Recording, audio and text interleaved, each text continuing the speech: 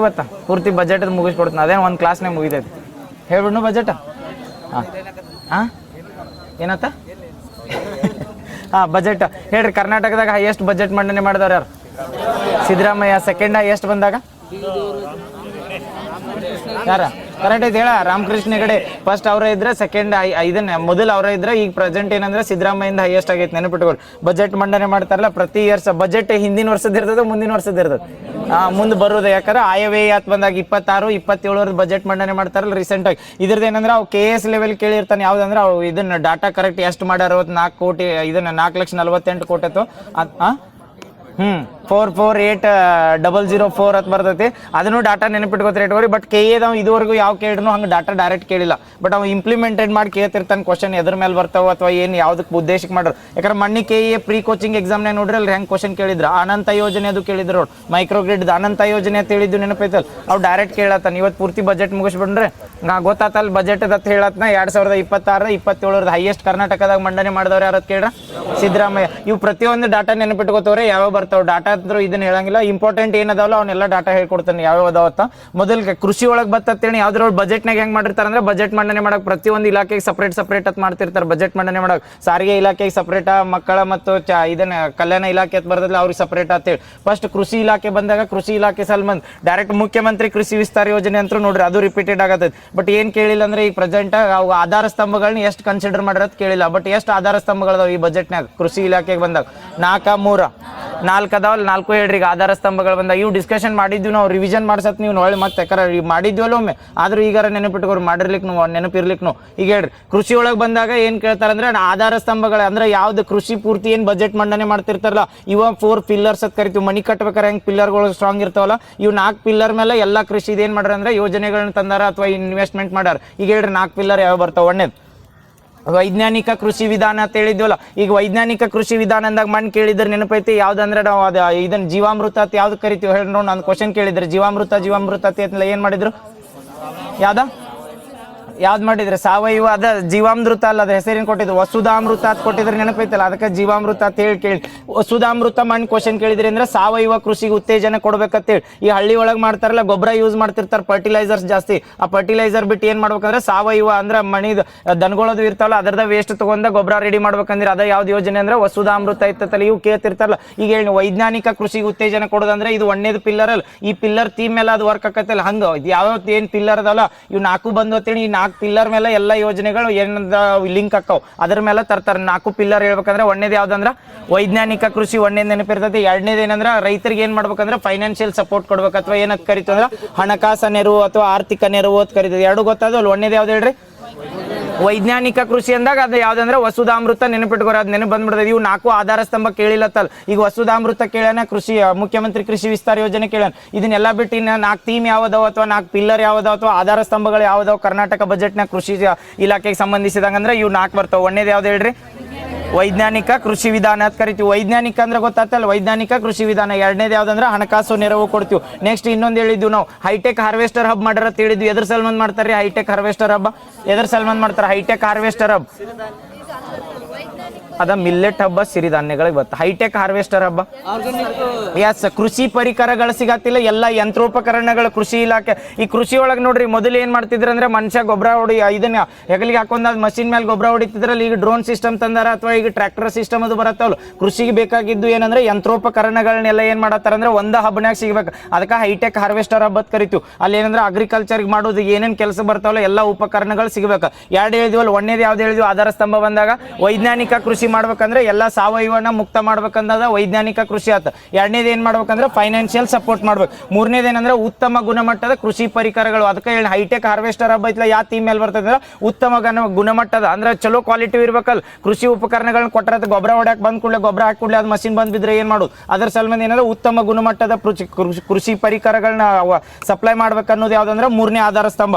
4ನೇ ಆಧಾರ ಸ್ತಂಭ ಬರ್ತೈತಿ ಏನಂತಂದ್ರೆ ಇದು ನೆನಪಿರ್ಬೇಕು. ಯಾಕಂದ್ರೆ ನಮ್ದು 60 ಡೇ ಇದನ್ನ ಕೊಡ್ತಾರ ಗೊತ್ತ ನೀವು. ವಿ ಬಿ ರಾಮ್ಜಿ ಒಳಗೆ ಎದ್ರ ಸಲ್ಮಾನ್ ಕೊಡ್ತಾರೆ 60 ಡೇ ಗ್ಯಾಪ್ ಕೊಡ್ತಾರಲ್ಲ, ಏನ್ ಕೊಡ್ತಾರ 60 ಡೇ ಗ್ಯಾಪ್ ಕೊಟ್ರಲ್ಲ ವಿ ರಾಮ್ಜಿ ಒಳಗೆ ಎದ್ರ ಸಲ್ಮಾನ್ ಕೊಡ್ತಾರ ಬಿತ್ತನೆ ಮತ್ತು ಕಟಾವು. Yes very good. ಬೆಳೆ ನಿರ್ವಹಣೆ ಮತ್ತು ಕೊಯ್ಲೇತರ ಸಂಗ್ರಹಣಾ ವಿಸ್ತರಣೆ ಅಂತ ಕರೀತಾರೆ. ಇವ ಮೇನ್ 4 ಆಧಾರ ಸ್ತಂಭ ನೋಡ್ರಿ. ಯಾವ ಯೋಜನೆ ಬಂದು ಅಂತೇಳಿ ಇದ್ರ ಆಧಾರ ಸ್ತಂಭದ ಮೇಲೆ ಅದಾವ ಎಲ್ಲ ಲಿಂಕ್ ಮಾಡಿ ನೋಡ್ರಿ. ಕರ್ನಾಟಕ ಬಜೆಟ್ನ ಪ್ರೆಸೆಂಟ್ ಏನು ಯೋಜನೆ ತಂದ್ರಲ್ಲ ಎಲ್ಲ ಇವಕ್ ಲಿಂಕ್ ಅದಾವ. 4 ಗೊತ್ತದಲ್ಲ ಆಧಾರ ಸ್ತಂಭ. ಒಂದೇದ ವೈಜ್ಞಾನಿಕ ಕೃಷಿ ಪದ್ಧತಿ, ವೆರಿ ಗುಡ್. 2ನೇದ ಹಣಕಾಸು ನೆರವು. 3ನೇದ ಕೃಷಿ ಉಪಕರಣಗಳು ಅಂತ ನೆನಪಿಟ್ಬೇಕಾರೆ ಹೈಟೆಕ್ ಹಾರ್ವೆಸ್ಟರ್ ಹಬ್ ಅದು ಬರ್ತೈತಿಲ್ಲ, ಇದೆಲ್ಲ ಕೃಷಿ ಉಪಕರಣ. ಇಲ್ಲಾರ ಡೈರೆಕ್ಟ್ ಏನ್ ಕೇಳಿರ್ತಾರ ಗೊತ್ತಾ, ನಾವು ಯೋಜನೆಗಳು ಕೊಟ್ಬಿಟ್ಟಿರ್ತಾರ. ಏನಂದ್ರೆ ಇದು ಫಲಧಾರ ಯೋಜನೆ ಅಂತ ಕೊಟ್ರೆ ಇದು ಆಧಾರ ಸ್ತಂಭದಾಗ ಬರ್ತೈತೋ ಇಲ್ಲ ಅಂದ್ರೆ ಯಾವ ಆಧಾರ ಸ್ತಂಭಕ್ಕೆ ಮರ್ಜ್ ಆಕತ್ತಂದ್ರೆ 1ನೇದು ವೈಜ್ಞಾನಿಕ ಕೃಷಿ ಒಳಗೆ. ಹೈಟೆಕ್ ಹಾರ್ವೆಸ್ಟರ್ ಹಬ್ ಬಂದಾಗ ಎದರ್ಕೊಳಗೆ ಬರ್ತೈತೆ ಅಂದ್ರೆ ಕೃಷಿ ಉತ್ತಮ ಕೃಷಿ ಉಪಕರಣಗಳನ್ನ ಕೊಡ್ತಾರೆ. ಇನ್ನು 4ನೇದು ಯಾವ್ದು ಹೇಳಿದ್ರೆ ಕೊಯ್ಲೇತರ ಮತ್ತು ಏನಂದ್ರೆ ಕೊಯ್ಲಿಕ್ಕಿಂತ ಮುಂಚೆ ಮತ್ತೆ ಬೆಳೆ ನಿರ್ವಹಣೆ ಮಾಡ್ಬೇಕಲ್ಲ. ಈಗೆಲ್ಲ ಏನ್ ಮಾಡ್ತಾರ ಅಂದ್ರೆ ಬೆಳಿ ತೆಗಿತಾರ, ತೆಗದ್ಮೇಲೆ ಅದನ್ನ ಎಲ್ಲರ ಸಂಗ್ರಹಣೆ ಮಾಡಕ್ಕೆ ಸ್ಟೋರೇಜ್ ಇರ್ಲಿಕ್ಕೆ ಬೆಳಿ ಹಾಳಾಗೋಕತ್ತಲ್ಲ. ಈ ಗೋಧಿ ತೆಗೆದಿರ್ತಾರೆ, ರೇಟ್ ಬರುತ್ತಾನ ಇಟ್ಕೋಬೇಕಲ್ಲ,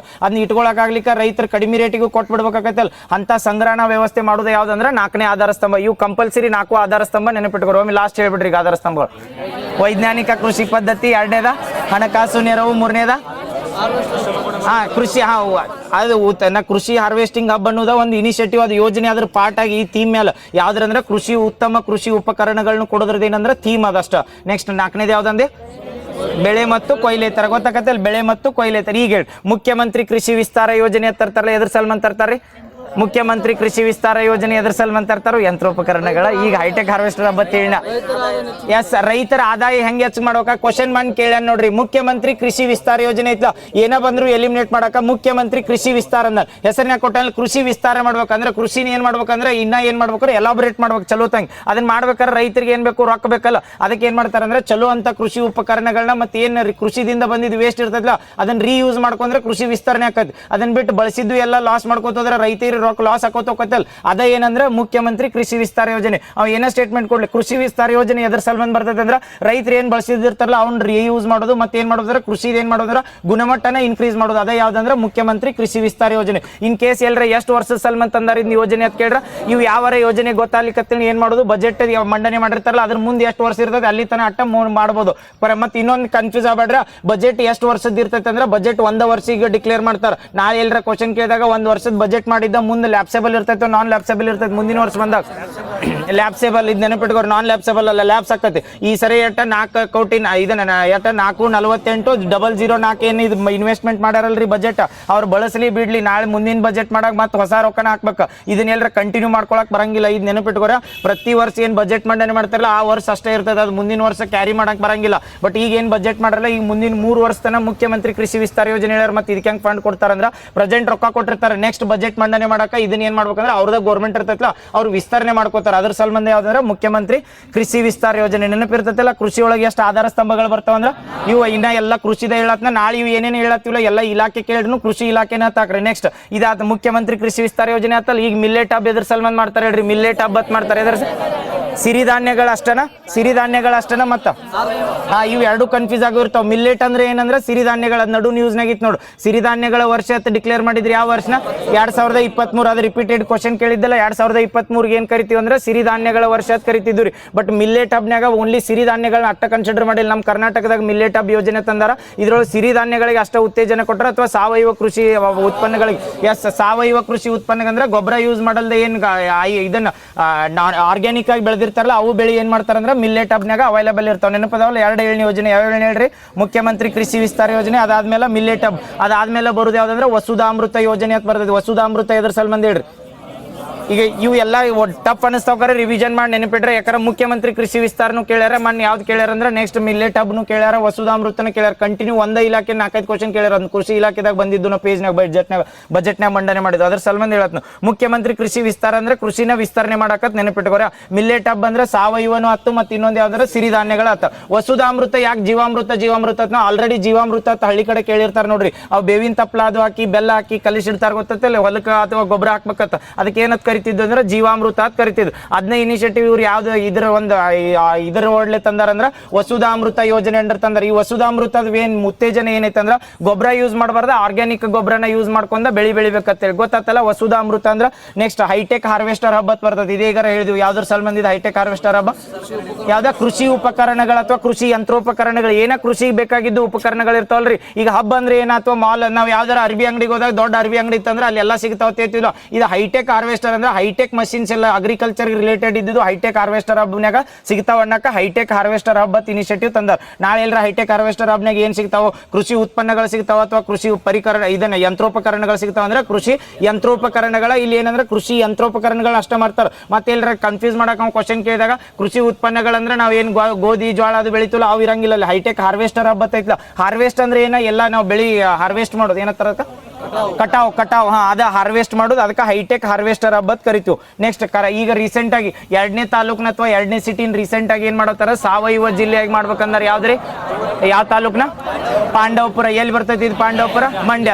ಇದಕ್ಕಿಂತ ಮುಂಚೆ ಯಾವ್ದು ಇನಿಷಿಯೇಟಿವ್ ತಗೊಂಡಿದ್ರ ಜೊಯ್ಡಾ. ಇವು ನೆನಪಿಟ್ಕೋರೆ, ಇವು ಇಂಪಾರ್ಟೆಂಟ್. ಯಾಕಂದ್ರೆ ಕರ್ನಾಟಕದಾಗ 31 ಜಿಲ್ಲೆ ಇದ್ರು ಪಟ್ನ ಡೈರೆಕ್ಟ್ ಎಲ್ಲ ತಾಲೂಕುಗಳನ್ನ ಕನ್ಸಿಡರ್ ಮಾಡಿಲ್ಲ, ಒಂದೊಂದು ತಾಲೂಕ್ನ ಕನ್ಸಿಡರ್ ಮಾಡ್ಕೋತ ಬರತ್ತಾರ. ಅವು ಇನಿಷಿಯೇಟಿವ್ ಎಲ್ಲರ ಸಕ್ಸಸ್ ಆಗಿ ಪ್ರೊಡಕ್ಷನ್ ಜಾಸ್ತಿ ಆಗ್ತೇಳಿ ಅವಾಗ ವಿಸ್ತರಣೆ ಮಾಡೋರು. ಕರ್ನಾಟಕದ ಮೊದಲ ಸಾವಯವ ಜಿಲ್ಲೆ ಅಥವಾ ಸಾವಯವ ತಾಲೂಕ್ ಯಾವ್ದತ್ತಂದ್ರ ಜೊಯ್ಡಾ ತಾಲೂಕ್. ಯಾವ ಜಿಲ್ಲೆ ಒಳಗೆ ಬರ್ತೈತ್ರಿ? ಮತ್ತ ತಾಲೂಕ್ ಅಷ್ಟೇ ಹೆಸರು ಹೇಳ್ಯಾರತ್ತ, ಮೊದಲು ಜಿಲ್ಲೆ ಅಂತ ಕೇಳಿದ್ರು ಏನಾಕ್ರೆ ಉತ್ತರ ಕನ್ನಡ ಹಾಕ್ರೆ. ಅವ್ರ ಕ್ವಶನ್ದಾಗ ಹಿಂಗ ಡೈರೆಕ್ಟ್, ಯಾಕಂದ್ರೆ ಜಿಲ್ಲೆ ಪೂರ್ತಿ ಏನಂದ್ರೆ ಸಾವಯವ ಮಾಡಿಲ್ಲ, ಬಟ್ ಅದು ಯಾವ ಜಿಲ್ಲೆದಾಗ ಬರ್ತೈತಿ ಹಿಂಗ ಏನಾರ ಕೇಳಿದ್ರು ಯಾವ್ದಂದ್ರೆ ಉತ್ತರ ಕನ್ನಡ ಜಿಲ್ಲೆ. 2ನೇದು ಮಾಡತ್ತಾರ ಎಲ್ಲಂದ್ರ ಮಂಡ್ಯದಾಗ ಬರ್ತೈತಿ. ಯಾವ್ರಿ? ಪಾಂಡವಪುರ. ನೆನಪಿರ್ತೈತಲ್ಲ. ನೆಕ್ಸ್ಟ್ ಕರ್ನಾಟಕದಾಗ ರೈತ ಮಾಲ್ಗಳು ಮಾಡತ್ತಾರ. ಇವು ಎಲ್ಲ ರಿಪೀಟೆಡ್ ಆಗಿ ರೈತ ಮಾಲ್ಗಳು ಎಲ್ಲಿ ಮಾಡತ್ತಾರ? ಕೋಲಾರದಾಗ. Very good. ಇವು ರೈತ ಮಾಲ್ಗಳ ಉದ್ದೇಶ ಏನೈತ್ರಿ? ರೈತ ಮಾಲ್ ಅಂತ ಮಾಡತ್ತಾರಲ್ಲ, ಉದ್ದೇಶ ಏನಿರ್ಬೋದು ಇದ್ರದ್ದು ಹೇಳಿ. ರೈತ ಮಾಲ್ ಅಂತ ಇದೇ ಹೇಳಿದಿಲ್ಲ. ಇವು ಮಾಲ್ ಅಂದ್ರೆ ಏನ್ ಸಿಗ್ತಾವ? ಮೊಬೈಲ್, ಇಕ್ವಿಪ್ಮೆಂಟ್ಸ್, ಅರಿವಿ ಸಿಗ್ತಾವಲ್ಲ. ರೈತ ಮಾಲ್ ಅಂತ ಐತ್ಲ, ಏನ್ ರೈತರು ಬೆಳೆದಿದ್ದು ಪ್ರೊಡಕ್ಟ್ಸ್ ಏನ್ ಇರ್ತಾವಲ್ಲ ಅವು ಎಲ್ಲಿ ಸಿಗ್ತಾವ ಅಂದ್ರೆ ರೈತ ಮಾಲ್ದವ್ರು. ಇದನ್ನ ಡೆವಲಪ್ ಯಾರು ಮಾಡತ್ತಾರ? ಆಪ್ಷನ್ ಕೊಡ್ಲಿ.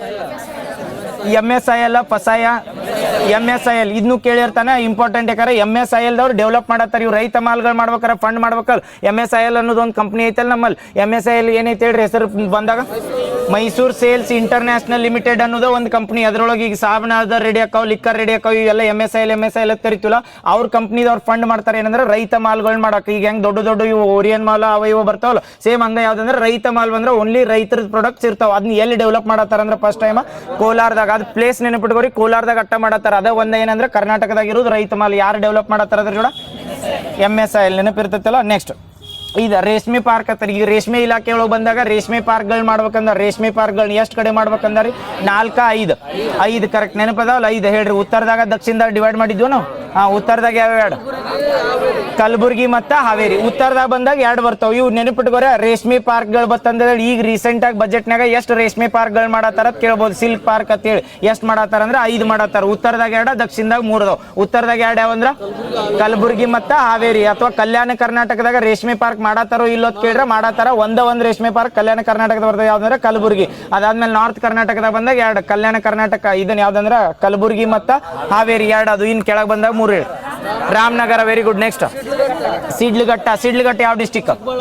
ಚಿಕ್ಕಬಳ್ಳಾಪುರ ಡಿಸ್ಟಿಕ್. ಸಿಡ್ಲಘಟ್ಟ ನೆನಪಿಟ್ಕೋರೆ. ಚಿಕ್ಕಬಳ್ಳಾಪುರದ ಸಿಡ್ಲಘಟ್ಟದಾಗ ಏನಂದ್ರೆ ರೇಷ್ಮೆ ಪಾರ್ಕ್. ಇನ್ನೊಂದು ಉಳಿತು ತಾಂಡವಪುರ. ತಾಂಡವಪುರ ಎಲ್ಲಿ ಬರ್ತದೆ?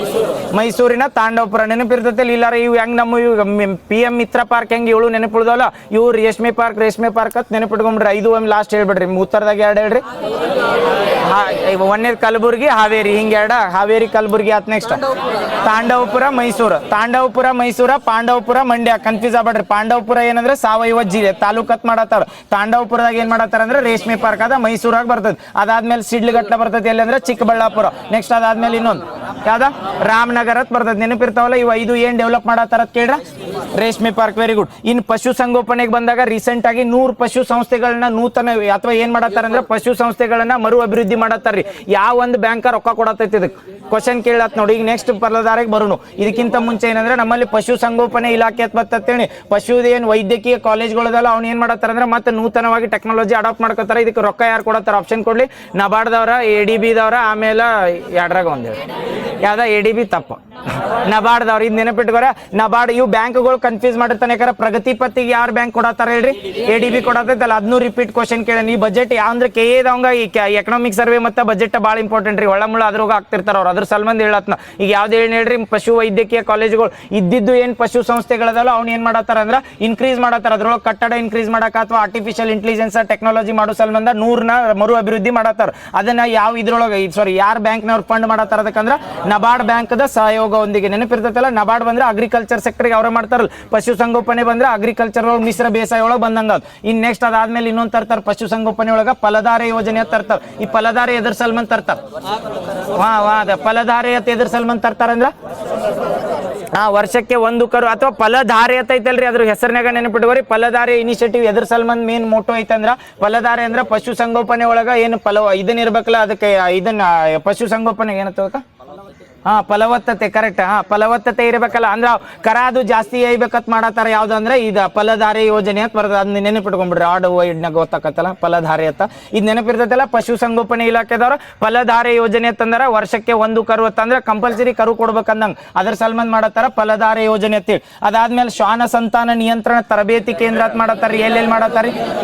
ಬೀದರ ಮತ್ತ ಬೆಂಗಳೂರು. ಇದು ಯಾವ್ದಕ್ ನೆನಪಿಟ್ಕೋರಿ ಅಂದ್ರೆ ಕರೆಂಟ್ ನ್ಯೂಸ್ನಾಗ 2 ಲಿಂಕ್ ಮಾಡಿ ಕೇಳ್ಬೋದು. ಯಾಕಂದ್ರೆ ಭಾರತದಾಗ ಮೊಟ್ಟ ಮೊದಲ ಯಾವ ರಾಜ್ಯದಾಗ ಸುಪ್ರೀಂ ಕೋರ್ಟ್ ವರ್ಡಿಕ್ಟ್ ಪ್ರಕಾರ ಇವು ನಾಯಿಗಳು ಇರ್ತಾವಲ್ಲ, ಬೀದಿ ನಾಯಿಗಳನ್ನ ಅವನ್ನೆಲ್ಲ ತೆಗಿತಾರೆ. ಯಾವ ಎದ್ದನ್ನ ಹೇಳ್ರಿ? ರಾಜಸ್ಥಾನ್. ನೆನಪೈತಲ್? ಬೀದಿ ನಾಯಿಗಳನ್ನ ಏನ್ ಮಾಡ್ಬೇಕಂದ್ರ ಮರು ವಾಸಸ್ಥಳ ಕಲ್ಪಿಸ್ಬೇಕಂದಿದ್ರಲ್ರಿ. ಇದು ಸುಪ್ರೀಂ ಕೋರ್ಟ್ ವರ್ಡಿಕ್ಟ್ ಹೇಳಿತ್ತ. ಬೀದಿ ನಾಯಿಗಳಿಗೆ ಏನ್ ಮಾಡ್ಬೇಕಂದ್ರೆ ನಾವು ವಾಸಸ್ಥಳ ಕಲ್ಪಿಸ್ಬೇಕತ್ತ ಸುಪ್ರೀಂ ಕೋರ್ಟ್ ಹೇಳಿದ್ಮೇಲೆ ಫಸ್ಟ್ ನಾವು ಹೂ ಅಂದವ್ರು ಯಾರಂದ್ರ ರಾಜಸ್ಥಾನದವ್ರು. ಅದನ್ನ ಹೇಳಿರಲ್ಲ. ಹಂಗ ಸೇಮ್ ಏನ್ ಮಾಡತ್ತಾರಂದ್ರ ಕರ್ನಾಟಕದಾಗ ಅದನ್ನ ಅಡಾಪ್ಟ್ ಮಾಡ್ಕೊಂಡಿರತ್ತಿಲ್ಲ. ಪಾರ್ಶಿಯಲಿ ಏನ್ ಮಾಡತ್ತಾರ ಅಂದ್ರೆ ಇನಿಷಿಯೇಟಿವ್ ಮಾಡ್ಕೋತ ಬರತ್ತಾರ. ಬಟ್ ಬಜೆಟ್ನಾಗ ಅದ್ರ ರಿಲೇಟೆಡ್ ಏನ್ ಮಾಡ್ರಂದ್ರ ಶ್ವಾನ ಸಂತಾನ ನಿಯಂತ್ರಣ ತರಬೇತಿ ಕೇಂದ್ರ ಅಂತ ಮಾಡ್ತಾರ. ಅವ್ನ ಹೆಂಗ್ ತರಬೇತಿ ಮಾಡ್ಬೇಕು, ಅವ್ರ ನಿಯಂತ್ರಣ ಮಾಡ್ಬೇಕಾರ ಅಂದ್ರೆ ಸಂತಾನ ನಿಯಂತ್ರಣ ಮಾಡ್ಬೇಕಲ್ಲ ಬೀದಿ ನಾಯಿಗಳು. ಅದ್ರ ಸಲ್ಮಂದ್ ತರಬೇತಿ ಕೊಡ್ತಾರ. ಈಗ ಕರ್ನಾಟಕದಾಗ ಎಷ್ಟು ಅದಾವ ಅಂದ್ರೆ ತರಬೇತಿ ಕೇಂದ್ರಗಳ 2. ಎಲ್ಲೆಲ್ಲಿ? ಒಂದು ಉತ್ತರದಾಗ, ಒಂದು ದಕ್ಷಿಣದಾಗ. ಬೀದರ್ದಾಗ ಒಂದ, ಬೆಂಗಳೂರಾಗ ಒಂದು. ನೆನಪಿರ್ತಾವಲ್ಲ ಇವು 3 ಹೇಳಿ ನೋಡ್ರಿ. ಇದು ಯಾವ್ದಾವ ಪಶು ಸಂಗೋಪನೆ ಬಂದಾಗ ಏನಂದ್ರೆ ಒಂದ ಪಶು ವೈದ್ಯಕೀಯ ಕಾಲೇಜುಗಳನ್ನ ಮರು ನಿರ್ಮಾಣ ಮಾಡಕ್ಕೆ ಯಾವ ಬ್ಯಾಂಕ್ ಫಂಡ್ ಮಾಡತ್ತಂದ್ರೆ ನಬಾರ್ಡ್. ಕರೆಕ್ಟ್. ಫಲಧಾರೆ ಇನಿಷಿಯೇಟಿವ್ ಎದ್ರ ಸಲ್ಮಂದ್ ಐತಂದ್ರೆ ಫಲವತ್ತತೆ ಅಂತ ನೆನಪಿಟ್ಕೊಂಡ್ಬಿಡ್ರಿ ಸಾಕು. ಅದಾದ್ಮೇಲೆ ಶ್ವಾನ ಸಂತಾನ ನಿಯಂತ್ರಣ ತರಬೇತಿ ಕೇಂದ್ರ ಅಂತ ಬಂದ ಎಲ್ಲಿ? ಏನು BP? BAB?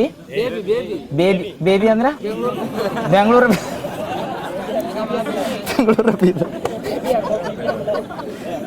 ಬ್ಯಾಂಕ್ ಬಿಡು.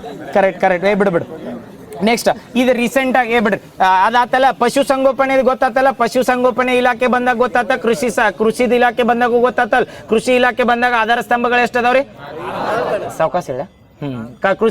ಕೃಷಿ ಇಲಾಖೆ ಬಂದಾಗ ಎಷ್ಟಂದ್ರೆ ಆಧಾರ ಸ್ತಂಭಗಳ 4. ಈಗ ಪಶು ಸಂಗೋಪನೆ ಆತಲ್ಲ. ಅದಾದ್ಮೇಲೆ ಇನ್ನು ಮೀನುಗಾರಿಕೆ ಬರ್ತದ್ರಿ. ಇದು ಮೀನುಗಾರಿಕೆನು ಹೆಂಗಂದ್ರ ನಮ್ಮಲ್ಲಿ ಹೆಂಗ ಅಗ್ರಿಕಲ್ಚರ್ ಅಥವಾ ಇವು ಪಶು ಸಂಗೋಪನೆ ಮಾಡ್ತಿರ್ತಾರಲ್ಲ, ಇಲ್ಲಿ ಬೀಚ್ ಅಥವಾ ಏನಂದ್ರೆ ಕರಾವಳಿ ಸೈಡ್ ಹೋದ್ರೆ ಅವ್ರದ್ದು ಏನಂದ್ರೆ ಕಲ್ಚರ್ ಏನಿರ್ತದ್ರೆ ಮೀನಿಂದ ಏನು ಉತ್ಪಾದನೆ ಬರ್ತದಲ್ಲ ಅದ್ರ ಮೇಲೆ ಅವ್ರದ್ದು ಏನಿರ್ತೈತೆ ಅಂದ್ರೆ ವೆಲ್ತ್ ಅಥವಾ ರೊಕ್ಕ ಇನ್ಕಮ್ ಆರ್ಥಿಕತೆ ಎಲ್ಲ ಡಿಪೆಂಡೆಂಟ್ ಅವ್ರ ಮೇಲೆ ಇರ್ತದೆ. ಇನ್ನು ಮೀನುಗಾರಿಕೆ ಇಲಾಖೆ ಒಳಗೆ ಬಂದಾಗ ಕರ್ನಾಟಕದಾಗ ಏನ್ ಮಾಡತ್ತಾರ ಅಂದ್ರೆ ರೀಸೆಂಟ್ ಆಗಿ ಸೆಂಟರ್ ಆಫ್ ಎಕ್ಸಲೆನ್ಸ್ ಅಂತ ಮಾಡತ್ತಾರ. ಯಾವ ಒಂದು ವಿಶ್ವವಿದ್ಯಾಲಯದಾಗ ಮಾಡತ್ತಾರ್ರಿ? ಎಸ್, ಮಂಗಳೂರು ವಿಶ್ವವಿದ್ಯಾಲಯದ ಸೆಂಟರ್ ಆಫ್ ಎಕ್ಸಲೆನ್ಸ್ ಅಂದ್ರೆ ನೆನಪಿಟ್ಕೊಳ್ಳಿ. ಸೆಂಟರ್ ಆಫ್ ಎಕ್ಸಲೆನ್ಸ್ ಅಂದ್ರೆ ಮೀನುಗಾರಿಕೆಗೆ ಉತ್ತೇಜನ ಕೊಡು ಸಲ್ಮಂದ್ ಅಥವಾ ಮೀನಿನ ರಿಸರ್ಚ್ ಸಲ್ಮಂದ್ ಏನ ಮಾಡಿದ್ರ. ಈಗ ಹೆಂಗ ಇದನ್ನ PM ಮತ್ಸ್ಯ ಸಂಪದಾ ಯೋಜನೆ ಅಂತ ಬರ್ತೈತಿ ಅಲ್ಲ. ಮತ್ಸ್ಯ ಸಂಪದಾ ಯೋಜನೆ ಎದ್ರ ಸಲ್ಮಂದ್ ಬರ್ತೈತಿ? ಪ್ರಧಾನ ಮಂತ್ರಿ ಮೀನು ಮತ್ಸ್ಯ ಸಂಪದಾ ಯೋಜನೆ ಎದ್ರ ಸಲ್ಮಂದ್ರ ಮೀನಿಗೆ ಉತ್ತೇಜನ ಕೊಡಕಂದ್ರ ಮೀನುಗಾರಿಕೆ ಮಾಡ್ತಿರ್ತಾರಲ್ಲ. ಯಾಕಂದ್ರೆ ಮೀನಿನ ಏನ್ ಮಾಡ್ಬೇಕಂದ್ರೆ ಅವ್ರು ಏನಂದ್ರೆ ಮೀನ್ ಕಲ್ಚರ್ ಅಂತ ಕರಿತೀವಿ. ಅದಕ್ಕೆ ಏನಂತ ಅದಕ್ಕೆ ಆಕ್ವಾಕಲ್ಚರ್, ಮರಿಕಲ್ಚರ್, ಫಿಶರಿಂಗ್ ಅಂತ ಕರಿತಾರ. ಆ ಫಿಶರಿಂಗ್ ಮಾಡ್ತಿರ್ತಾರಲ್ಲ ಅದ್ರ ಸಲ್ಮಂದ್ ಅವ್ರಿಗೆ ಉತ್ತೇಜನ ಕೊಡಕ ಸೆಂಟ್ರಲ್ ದಿಂದ ಯಾವ್ದಂದ್ರ PM ಮತ್ಸ್ಯ ಸಂಪದಾ ಯೋಜನೆ ಐತೈತಲ್ಲ. ಹಂಗ ಕರ್ನಾಟಕದಾಗ ಮೀನ್ ಬಗ್ಗೆ ರಿಸರ್ಚ್ ಮಾಡಕ ಸೆಂಟರ್ ಆಫ್ ಎಕ್ಸಲೆನ್ಸ್ ಯಾವ ಒಂದು ವಿಶ್ವವಿದ್ಯಾಲಯದಾಗ ಐತಂದ್ರ ಮಂಗಳೂರು ವಿಶ್ವವಿದ್ಯಾಲಯದಾಗ. ಎದಕ್ ನೆನಪಿಟ್ಕೋರಿ ಅಂದ್ರೆ ಅವು ವಿಶ್ವವಿದ್ಯಾಲಯ ಕನ್ಫ್ಯೂಸ್ ಮಾಡಕ್ ಕೇಳ್ತಾನ. ಈ ಮೀನಿನ ಸಲ್ಮಂದ ಅಥವಾ ಸೆಂಟರ್ ಆಫ್ ಎಕ್ಸಲೆನ್ಸ್ ಎಲ್ಲಿ ಮಾಡ್ಯಾರ ಮೀನುಗಾರಿಕೆ ಇಲಾಖೆದವ್ರ ಕೇಳ್ರ ಮಂಗಳೂರು. ನೆಕ್ಸ್ಟ್ ಮಂಗಳೂರು ಆದ್ಮೇಲೆ ಇನ್ ಏನ್ ಮಾಡತ್ತಾರ ಅಂದ್ರೆ ಕರ್ನಾಟಕದಾಗ ಮತ್ಸ್ಯ ದರ್ಶಿನಿಗಳ ಸ್ಥಾಪನೆ ಮಾಡತ್ತಾರ. ಮತ್ಸ್ಯ ದರ್ಶಿನಿ ಅತ್ತಿ. ಈ ಮತ್ಸ್ಯ ದರ್ಶಿನಿ ಒಟ್ ಮತ್ಸ್ಯ ಅಂತ ಬಂದ್ರೆ ಗೊತ್ತಾಗ್ಬಿಡ್ತದ ಮೀನತ್ತ. ಬಟ್ ಏನ್ ಕೇಳಿರ್ತಾರ ಮತ್ಸ್ಯ ದರ್ಶಿನಿ ಅಂದ್ರೆ ಅವು ಕೇಂದ್ರಗಳನ್ನ ಮಾಡ್ಬೇಕ್ರಿ. ಆ ಕೇಂದ್ರಗಳು ಎಲ್ಲೆಲ್ಲಿ ಸ್ಥಾಪನೆ ಮಾಡತ್ತಾರ ಈ ಬಜೆಟ್ನಾಗ ಘೋಷಣೆ ಮಾಡಿರೋದ್ ಕೇಳ್ತಾರೆ. ಯಾವ ಹೇಳ್ರಿ ಪಟ ನೆನಪದಾವು? ಬೆಳಗಾವಿ, ಹುಬ್ಬಳ್ಳಿ, ದಾವಣಗೆರೆ, ಚಿಕ್ಕಮಂಗ್ಳೂರ ನೆನಪಿರ್ತಾವ. ಇವು 4 ಏನಂದ್ರೆ ಮತ್ಸ್ಯ ದರ್ಶಿನಿಗಳ ಕೇಂದ್ರ. ಭಾಳ ಎಲ್ಲರ ಉದ್ದ ಹೇಳತ್ತಾನಂದ್ರಿ ಮತ್ತೆ ರಿವಿಷನ್ ಆಗಿ ನೆನಪಿಟ್ಕೊಳ್ಬೇಕು ಅವ್ನು. ಯಾಕಂದ್ರೆ ಆಪ್ಷನ್ ಇಲ್ಲ. ಈ ಕ್ವಶನ್ ಎಲ್ಲ ಕೇಳ ನಾವು. ಯಾಕಂದ್ರೆ ಈ ಮುಂದೆ ಕೇಳಿದ್ದ ರೈತ ಮಾಲ್ ಕೇಳಿದ್ದ ಅದನ್ನ ರಿಪೀಟ್ ರೈತ ಮಾಲ್ ಅಂತ ಕೇಳ್ಬೇಕತ್ತಿಲ್ಲ. ಅದ್ರ ಮುಂದಿನ ಯಾವ್ದು ಮೀನುಗಾರಿಕೆ ಬರ್ತೈತಿಲ್ಲ. ಈ ಕೃಷಿದ ಮುಗಿಸಾನ ಅದಾದ್ಮೇಲೆ ಯಾವ್ದು ಬಂದಾನಂದ್ರೆ ರೇಷ್ಮೆ ದಿನ ಮುಗಿಸ್ಲಿಕ್ಕೆ ಅನ್ಸತಿ. ಪಶು ಸಂಗೋಪನೆಗೆ ಬಂದಾನ. ಅದ್ರ ನೆಕ್ಸ್ಟ್ ಬರೋದು ಮೀನುಗಾರಿಕೆ. ಅದ್ರ ಮೇಲೆ ಫೋಕಸ್ ಮಾಡ್ಬೋದು. ಅದಕ್ಕೆ ಹೇಳತ್ನ ಸೆಂಟರ್ ಆಫ್ ಎಕ್ಸಲೆನ್ಸ್ ಯಾವ ವಿಶ್ವವಿದ್ಯಾಲಯದಾಗ ಕೇಳ್ರ ಏನತ್ತ ಆಗೈತೆ ಕೇಳೋಣ. ಅದ್ರಾಗ ಯಾವ್ದು ಕೇಳೋಣ? ಕೇಳ ನನ್ನ ಮತ್ಸ್ಯದರ್ಶಿನಿ ಹಕ್ಕ ಅದೊಂದು ಕೇಳೋಣ ಅಂತ ಅದ್ರ ನೆಕ್ಸ್ಟ್ ಇನ್ನು ಮುಂದೆ ಹೋಗೋಣ. ಇರ್ಲಿ, ಸೆಂಟರ್ ಆಫ್ ಎಕ್ಸಲೆನ್ಸ್ ಯಾವ ವಿಶ್ವವಿದ್ಯಾಲಯ ಅಂದ್ರೆ ನೆನಪಿರ್ತೈತಲ್ಲ, ಮಂಗಳೂರು ವಿಶ್ವವಿದ್ಯಾಲಯದಾಗ ಏನ್ ಮಾಡತ್ತಾರ ಅಂದ್ರೆ ಸೆಂಟರ್ ಆಫ್ ಎಕ್ಸಲೆನ್ಸ್ ಅಂತ ಮಾಡ್ಯಾರ್ರಿ. ಅದಾದ್ಮೇಲೆ ಇನ್ನ ಮತ್ಸ್ಯದರ್ಶಿನಿಗಳನ್ನ ಮಾಡ್ಯಾರ ಹೇಳಿ. ಎಲ್ಲೆಲ್ಲಿ ಹೇಳ್ರಿ ಮತ್ಸ್ಯದರ್ಶಿನಿ? ಬೆಳಗಾವಿ ಮತ್ತ ಹುಬ್ಳಿ, ಇವೆರಡು ನೆನಪಿರ್ತಾವಲ್ಲ ಇಲ್ಲೇ. ಈಗ ಹೆಂಗ್ ಹುಬ್ಳಿ ಧಾರವಾಡ ಅಂತ ನೆನಪಿಟ್ಟಿರ್ಲಿ, ಹಂಗ ಬೆಳಗಾವಿ ಈಗ ಹುಬ್ಳಿ ಅಂತ ನೆನಪಿಟ್ಕೋರಿ. ಧಾರವಾಡದಾಗಿಲ್ಲ ಹಿಂಗೆ ಮ್ಯಾಗಿಂದ ಬಂದ್ಬಿಡ್ನ, ಮ್ಯಾಗಿಂದ ಬಂದ್ಬಿಡು. ಮ್ಯಾಗಿಂದ ಹೋಗೋಣ ಕೆಳಗಿಂದ ಹೋಗೋಣ? ಮ್ಯಾಗಿಂದ ಯಾವ ಹೇಳ್ರಿ ಪಟ್ನ ಮ್ಯಾಲಿಂದ ಯಾವ್ದ? ಬೆಳಗಾವಿ ಆದ್ಮೇಲೆ ಕೆಳಗ ಹುಬ್ಬಳ್ಳಿ, ಅದ್ರ ಕೆಳಗ ದಾವಣಗೆರೆ, ಅದ್ರ ಕೆಳಗ ಚಿಕ್ಕಮಂಗ್ಳೂರು. ಬೆಂಕ್ಯ ನಾಲ್ಕು ನೆನಪಿಟ್ಟು ನೆನಪಿರ್ತಾವಲ್ರಿ ಇವು ನಾಲ್ಕು. ಏನ್ ಮಾಡತ್ತಾರ ಇಲ್ಲಿ? ಮತ್ಸ್ಯದರ್ಶಿನಿಗಳು. ಮತ್ತೆ ಅಲ್ಲಿ ಸೆಂಟರ್ ಆಫ್ ಎಕ್ಸಲೆನ್ಸ್ ಎಲ್ಲಿ ಸ್ಥಾಪನೆ ಮಾಡತ್ತಾರ ಅಂತೇಳಿ ಇವು 4 ಆಪ್ಷನ್ ಕೊಟ್ಟಾಗ ಇವ್ತ್ರೋಗ ಹಾಕಿರಿ. ಮತ್ತೆ ಸೆಂಟರ್ ಆಫ್ ಎಕ್ಸಲೆನ್ಸ್ ಬಂದ್ರೆ ಎಲ್ಲಿ ಅಂದ್ರೆ ಮಂಗಳೂರೊಳಗ. ಆಮೇಲೆ ಮತ್ಸ್ಯದರ್ಶಿನಿ ಎದಕ್ ಮಾಡತ್ತಾರ ಅಂದ್ರೆ ಇವೇನ್ ರಿಸರ್ಚ್ ಮಾಡ್ತಿರ್ತಾರಲ್ಲ ಮತ್ಸ್ಯದರ್ಶಿನಿಗಳಂದ್ರ ಮೀನಿನ ಬಗ್ಗೆ ಎಲ್ಲ ವೆರೈಟಿ ಆಫ್ ಮೀನ್ಗಳು ಏನಿರ್ತಾವಲ್ಲ ಅದ್ರ ಬಗ್ಗೆ ಹೇಳ್ತಾರ್ರಿ. ಯಾವ ಮೀನಿನ ಹೆಂಗ್ ಕಲ್ಚರ್ ಮಾಡ್ಬೇಕು ಅಥವಾ ಯಾವ ಹೆಂಗ್ ಫಿಶಿಂಗ್ ಮಾಡ್ಬೇಕತ್ತ ಅದ್ರ ಸಲ್ಬಂದ ಏನ್ ಕರಿತೀವಿ ಅಂದ್ರೆ ಮತ್ಸ್ಯದರ್ಶಿನಿ ಅಂತ ಕರೀತಾರ. ಟೋಟಲ್ 4 ಜಿಲ್ಲೆ ಒಳಗೆ ಮಾಡತ್ತಾರ. ಯಾವ ಜಿಲ್ಲೆಗಳು? ಒಮ್ಮೆ ಲಾಸ್ಟ್ ಬೆಳಗಾವಿ, ಹುಬ್ಳಿ, ದಾವಣಗೆರೆ, ಚಿಕ್ಕಮಂಗ್ಳೂರು. ಬೆಳಗಾವಿ, ಹುಬ್ಳಿ, ದಾವಣಗೆರೆ, ಚಿಕ್ಕಮಂಗ್ಳೂರು ನೆನಪಿರ್ತಾವಲ್ಲ. ನೆಕ್ಸ್ಟ್ ಅದಾದ್ಮೇಲೆ ನೆಕ್ಸ್ಟ್ ಇದನ್ನ ಯಾವ್ದೋ ಸಹಕಾರಿ ಇಲಾಖೆ ಒಳಗೆ ಬಂದಾಗ ಇದ್ರೊಳಗಂತೂ ಏನಿಲ್ರಿ ಸಹಕಾರಿ ಇಲಾಖೆ ಬರ್ತೇಳಿ. ಇದು ಯಾವ್ದಂದ್ರೆ ಮಿನಿಸ್ಟ್ರಿ ಆಫ್ ಕೋಆಪರೇಷನ್ ಅಂತ ಕರಿತೀವಿ. ಅವ್ರು ರೀಸೆಂಟ್ ಆಗಿ ಏನ್ ಮಾಡ್ರಂದ್ರ ಪ್ರತಿ ಜಿಲ್ಲೆಗೆ ಒಂದೊಂದು DCC ಬ್ಯಾಂಕ್ ಮಾಡ್ಬೇಕಂದ್ರ ಪ್ರತಿ ಜಿಲ್ಲೆಗೆ ಅವ ಅಪ್ಲೈಡ್ ಏನ್ ಕೇಳಿರ್ತಾನ ಗೊತ್ತ, ಜಿಲ್ಲೆಗೆ ಒಂದೊಂದು DCC ಬ್ಯಾಂಕ್ ಮಾಡ್ಬೇಕಾದ್ರೆ ಡೈರೆಕ್ಟ್ ಕರ್ನಾಟಕ ಸಹಕಾರಿ ಇಲಾಖೆದವರು ಡೈರೆಕ್ಟ್ ಅಪ್ರೂವಲ್ ತಗೋಬೇಕಂದ್ರ RBI ದಿಂದ ಪ್ರಸ್ತಾವನೆ ಬರ್ತೈತ್ರಿ. ಅದ್ರದ್ದು ಇಂಪಾರ್ಟೆಂಟ್ ಏನಂದ್ರೆ ಅಷ್ಟ ಯಾವ್ದಾರ ಒಂದು ಜಿಲ್ಲೆಗೆ ಈಗ ಪ್ರೆಸೆಂಟ್ ಏನಂದ್ರೆ ಪ್ರತಿಯೊಂದು ಜಿಲ್ಲೆಗೆ ಒಂದೊಂದು DCC ಬ್ಯಾಂಕ್ ಅಂತ ಇಲ್ಲಿ. ಯಾಕಂದ್ರೆ ಇವು ನಬಾರ್ಡ, ಅಪೆಕ್ಸ್ ಅದ್ರ ಕೆಳಗೆ ಬರೋದು ಯಾವ್ದಂದ್ರೆ DCC ಬ್ಯಾಂಕ್. ಇದನ್ನ ಏನ್ ಮಾಡತ್ತಾರ ಅಂದ್ರೆ ಕರ್ನಾಟಕದಾಗ ಗೌರ್ಮೆಂಟ್ದಾಗ ಬಜೆಟ್ ಮಂಡನೆ ಮಾಡಿದಾಗ ಪ್ರತಿಯೊಂದು ಜಿಲ್ಲೆಗೆ ಒಂದೊಂದು DCC ಬ್ಯಾಂಕ್ ಕಂಪಲ್ಸರಿ ಇರ್ಬೇಕಂತ ಏನ್ ಮಾಡಂದ್ರೆ ಪ್ರಸ್ತಾವನೆ ಸಲ್ಲಿಸ್ಯಾರ. ಯಾರಿಗೆ ಸಲ್ಲಿಸ್ಯಾರ ಅಂದ್ರೆ RBI. ನೆನಪಿರ್ತದೆ. ನಾಳೆ ಇದು ಕನ್ಫ್ಯೂಸ್ ಏನಾಗೋ ಚಾನ್ಸಸ್ ಇರ್ತದೆ ಗೊತ್ತಾ? ಅವ್ರು ಕೇಳ್ತಾರ. ಇತ್ತೀಚೆಗೆ 2026-27 ಬಜೆಟ್ನಾಗ ಪ್ರತಿಯೊಂದು ಜಿಲ್ಲೆಗೆ ಒಂದೊಂದು DCC ಬ್ಯಾಂಕ್ ಸ್ಥಾಪನೆ ಮಾಡ್ಬೇಕಂತ ಇದನ್ನ ಸಿದ್ದರಾಮಯ್ಯ ಅವರ ರೀಸೆಂಟ್ ಆಗಿ ಅಪೆಕ್ಸ್ ಬ್ಯಾಂಕಿಗೆ ಪ್ರಸ್ತಾವನೆ ಸಲ್ಲಿಸ್ಯಾರ. ಹಿಂಗ್ ಕೊಟ್ಬಿಡ್ತಾರೆ. ಯಾವ ಬ್ಯಾಂಕಿಗೆ ಪ್ರಸ್ತಾವನೆ? ಅಪೆಕ್ಸ್, ನಬಾರ್ಡ, RBI ಅಂತ ಕೊಟ್ಟಿರ್ತೇನೆ. ಯಾವ್ದಕ್ಕಂದ್ರೆ RBI. ಯಾಕಂದ್ರೆ ಉಳ್ಕಿದ್ ಏನೈತಿಲ್ಲ RBI ಏನಂದ್ರೆ ರೆಗ್ಯುಲೇಟಿಂಗ್ ಬಾಡಿ ರೀ. ಉಳ್ಕಿದ್ ಏನದಲ್ಲ ಯಾವ್ದಂದ್ರೆ ಕಂಟ್ರೋಲ್ನಾಗ ಯಾವ್ದು ಬರ್ತಾವ ಅಂದ್ರೆ ಮ್ಯಾಲ್ ನಬಾರ್ಡ, ಅದ್ರ ಕೆಳಗೆ ಅಪೆಕ್ಸ್, ಅದ್ರ ಕೆಳಗೆ ಯಾವ್ದಾರ DCC, ಅದ್ರ ಕೆಳಗೆ ಯಾವ್ದಂದ್ರೆ PKPS. ನೆನಪಿರ್ತಾವಲ್ಲ ಫುಲ್ ಫಾರ್ಮ್ ನೆನಪದವಲ್ಲ. DCC ಬ್ಯಾಂಕಿನ ಫುಲ್ ಫಾರ್ಮ್ ಅಂತ ಕೇಳ್ರ ಡಿಸ್ಟ್ರಿಕ್ಟ್ ಸೆಂಟ್ರಲ್ ಕೋಆಪರೇಟಿವ್ ಅಷ್ಟಲ್ಲ cooperative bank. District central cooperative bank ನೆನಪಿರ್ತೈತಲ್ಲ. ನೆಕ್ಸ್ಟ್ ಇದೊಂದು ಜಲಸಂಪನ್ಮೂಲ ಇಲಾಖೆ ಬಂದಾಗ UKP3 ಪ್ರಾಜೆಕ್ಟ್ ಅಂತ ಮಾಡತ್ತಾರ. UKP3 ಪ್ರಾಜೆಕ್ಟ್ ಅಂತ ಇವು ಜಲ ಹೇಳಿದ್ ನೆನಪೈತಲ್ಲ. ನದಿ ವ್ಯವಸ್ಥೆಗಳು ಹೇಳಿದ್ವಲ್ಲ ಎಕನಾಮಿಕ್ ಸರ್ವೆ ಬಂದಾಗ ಎಷ್ಟು ನದಿ ವ್ಯವಸ್ಥೆ ಅದಾವ ಕರ್ನಾಟಕದಾಗ? 7 ಅದಾವ, 5 ಅದಾವ, 7 ನದಿ ವ್ಯವಸ್ಥೆಗಳದಾವಲ್ಲ. ಆ ನದಿ ವ್ಯವಸ್ಥೆಗಳು ಬಂದಾಗ ಪ್ರತಿಯೊಂದು ನದಿ ವ್ಯವಸ್ಥೆದ ಡೆವಲಪ್ ಮಾಡ್ತಿರ್ತಾರಲ್ರಿ. ಯಾವ ನಿಗಮ ಮಂಡಳಿ ಹೇಳಿದ್ವಿ. ಎಷ್ಟು ನಿಗಮ ಮಂಡಳಿ ಇದಾವ ಕರ್ನಾಟಕದ? 4. Very good. 4 ರಿವರ್ದು ಯಾವ್ಯಾವ ಹೇಳ್ತೀರಿ ಪಟ? ಕೃಷ್ಣ, ಕಾವೇರಿ 2. ನೆಕ್ಸ್ಟ್ ವಿಶ್ವೇಶ್ವರಯ್ಯ. ನೆಕ್ಸ್ಟ್ ಕರ್ನಾಟಕ ಜಲ ನಿಗಮ ಮಂಡಳಿ ಅಥವಾ ಕರ್ನಾಟಕ ನೀರಾವರಿ ಮಂಡಳಿ ಅಂತ ಬರ್ತದೆ. ಇವು 4 ನೀರಾವರಿ ಮಂಡಳಿ ಕರ್ನಾಟಕದಾಗ ಇರೋದು. ಯಾವ್ದ ಮಾಡ್ಲಿ ಈಗ ರೀಸೆಂಟ್ ಆಗಿ ಯಾವ್ದಂದ್ರೆ ಭದ್ರಾ ಯೋಜನೆನ ಏನ್ ಘೋಷಣೆ ಮಾಡ್ಬೇಕಂದ್ರೆ ರಾಷ್ಟ್ರೀಯ ಯೋಜನೆ ಅಂತ ಘೋಷಣೆ ಮಾಡ್ಬೇಕಂದ್ರಲ್ಲ. ಈ ಭದ್ರಾ ಯೋಜನೆ ಯಾವ ನಿಗಮ ಮಂಡಳಿ ಮ್ಯಾನೇಜ್ ಮಾಡ್ತಿದ್ದಾರೆ? ವಿಶ್ವೇಶ್ವರಯ್ಯ ನಿಗಮ ಮಂಡಳಿ. ಇವು ಕ್ವಶನ್ ರಿಪೀಟೆಡ್. ಎತ್ತಿನ ಹೊಳೆ ಯೋಜನೆ ಹಿಂಗ್ ಕೇಳಿರ್ತಾನೆ. ಕೃಷ್ಣಾದ ಕಾವೇರಿದ ಏನ್ ಬರ್ತಲ್ಲ ಅವ್ರ ಸ್ವಂತ ನಿಗಮ ಮಂಡಳಿದ ಅವ ಮಾಡ್ತಾವ್. ಈಗ ಏನ್ ಕೇಳ್ಬೋದ್ರ?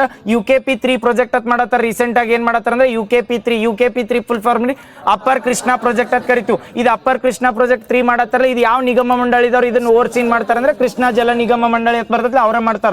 ಇದ್ರೊಳಗೆ ಏನ್ ಮಾಡ್ಯಾರ ಅಂದ್ರೆ ರೀಸೆಂಟ್ ಆಗಿ ಅಪ್ರೂವಲ್ ಕೊಟ್ಟಾರ್ರಿ. ಬಜೆಟ್ನಾಗ ಏನ್ ಹೇಳ್ಯಾರ ಅಂದ್ರೆ ಎಷ್ಟು ರೊಕ್ಕ ಕೊಡ್ಬೇಕಂತ. ಇದು ಯಾಕಂದ್ರೆ ಆಲ್ಮಟ್ಟಿ ಡ್ಯಾಮಿನ ನೀರು ವಿಸ್ತರಣೆ ಮಾಡಿರ್ತೇಳಿ ಅದ್ರ ಹಿಂದ್ ಸರೌಂಡಿಂಗ್ ಏನಿರ್ತಾವಲ್ಲ ಬಾಗಲಕೋಟೆ ಡಿಸ್ಟಿಕ್ ಒಳಗಿನ ಅವು ಹಳ್ಳಿಗಳೆಲ್ಲ ಮುನುಗ್ತಾರಲ್ಲ ಅವ್ರಿಗೆ ರೊಕ್ಕ ಕೊಡ್ಬೇಕಲ್ಲ ಅದನ್ನು ಡಿಕ್ಲೇರ್ ಮಾಡ್ರಿ. ಅವ್ರು ಕೇಳಿರ್ತಾರ ಇದು ಅಪ್ಪರ್ ಕೃಷ್ಣಾ ಪ್ರಾಜೆಕ್ಟ್ 3 ಒಳಗ ಎಷ್ಟು ರೊಕ್ಕಗೆ ಇದನ್ನ ಮಾಡಿದ್ರ ಸ್ಯಾಂಕ್ಷನ್ ಅಂತೇಳಿ. ತರಿ ಭೂಮಿ ಮತ್ತೆ ಇನ್ನೊಂದು ಯಾವ್ದು ಕರೀತಾರ ಅಂದ್ರೆ ಕುಷ್ಕಿ ಭೂಮಿ ಅಂತ ಕರೀತಾರ. ಕುಷ್ಕಿ ಭೂಮಿಗೆ ಎಷ್ಟು ರೊಕ್ಕ ಕೊಡ್ತಾರಂದ್ರ 30 ಲಕ್ಷ. ಕುಷ್ಕಿ 30, ತರಿ ಭೂಮಿ ಅಂದ್ರೆ 40 ಲಕ್ಷ. ತರಿ ಭೂಮಿ ಅಂದ್ರೆ ಫಲವತ್ತತೆ ಅಂತ ನೆನಪಿಟ್ಕೋರಿ. ಕುಷ್ಕಿ ಅಂದ್ರೆ ಅದಕ್ಕಿಂತ ಒಂದ್ ಸ್ವಲ್ಪ ಫಲವತ್ತತೆ ಕಡಿಮೆ ಇರೋದು. 30-40 ಲಕ್ಷ ಕೊಟ್ಟಾರ. ಅಪ್ಪರ್ ಕೃಷ್ಣಾ ಪ್ರಾಜೆಕ್ಟ್ 3 ಒಳಗೆ ಎಷ್ಟು ಸ್ಯಾಂಕ್ಷನ್ ಮಾಡ್ರಿ? ಇದು ಬಜೆಟ್ನಾಗ ಡಿಕ್ಲೇರ್ ಮಾಡ್ಯಾರ. ಅವ್ರು ಕಂಪಲ್ಸರಿ ಆಟ್ ಕೊಡಬೇಕು. ಎಲ್ಲರೂ ಕೊಡ್ಲಿಕ್ಕೆ ಮತ್ತೆ ಏನ್ ಮಾಡಿದ್ರ ಕೋಟಿ ಹಾಕ್ತಿರ್ತಾರ ಅವ್ರು. ಅದ್ರ ಸಲ್ಮಾನ್ 30-40 ನೆನಪಿರ್ತೈತಲ್ಲ. ಯಾವ 30 ಅಂದ್ರ ಕುಷ್ಕಿ 30. ನೆಕ್ಸ್ಟ್ ತರಿ 40. Very good. ನೆಕ್ಸ್ಟ್ ರೀಸೆಂಟ್ ಆಗಿ PPN ಪ್ರಾಜೆಕ್ಟ್ ಅಂತ ಮಾಡತ್ತಾರ. ಪ್ರೆಷರೈಸ್ಡ್ ಪೈಪ್ಡ್ ನೆಟ್ವರ್ಕ್ ಅಂತ ಬರ್ತದೆ. ಪ್ರೆಷರೈಸ್ಡ್ ಪೈಪ್ಡ್ ನೆಟ್ವರ್ಕ್ ಅಂತ ಹೇಳಿ. ಇದು ಏನ್ ಕ್ವಶನ್ ಹೇಳೇನ್ರಿ? ಇದ್ರ ಮೇಲೆ ಏನ್ ಕೇಳ್ಬೋದ್ರಿ? ರೀಸೆಂಟ್ ಆಗಿ ಶರಾವತಿ ಪಂಪ್ಡ್ ಸ್ಟೋರೇಜ್ ಮಾಡತ್ತಿದ್ರ. ಎಲ್ಲಿ ಮಾಡತ್ತಿದ್ರ? ಶರಾವತಿ ಪಂಪ್ಡ್ ಸ್ಟೋರೇಜ್ ಎಲ್ಲಿ ಮಾಡತ್ತಾರಂದ್ರ ಶಿವಮೊಗ್ಗದಾಗ ಮಾಡತ್ತಿದ್ರಲ್ಲ. ಶರಾವತಿ ಪಂಪ್ಡ್ ಸ್ಟೋರೇಜ್ ಅಂತ ಮಾಡತ್ತಿದ್ರ ನೋಡ್ರಿ. ಹಾಪೆ ಕರೆಕ್ಟ್ ಶಿವಮೊಗ್ಗದಾಗ. ಹೇಳ ಏನಂತ? ಏನಿಲ್ಲ ಹಾ ಶಿವಮೊಗ್ಗದಾಗ ಶರಾವತಿ ಪಂಪ್ಡ್ ಸ್ಟೋರೇಜ್ ಅಂತ ಮಾಡತ್ತೀರಿ. ಎಷ್ಟು ಮೆಗಾವ್ಯಾಟ್ ಜಲ ವಿದ್ಯುತ್ ಉತ್ಪಾದನೆ ಮಾಡ್ಬೇಕಾದ್ರೆ 2000 ಮೆಗಾವ್ಯಾಟ್ ಜಲ ವಿದ್ಯುತ್. ಅದು ಇನ್ನೂ ಏನೈತೆ ಅಂದ್ರೆ ಕ್ರೈಸಿಸ್ನಾಗ ಐತೆ ಅಥವಾ ಪ್ರೊಟೆಸ್ಟ್ ಮಾಡತ್ತಾರೆ. ಹೆಂಗ ಅಲ್ಲಿ ಕೇನ್ ಬೆಟ್ವಾ ಸಲ್ವನ್ ಚೀತಾ ಮೂವ್ಮೆಂಟ್ ಮಾಡಾರ ತಿಳಿದಿಲ್ಲ. ಸೇಮ್ ಕರ್ನಾಟಕದಾಗ ಶರಾವತಿ ಪಂಪ್ಡ್ ಸ್ಟೋರೇಜ್ ಮಾಡಕ್ ಬಿಡತ್ತಿಲ್ಲ. ಬಟ್ ಅದನ್ನ ಮೆನ್ಷನ್ ಮಾಡಿಲ್ಲ, ಅದನ್ನ ಮಾಡ್ಬೇಕಂತಾರ. ಅದ್ರ ಪ್ರಸ್ತಾವನೆ ಬಜೆಟ್ನಾಗ ಎಲ್ಲಿ ಮೆನ್ಷನ್ ಮಾಡಿಲ್ಲ ಇಷ್ಟು ಮಾಡ್ಬೇಕಂತ ಹೇಳಿ. ಬಟ್ ಏನಂದ್ರ ಇತ್ತೀಚೆಗೆ ಏನ್ ಮಾಡ್ರ PPN ಅನ್ನೋದು ಕೊಡ್ತಾನ್ರಿ. ಈ PPN ಕೊಟ್ಟ LPG ಸಂಬಂಧಿಸಿತ್ತು ಅಥವಾ ಜಲ ವಿದ್ಯುತ್ ಸಂಬಂಧಿಸಿತ್ತು ಅಂತ ಕೇಳ್ಬಿಡ್ತಾನೆ. ಈ PPN ಏನಂದ್ರ ಪ್ರೆಷರೈಸ್ಡ್ ಪೈಪ್ಡ್ ನೆಟ್ವರ್ಕ್ ಅಂತ ಹೇಳತ್ನ. ಏನ ಪ್ರೆಷರೈಸ್ಡ್ ಪೈಪ್ಡ್ ನೆಟ್ವರ್ಕ್ ಅಂದ್ರೆ ಏನ್ ಮಾಡ್ತಾರಂದ್ರ ನೀರ್ ಏನ್ ಅವೈಲೇಬಲ್ ಇರ್ತೈತಲ್ಲ ಅದ್ ನೀರ ಪಂಪ್ಡ್ ಮಾಡಿ ಮ್ಯಾಲ ಇಡ್ತಾರ್ರಿ. ಅದನ್ನ ಏನ್ ಮಾಡೋದಂದ್ರ ನೀರಿಗೆ ಜಲ ವಿದ್ಯುತ್ ಉತ್ಪಾದನೆ ಮಾಡ್ಬೇಕಾರೆ ಏನ್ ಮಾಡ್ಬೇಕಾರೆ ಮ್ಯಾಲಿಂದ ನೀರ್ ಬೀಳ್ಬೇಕು, ಕೆಳಗೆ ಟರ್ಬೈನ್ ತಿರ್ಬೇಕು, ಅವಾಗ ಎಲೆಕ್ಟ್ರಿಸಿಟಿ ಜನರೇಟ್ ಆಕತ್. ಈ ತಳಗಿಂದ ನೀರ್ ಎಲ್ಲಿ ಅಂದ್ರೆ ಬ್ಯಾಸಗಿ ಟೈಮ್ನಾಗ ಮ್ಯಾಲಿಂದ ನೀರ್ ಬರಕ್ ಅಲ್ಲಿ ನದಿ ಡ್ಯಾಮ್ನಾಗ ನೀರ್ ಇರಂಗಿಲ್ಲ. ಅದಕ್ಕೆ ಏನ್ ಮಾಡ್ತಾರೆ ಮಳೆಗಾಲದಾಗ ನೀರ್ ಏನ್ ಹರಿದೋಗಿರ್ತೈತಲ್ಲ ಅದನ್ನ ಪಂಪ್ಡ್ ಮಾಡಿ ಏನ್ ಮಾಡೋದು ಹೈ ಸ್ಟೋರೇಜ್ ಇರ್ತೈತಲ್ಲ ಅಲ್ಲಿ ಸ್ಟೋರೇಜ್ ಮಾಡಿ ಇಡುದು. ಅದಾದ್ಮೇಲೆ ಏನಂದ್ರೆ ಬ್ಯಾಸಗಿ ಒಳಗ ಅದನ್ನ ಬಿಟ್ಟು ಅಂತೇಳಿ ಜಲ ವಿದ್ಯುತ್ ಉತ್ಪಾದನೆ ಆಕತ್. ಅದಕ್ಕೆ ಏನಂತ ಕರಿತೀವಿ ಅಂದ್ರೆ ಪ್ರೆಷರೈಸ್ಡ್ ಪಂಪ್ಡ್ ನೆಟ್ವರ್ಕ್ ಅಂತ ಕರಿತಾವ. ಆ ಪ್ರೆಷರೈಸ್ಡ್ ಪಂಪ್ಡ್ ನೆಟ್ವರ್ಕ್ ಬಜೆಟ್ನಾಗ ಮೆನ್ಷನ್ ಮಾಡ್ಯಾರ. ಎಲ್ಲಿ ಮಾಡ್ಬೇಕಂದಾರ ಅಂದ್ರ ಹೇಳಿ ಇಲ್ಲಿ ತುಂಗಭದ್ರಾಗ ನೋಡು ಹತ್ತಿಕುಣಿ ಮತ್ತು ತುಂಗಭದ್ರಾ ಕಾಲುವೆ ಅಂತ ಬರ್ತದೆ. ಇದು ಪ್ಲೇಸ್ ಅಂತೂ ಪಕ್ಕ ನೆನಪಿಟ್ಕೋರೆ ಕೇಳಿರ್ತಾನೆ. ಇಲ್ಲಾರ ಇದು ಒಂದ ಲೈನರ್ನಾಗ ಹಾಕ್ಬಿಡ್ತಾನೆ ಅಂದ್ರೆ ಪ್ರೆಷರೈಸ್ಡ್ ಪಂಪ್ಡ್ ನೆಟ್ವರ್ಕ್ ಅಂತ ಮಾಡತ್ತಾರ. ಯಾವ ಡ್ಯಾಮ್ ಮತ್ತು ಒಂದೇದ ಕೊಟ್ಟಿರ್ತಾನೆ ಶರಾವತಿ ಪಂಪ್ಡ್ ಸ್ಟೋರೇಜ್ದಾಗ ಅಥವಾ ಹತ್ತಿಕಿನಿ ತುಂಗಭದ್ರಾ ಅಂತ ಕೊಟ್ರ TB ಡ್ಯಾಮ್ ಅದ Tungabhadra dam TB dam full ಫಾರ್ಮ್ನಾಗ ಇದೆ. ಹತ್ತಿಕುಣಿ ಮತ್ತು TB ಡ್ಯಾಮ್ ಗೊತ್ತಾಗತ್ತಲ್ಲ. PPN ಫುಲ್ ಫಾರ್ಮ್ ಏನಂದ್ರ ರೀ ಪ್ರೆಷರೈಸ್ಡ್ ಪೈಪ್ಡ್ ನೆಟ್ವರ್ಕ್. ಯಾಕಂದ್ರೆ PNG ಅಂತ ಕರಿತಿಲ್ಲ ಅದೇನಂದ್ರ ಪೈಪ್ಡ್ ನ್ಯಾಚುರಲ್ ಗ್ಯಾಸ್. ಅದಕ್ಕೆ ಕನ್ಫ್ಯೂಸ್ ಆಗಬಾರ್ದು ಹೇಳಿ ಇದು ಪ್ರೆಷರೈಸ್ಡ್ ಏನಂತ ಕರಿತೀವಿ, ಇದ ಪ್ರೆಷರೈಸ್ಡ್ ಪೈಪ್ಡ್ ನೆಟ್ವರ್ಕ್ ಅಂತ ಕರಿತೀವಿ. ಅಲ್ಲಿ PNG ಅಂತ ಬರ್ತೈತಿ, ಅದಕ್ಕೆ ಏನಂತ ಕರಿತೀವಿ ಅಂದ್ರೆ ಪೈಪ್ಡ್ ನ್ಯಾಚುರಲ್ ಗ್ಯಾಸ್. ಅಲ್ಲಿ ನ್ಯಾಚುರಲ್ ಅಂತ ಕನ್ಸಿಡರ್ ಮಾಡಿದಾಗ ನೈಸರ್ಗಿಕ ಅನಿಲ ಏನ್ ಕಳಿಸ್ತಾರಂದ್ರೆ ಮನಿಗೆ ಏನ್ ಮಾಡ್ತಾರಂದ್ರೆ ಗ್ಯಾಸ್ ಅದು ಯೂಸ್ ಮಾಡಕ್ ಏನ್ ಕಳಿಸ್ತಾರಲ್ಲ ಅದೇನಂದ್ರ PNG ಅಂತ ಬರ್ತೈತಿ. ಇದೇನಂದ್ರ ಏನದ ಪ್ರೆಷರೈಸ್ಡ್ ಪೈಪ್ಡ್ ನೆಟ್ವರ್ಕ್ PPN ಅಂತ ಕರಿತಾರೆ. ಎಲ್ಲಿ ಮಾಡತ್ತಾರ್ರಿ PPN? ತುಂಗಭದ್ರಾದಾಗ ಒಂದರ ನೆನಪಿರ್ತೈತೆ ಅಲ್ಲಿ ತುಂಗಭದ್ರಾ ಕೊಟ್ಟತ್ತೇಳಿ ಮುಂದೆ ಹತ್ತಿಕಿನಿ ಅಂತ ಕೊಟ್ಟೆ ಇರ್ತಾನೆ ಆಪ್ಷನ್. ಅವನ್ನ ಎರಡು ಮರ್ಜ್ ಮಾಡ್ಬಿಡು ಮತ್ತೆ ಬೇರೆ ಪ್ಲೇಸ್ ಮಾಡ್ರು ಹತ್ತಿಕಿನಿ ಮತ್ತು ತುಂಗಭದ್ರಾದಾಗ. ಕರ್ನಾಟಕದಾಗ ಏನ್ ಮಾಡತ್ತಾರ ಅಂದ್ರೆ PPN ಮಾಡೆಲ್ ಮಾಡತ್ತಾರ. ಆ PPN ಫುಲ್ ಫಾರ್ಮ್ ಏನಂತ ಬರೋದು ಕೇಳಿದ್ರು pressurised piped network. Very good. ಅದಾದ್ಮೇಲೆ ಈಗ ಹೇಳಿದ್ದು ರೀ ನಾವು ಕರ್ನಾಟಕದಾಗ KPS ಸ್ಕೂಲ್ ಅಂತ ಹೇಳಿದ್ದು ನೆನಪೈತಲ್ಲ. KPS school form Karnataka public school. ಈಗ ಏನಂದ್ರೆ ಇವ್ರು ಯಾರು ಮಧು ಬಂಗಾರಪ್ಪ ಹೇಳಿದ್ರಲ್ರಿ 6000 ಸ್ಕೂಲ್ ಮಾಡ್ತೀವಿ ಅಂತೇಳಿ. ಬಟ್ ಗೊತ್ತಾ ಮಾಡತ್ತಿದ್ರಲ್ರಿ KPS ಸ್ಕೂಲ್ ಅಂತ ಹೇಳಿದ್ವಿ. KPS ಫುಲ್ ಫಾರ್ಮ್ ಏನ ಕರ್ನಾಟಕ ಪಬ್ಲಿಕ್ ಸ್ಕೂಲ್. ಎಲ್ಲಿಂದ ಎಲ್ಲಿ ತನ ಬರ್ತದ್ರಿ ಇದ್ರೊಳಗ ಏನಾದ್ರು ಸೇಫ್ಟಿ ಇಟ್ಟ ಅನ್ನೋದಕ್ಕೆ ಎಲ್ಲಿಂದ ಎಲ್ಲಿಗೆ ಬರ್ತೈತೆ ಅಂದ್ರೆ LKG ಟು 12ನೇ ತನ ಬರ್ತೈತಲ್ಲ. ಈಗ ಯಾಕಂದ್ರೆ KPS ಸ್ಕೂಲ್ ಮೇಲೆ ಪ್ರೆಸೆಂಟ್ ಕರ್ನಾಟಕ ಬಜೆಟ್ ಮೆನ್ಷನ್ ಮಾಡಿದ್ದೆಲ್ಲ ಡಾಟಾನ ಕೇಳಿರ್ತಾರೆ. ಲಾಸ್ಟ್ ಟೈಮ್ ಮಧು ಬಂಗಾರಪ್ಪ ಹೇಳಿದ್ರಿ ಯಾಕಂದ್ರೆ 6000 ಮಾಡ್ತಿರತ್ತೆ. ಅದನ್ನೇ ಡಾಟಾ ನೆನ್ಪಿಟ್ಕೋಬೇಕಾರೆ ಅವ್ರು ಯಾವಾಗ ಹೇಳ್ತಾರೆ ಇವ್ರು ಹೇಳ್ತಿದ್ರು ನೋಡ್ರಿ ಅಲ್ಲಿ ಇದನ್ನ ಯಾರು G ಪರಮೇಶ್ವರ್ ಹೇಳ್ತಾರೆ ನೋಡಿ 600 PSI ಮಾಡ್ತಾನೆ 500 PSI ಮಾಡ್ತಾನೆ ಅಂತೇಳಿ. ಸೇಮ್ ಅವ್ರು ಮೌಖಿಕವಾಗಿ ಹೇಳಿದ್ದೆ ಯಾರಿಗೆ ಆಗ್ಲಿರಿ. ರಾಜಕಾರಣಿಗಳು ಯಾವಾಗ ಮೌಖಿಕವಾಗಿ ಹೇಳಿಕೆ ಕೊಟ್ಟಿರ್ತಾರಲ್ಲ ಅವಕ್ಕೇನು ಇರಂಗಿಲ್ಲ ಅಂದ್ರೆ ಅವ್ರ ಮೇಲೆ ಡೈರೆಕ್ಟ್ ಕ್ವಶನ್ ಮಾಡಂಗಿಲ್ಲ. ಎಲ್ಲಿ ಹತ್ರ ಅವ್ರು ಮೌಖಿಕ ಹೇಳಿಕೆ ಮಾಡಿದ್ ಮರ್ದಿನ ಚೇಂಜ್ ಮಾಡ್ತಾರ ಅವ್ರು. ಬಟ್ ಏನಂದ್ರೆ ಇವು ಏನ್ ಬಜೆಟ್ ನೇ ಮೆನ್ಷನ್ ಮಾಡಾರಲ್ಲ ಕಂಪಲ್ಸರಿ ಪ್ರೆಸೆಂಟ್ ಕರ್ನಾಟಕದಾಗ KPS ಸ್ಕೂಲ್ಗಳು ಮಾಡ್ತಂದ್ರೆ ಅದಕ್ಕೆ ಬಜೆಟ್ ಕೇಳಿರ್ತಾರ. ಅಥವಾ ಏನಂದ್ರ ಅದಕ್ಕೆ ಎಷ್ಟು KPS ಸ್ಕೂಲ್ ಮಾಡತ್ತಾರ 800 KPS ಸ್ಕೂಲ್ಗಳನ್ನ ರೆಡಿ ಮಾಡತ್ತಾರ. KPS ಫುಲ್ ಫಾರ್ಮ್ ಬಂದಾಗ ಏನಂದ್ರ ಕರ್ನಾಟಕ ಪಬ್ಲಿಕ್ ಸ್ಕೂಲ್. ಇದ್ರೊಳಗೆ ಡಿವೈಡ್ ಮಾಡ್ಯಾರ ಏನಂದ್ರೆ ಯಾವ ಬ್ಯಾಂಕ್ ಅಥವಾ KPS ಸ್ಕೂಲ್ಗೆ ಯಾರ್ಯಾರು ಫಂಡ್ ಮಾಡ್ತಾರ ಅಂತ ಕೇಳಿರ್ತಾರೆ. ಇವ್ರೊಳಗ 3 ಬ್ಯಾಂಕ್ ಬರ್ತಾವ. ಇವು 3 ನೆನಪಿಟ್ಕೋರೆ ಯಾರು ಮಾಡ್ತಾರ ಅಂತ ಹೇಳ್ತಾರೆ. ಎಷ್ಟು ಹೇಳಿ ಮಾಡು ಎಷ್ಟು ಹೇಳಿ ಬ್ಯಾಂಕ್ಗಳ ಸಾರಿ ಎಷ್ಟು ಸ್ಕೂಲ್ಗಳನ್ನ ಹೇಳಿ 800 ಸ್ಕೂಲ್ ಹೇಳಿ. ಅದ್ರೊಳಗ 500 ಸ್ಕೂಲ್ಗಳು ಡೆವಲಪ್ ಮಾಡಕ ಫಂಡ್ ಮಾಡತ್ತಾರ ಯಾರಂದ್ರೆ ಏಷಿಯನ್ ಡೆವಲಪ್ಮೆಂಟ್ ಬ್ಯಾಂಕ್ ದವ್. ಟೋಟಲ್ ಎಷ್ಟದಾವತ್ ಹೇಳಿ 800 ಸ್ಕೂಲ್. KPS ಸ್ಕೂಲ್ ಬಗ್ಗೆ ಗೊತ್ತೈತಲ್ಲ ಅಥವಾ ಇದಕ್ಕೆ ಏನಂತಾರ ಅಂದ್ರೆ ಕರ್ನಾಟಕ ಮ್ಯಾಗ್ನೆಟ್ ಸ್ಕೂಲ್ ಪ್ರಾಜೆಕ್ಟ್ ಅಂದ್ರೂ KPS ಸ್ಕೂಲ್ ಅಥವಾ ಕರ್ನಾಟಕ ಪಬ್ಲಿಕ್ ಸ್ಕೂಲ್ ಅಂತ ಕರೀತಾರ. ಅಥವಾ ಇದ್ರೊಳಗೆ ಯಾವ್ಯಾವ ಭಾಷೆಗಳು ಬರ್ತಾವ ಅಂದ್ರೆ ಇಂಗ್ಲಿಷ್ ಮತ್ತೇನಂದ್ರ ಕನ್ನಡ 2 ಲ್ಯಾಂಗ್ವೇಜ್ಗಳನ್ನ ಅಲೋ ಮಾಡ್ಯಾರ. ಎಲ್ಲಿಂದ ಸ್ಟಾರ್ಟ್ ಆಕತ್ತೆ ಅಂದ್ರೆ LKG ದಿಂದ 12th ತನ ಬರ್ತದೆ. ಮತ್ತೆ ಮಾಡಿ ಬರ್ತಾನೆ ನೆಕ್ಸ್ಟ್ ನೋಡಿ ಬುಕ್ ಹೆಂಗ ಬೇಡ. ನೆಕ್ಸ್ಟ್ ಇನ್ಯಾವ್ದಂದ್ರೆ ಎಷ್ಟು ಹೇಳ್ರಿ 800 ಹೇಳಿದ್ನಲ್ಲ 500ಗೆ ಯಾರು ಕೊಡ್ತಾರ ಅಂತ ಹೇಳಿದ್ವಿ ADB ಬ್ಯಾಂಕ್ನಾರು ಕೊಡ್ತಾರೆ. ಇನ್ನು 200 ಐತಲ್ಲ ಇವು ಕಲ್ಯಾಣ ಕರ್ನಾಟಕದಾಗ ಡೆವಲಪ್ ಮಾಡತ್ತಾರೆ. ಯಾರು ಫಂಡ್ ಕೊಡ್ಬೋದು ಅಲ್ಲಿದಂದ್ರೆ KKRDB ಅಂತ ಬರ್ತದೆ ಕಲ್ಯಾಣ ಕರ್ನಾಟಕ ರೀಜನ್ ಡೆವಲಪ್ಮೆಂಟ್. ಅದು KKRDB ಫುಲ್ ಫಾರ್ಮ್ ಕೇಳಿದಾಗ ಕಲ್ಯಾಣ ಕರ್ನಾಟಕ ರೀಜನ್ ಅಷ್ಟ ರೀಜನ್ ಡೆವಲಪ್ಮೆಂಟ್ ಬೋರ್ಡ್ ಅಂತ ಐತಿ. ಅದು ಯಾಕಂದ್ರೆ ನಾಳೆ ಇದ್ರೊಳಗೆ ನೀತಿ ಆಯೋಗದಾಗ ಕೇಳಿದ್ ನೆನಪೈತಲ್ಲ ಇನ್ಸ್ಟಿಟ್ಯೂಷನಲ್ ಎಲ್ಲ ಇನ್ಸ್ಟಿಟ್ಯೂಷನ್ ಅಂತ ಕೊಟ್ಟಿದ್ದು ಸೇಮ್ KKRDB ಮಣ್ಣು ಕೇಳನ್ KKRDB Kalyana Karnataka region development board ಅತ್ತಾರ ಅಂದ್ರೆ ಕಲ್ಯಾಣ ಕರ್ನಾಟಕದಾಗ ಏನು 7 ಜಿಲ್ಲೆಗಳದಲ್ಲ ಆ ರೀಜನ್ ಡೆವಲಪ್ಮೆಂಟ್ ಬೋರ್ಡ್ ಅತ್ತಾರ ಅಲ್ಲಿ ಎಷ್ಟು ನಾಳೆ ಅಪ್ಲೈಡ್ ಕೇಳಿದಾಗ ಟೋಟಲ್ 800 ಮಾಡ್ಬೇಕಲ್ಲ ಅದ್ರಾಗ 500 ಯಾರು ಮಾಡತ್ತಾರ ಅಂದ್ರೆ ಏಷ್ಯನ್ ಡೆವಲಪ್ಮೆಂಟ್ ಬ್ಯಾಂಕ್ ದವ್ರ ಫಂಡ್ ಮಾಡ್ತಾರೆ ಇನ್ನು 200 ಸ್ಕೂಲ್ ಯಾರು ಮಾಡ್ತಾರಂದ್ರ ಯಾರ KKRDB ದವ್ರು ಮಾಡ್ತಾರೆ ಇನ್ನು 100 ಸ್ಕೂಲ್ ಉಳಿದಲ್ಲ 500 200 700 ಅದು ಇನ್ನೇನು ಅಂದ್ರೆ 100 ಸ್ಕೂಲ್ ಉಳಿತು ಇದಕ್ಕೆ ಏನಂದ್ರೆ ಇದು ಇಂಪಾರ್ಟೆಂಟ್ ಇದೆ KMERC ಅಂತ ಬರ್ತದೆ ಈ KMERC ದವ್ರು ಫುಲ್ ಇದನ್ನೇನಂದ್ರೆ ಫಂಡ್ ಮಾಡ್ತಾರೆ ಈ KMERC ಫುಲ್ ಫಾರ್ಮ್ ಏನಂತ ಕೇಳ್ರ ಕರ್ನಾಟಕ ಇಲ್ಲ ಕರ್ನಾಟಕ ಮೈನಿಂಗ್ KMERC ಐತಿ ಫಸ್ಟ್ ಟೈಮ್ ಕೇಳಿದ್ರು ನೆನಪಿಟ್ಕೋರಿ ಏನಾಗಲ್ಲ KMERC ಐತಲ್ಲ K ಅಂದ್ರ ಕರ್ನಾಟಕ M ಅಂದ್ರ ಮೈನಿಂಗ್ E ಅಂತ ಹೇಳಿಲ್ಲ E ಅಂದ್ರೆ ಎನ್ವಿರಾನ್ಮೆಂಟ್ KM ಅಂದ್ರೆ ಏನ್ ಹೇಳ್ರಿ ಕರ್ನಾಟಕ ಮೈನಿಂಗ್ ಎನ್ವಿರಾನ್ಮೆಂಟ್ RC ಅಂತ ಹೇಳಿಲ್ಲ ರೀಸ್ಟೋರೇಷನ್ ಕಾರ್ಪೊರೇಷನ್ ಅಂತ ಕರೀತಾರೆ ಇದು ಎದಕ್ಕೆ ಇಂಪಾರ್ಟೆಂಟ್ ಅಂದ್ರೆ ಓನ್ಲಿ ಸ್ಕೂಲ್ ಡೆವಲಪ್ ಮಾಡಕ್ಕಲ್ರಿ ನಾಳೆ ಏನ್ ಮಾಡ್ತಾರೆ KMERC ದಿಂದ ಡೆವಲಪ್ ಮಾಡತ್ತಾರ ಬೇರೆ ಅಥವಾ ಇನ್ಫ್ರಾಸ್ಟ್ರಕ್ಚರ್ ಅಥವಾ ಮೂಲ ಸೌಕರ್ಯಗಳಂದ್ರ ಇವ್ರು ಕಂಪಲ್ಸರಿ ಮಾಡ್ತಾರ ಫುಲ್ ಫಾರ್ಮ್ ನಾಗ ಐತಿ ಏನೈತೆ ಅಂದ್ರೆ KMERC ಐತಲ್ಲ K ಅಂದ್ರ ಕರ್ನಾಟಕ M ಅಂದ್ರ ಮೈನಿಂಗ್ E ಅಂದ್ರೆ ಎನ್ವಿರಾನ್ಮೆಂಟ್ ಆರ್ ಅಂದ್ರೆ ರೀಸ್ಟೋರೇಷನ್ C ಅಂದ್ರೆ ಕೋಆಪರೇಷನ್ ಇದು ಕಾರ್ಪೊರೇಷನ್ ಅಂತ ಕರಿತೀವಿ ಅದು ಎದ್ರ ಸಂಬಂಧ ಐತೆ ಅಂದ್ರೆ ಕರ್ನಾಟಕದಾಗ ಇವು ಬಳ್ಳಾರಿ ಆಗ್ಲಿ ಚಿತ್ರದುರ್ಗ ಆಗ್ಲಿ ಎಲ್ಲೆಲ್ಲಿ ಏನ್ ಮೈನಿಂಗ್ ಮಾಡ್ತಿರ್ತಾರಲ್ಲ ಆ ಮೈನಿಂಗ್ ದಿಂದ ಬಾಧಿತವಾದ ಪ್ಲೇಸ್ ಒಳಗ ಅಥವಾ ಅಲ್ಲಿ ಹಳ್ಳಿಗಳು ಏನಿರ್ತಾವಲ್ಲ ಅಲ್ಲಿ ಕಂಪಲ್ಸರಿ ಏನ್ ಮಾಡ್ತಾರಂದ್ರೆ ಇವ್ರ KMERC ದವರ ಫಂಡ್ ಮಾಡ್ಬೇಕು ಕಂಪಲ್ಸರಿ ಐತಿ ಯಾಕಂದ್ರೆ ಮೈನಿಂಗ್ ಮಾಡಿದ್ರಿಂದ ಅದ್ರ ಸರೌಂಡಿಂಗ್ ಏನ್ ಎನ್ವಿರಾನ್ಮೆಂಟ್ ಹಾಳಾಗಿರ್ತೈತಲ್ಲ ಅದ್ರ ರೆಸ್ಪಾನ್ಸಿಬಿಲಿಟಿ ಯಾರ್ದು ಇರ್ತೈತೆ ಅಂದ್ರೆ ಆ ಮೈನಿಂಗ್ ಮಾಡಿದ ಕಂಪ್ನಿದ್ ಇರ್ತೈತೆ ಅದ್ರ ಸಂಬಂಧ ನಮ್ಮಲ್ಲಿ ಏನ್ ಮಾಡಂದ್ರ ಈಗ ಹೆಂಗ್ ನಾವು ಇದನ್ನ ದೊಡ್ಡ ಕಂಪ್ನಿ ನಮ್ಮ ಕರ್ನಾಟಕದಾಗ ಬೆಳೆದು ಅಂತೇಳಿ ಅದಕ್ಕೆ CSR ಫಂಡ್ ಅಂತ ಕೊಡ್ತಾರಲ್ಲ CSR ಫಂಡ್ ಫುಲ್ ಫಾರ್ಮ್ ಹೇಳ್ರಿ ಕಾರ್ಪೊರೇಟ್ ಸೋಷಿಯಲ್ ರೆಸ್ಪಾನ್ಸಿಬಿಲಿಟಿ ಐತಿ ಯಾವ ಕಾರ್ಪೊರೇಟ್ ಕಂಪ್ನಿಗಳು ಕೋಟಿಗಟ್ಟಲೆ ರೊಕ್ಕ ಗಳಿಸ್ರು ಅವ್ರದ್ದು ರೆಸ್ಪಾನ್ಸಿಬಿಲಿಟಿ ಐತಿ ಯಾಕಂದ್ರೆ ಅವ್ರು ರೊಕ್ಕ ಗಳಿಸತ್ತಾರ ಅಂದ್ರೆ ನಮ್ಮ ಮಂದಿನ ಯೂಸ್ ಮಾಡ್ಕೊಂಡು ಅಥವಾ ನಮ್ಮ ಜನನೆಲ್ಲನ ಯೂಸ್ ಮಾಡ್ಕೊಂಡು ಬೆಳೆಯತ್ತಾರಲ್ಲ ಅದಕ್ಕೆ ಏನ್ ಮಾಡ್ಬೇಕು ಅವ್ರದ್ದು ಸೋಷಿಯಲ್ ರೆಸ್ಪಾನ್ಸಿಬಿಲಿಟಿ ಇರ್ತೈತಿ ಫಂಡ್ ಕೊಡಬೇಕು ಸೇಮ್ ಹಂಗ ಮೈನಿಂಗ್ ಮಾಡೋ ಕಂಪ್ನಿಗೆ ಏನೈತೆ ಅಂದ್ರೆ KMERC ಐತಿ ಅವ್ರು ಏನ್ ಮಾಡ್ತಾರ ಅಂದ್ರೆ ಅಲ್ಲಿ ಎನ್ವಿರಾನ್ಮೆಂಟ್ ಡ್ಯಾಮೇಜ್ ಆದ್ರೆ ಅವ್ರ ಫಂಡ್ ಮಾಡ್ತಿರ್ತಾರ ಅದ್ರೊಳಗೆ ಪಾರ್ಟ್ ಆಗಿ ಏನ್ ಮಾಡತ್ತಾರ ಅಂದ್ರೆ KPS ಸ್ಕೂಲ್ಗೆ ಫಂಡ್ ಮಾಡತ್ತಾರ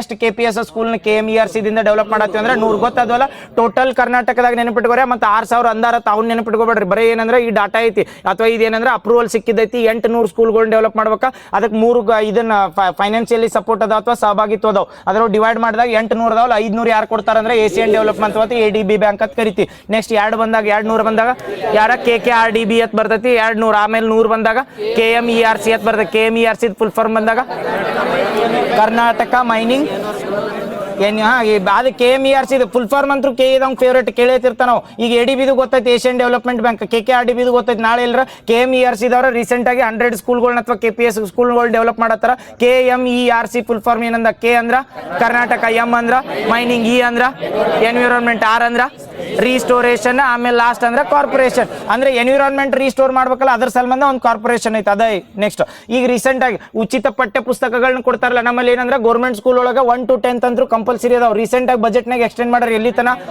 ಯಾಟ್ರಿ 12ನೇ ತನ ಇದು ಇನ್ನೊಮ್ಮೆ ಹೇಳ್ತಾನ ಪಠ್ಯ ಪುಸ್ತಕಗಳಂದಾಗ ಏನಂದ್ರೆ ಇವು ಏನಂದ್ರೆ ಬುಕ್ಸ್ ಆಮೇಲೆ ನೋಟ್ಬುಕ್ ಕೊಡೋದು ಈಗ ರೀಸೆಂಟ್ ಆಗಿ ವಿಸ್ತರಣೆ ಮಾಡ್ರೆ ಅದನ್ನು ಉಚಿತವಾಗಿ ನೋಟ್ಬುಕ್ ಒಂದೇ ಹಿಡ್ದ ಏನಿತ್ತಂದ್ರೆ ಒಂದೇ ಹಿಡ್ದನ್ನು ಕೊಡ್ತಿದ್ದಿಲ್ಲ ಬರೀ ಏನಂದ್ರೆ ಪಠ್ಯ ಪುಸ್ತಕಗಳನ್ನ ಸಮವಸ್ತ್ರಗಳನ್ನ ಇವನ್ನೆಲ್ಲ ಕೊಡ್ತಿದ್ರ ಬಟ್ ಏನಂದ್ರೆ ರೀಸೆಂಟ್ ಆಗಿ ಅದು ಬಜೆಟ್ನಾಗ ಆಗಿಲ್ಲ ಬಟ್ ಅದನ್ನ ಏನಂದ್ರೆ ಇನಿಷಿಯೇಟಿವ್ ತಂದ್ರೆ ನೋಟ್ಬುಕ್ಗಳನ್ನ ಉಚಿತವಾಗಿ ಕೊಡ್ಬೇಕಂತೇಳಿ ಬಟ್ ಬಜೆಟ್ನಾಗ ಏನ್ ಮಾಡಿದ್ರೆ ಪಠ್ಯ ಪುಸ್ತಕಗಳನ್ನ ಯಾರ ಗೌರ್ಮೆಂಟ್ ಕಾಲೇಜ್ ಒಳಗೆ ಕಲ್ತಿರ್ತಾರಲ್ಲ ಅವಾಗ ಇದ್ದಾಗ ಏನಿತ್ತಂದ್ರೆ ಗೌರ್ಮೆಂಟ್ ಕಾಲೇಜ್ ಒಳಗ ಬುಕ್ಸ್ಗಳನ್ನ ಉಚಿತವಾಗಿ ಕೊಡ್ತಿದ್ದಿಲ್ರಿ ಪಠ್ಯ ಪುಸ್ತಕಗಳನ್ನ ಈಗ ಏನ್ ಮಾಡ್ಯಾರ ಅಂದ್ರೆ ಅದನ್ನ PUC ಮತ್ತೆ ಇದನ್ನ PUC ಫಸ್ಟ್ ಇಯರ್ ಮತ್ತೆ ಸೆಕೆಂಡ್ ಇಯರ್ಗೆ ವಿಸ್ತರಣೆ ಮಾಡ್ಯಾರ ಗೊತ್ತಾತಲ್ಲ ಪಠ್ಯ ಪುಸ್ತಕಗಳನ್ನ ಉಚಿತವಾಗಿ ಎಲ್ಲಿ ತನ ವಿಸ್ತರಣೆ ಮಾಡ್ಯಾರ ಅಂದ್ರೆ ಪದವಿ ಪೂರ್ವ ಅಂತ ಕರಿತೀವಲ್ಲ ಪದವಿ ಪೂರ್ವ ಅಲ್ಲಿ ತನ ನೆಕ್ಸ್ಟ್ ರೀಸೆಂಟ್ ಆಗಿ ಡಿಜಿಟಲ್ ಟ್ಯೂಟರ್ ಅಂತ ಬರ್ತೈತೆ ನೋಡ್ರಿ ಇದು ಬಜೆಟ್ನಾಗ ಮೆನ್ಷನ್ ಮಾಡ್ಯಾರ ಡಿಜಿಟಲ್ ಟ್ಯೂಟರ್ ಇದು ಮನ್ ಡಿಸ್ಕಷನ್ ಮಾಡಿದ್ವಿ ಇದು ಡಿಜಿಟಲ್ ಟ್ಯೂಟರ್ ಅಂದ್ರೆ ಎಜುಕೇಶನ್ ಅಥವಾ ಟೀಚರ್ಸ್ಗಳು ಏನ್ ಮಾಡ್ತಾರೆ ಬೋಧನೆಗೆ ಹೆಲ್ಪ್ ಮಾಡೋದು ಇರ್ತದೆ ಆ ಡಿಜಿಟಲ್ ಟ್ಯೂಟರ್ನ ಯಾವ IIT ದವರು ಡೆವಲಪ್ ಮಾಡ್ತಾರೆ IIT ಧಾರವಾಡ ನೆನಪಿರ್ತೈತಲ್ಲ ಇದು IIT ಧಾರವಾಡದಿಂದ ಡಿಜಿಟಲ್ ಟ್ಯೂಟರ್ ಅಂತ ಮಾಡ್ಯಾರ ಅಥವಾ ಈ ಡಿಜಿಟಲ್ ಟ್ಯೂಟರ್ ಅನ್ನೋದ ಬೋಧನೆಗೆ ಅಥವಾ ಶಾಲಾ ಕಾಲೇಜ್ ಒಳಗ ಆದ್ಯತೆ ಕೊಡತ್ತಾರ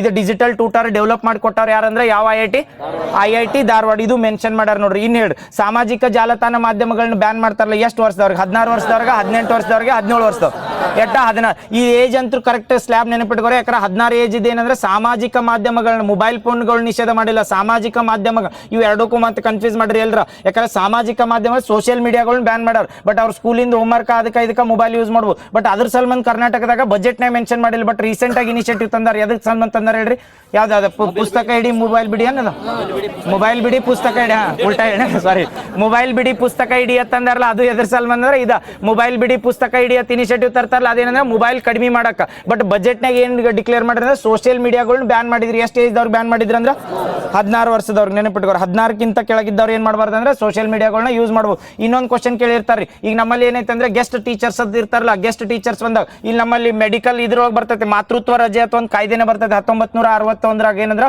ಇದನ್ನ ಮ್ಯಾಟರ್ನಿಟಿ ಬೆನಿಫಿಟ್ಸ್ ಅಂತ ಬರ್ತೈತೆ. ಅದು ಕಾಯ್ದೆ ಇರೋದ. ಆ ಕಾಯ್ದೆ ಒಳಗೆ ಏನೈತೆ ಮಾತೃತ್ವ ರಜೆ ಕೊಡ್ಬೇಕಂತಾರೆ. ಗೌರ್ಮೆಂಟ್ ದಿಂದ ಎಷ್ಟು ದಿನ ಮಾತೃತ್ವ ರಜೆ ಸಿಗ್ತೈತಿ? 24, 26, 26 ವೀಕ್. 26 ವೀಕ್ಸ್ ಅಂದ್ರೆ ಎಷ್ಟು ಡೇಸ್ ಆಕತ್ತ? 26 ವೀಕ್ಸ್ ಅಂದ್ರೆ ಏಟ್ ಆಗತ್ತ? ತಡಿಯೋ ಹೇಳ್ತನ. ಈಗ 6 ತಿಂಗಳು ಸಮಥಿಂಗ್ ಆಕತ್ತ. ಏನು 6 ತಿಂಗಳಿಲ್ಲ ನೋಡು. 26 ವೀಕ್ ಅಲ್ಲ, 26 ಮಾಡ್ಯಾರ. 26 ಮಾಡ್ಯಾರ ಅನಿಸ್ತದೆ. ಬಜೆಟ್ನಾಗ 26 ಕೊಟ್ಟ ನಾವು, ಹೌದಲ್ಲ?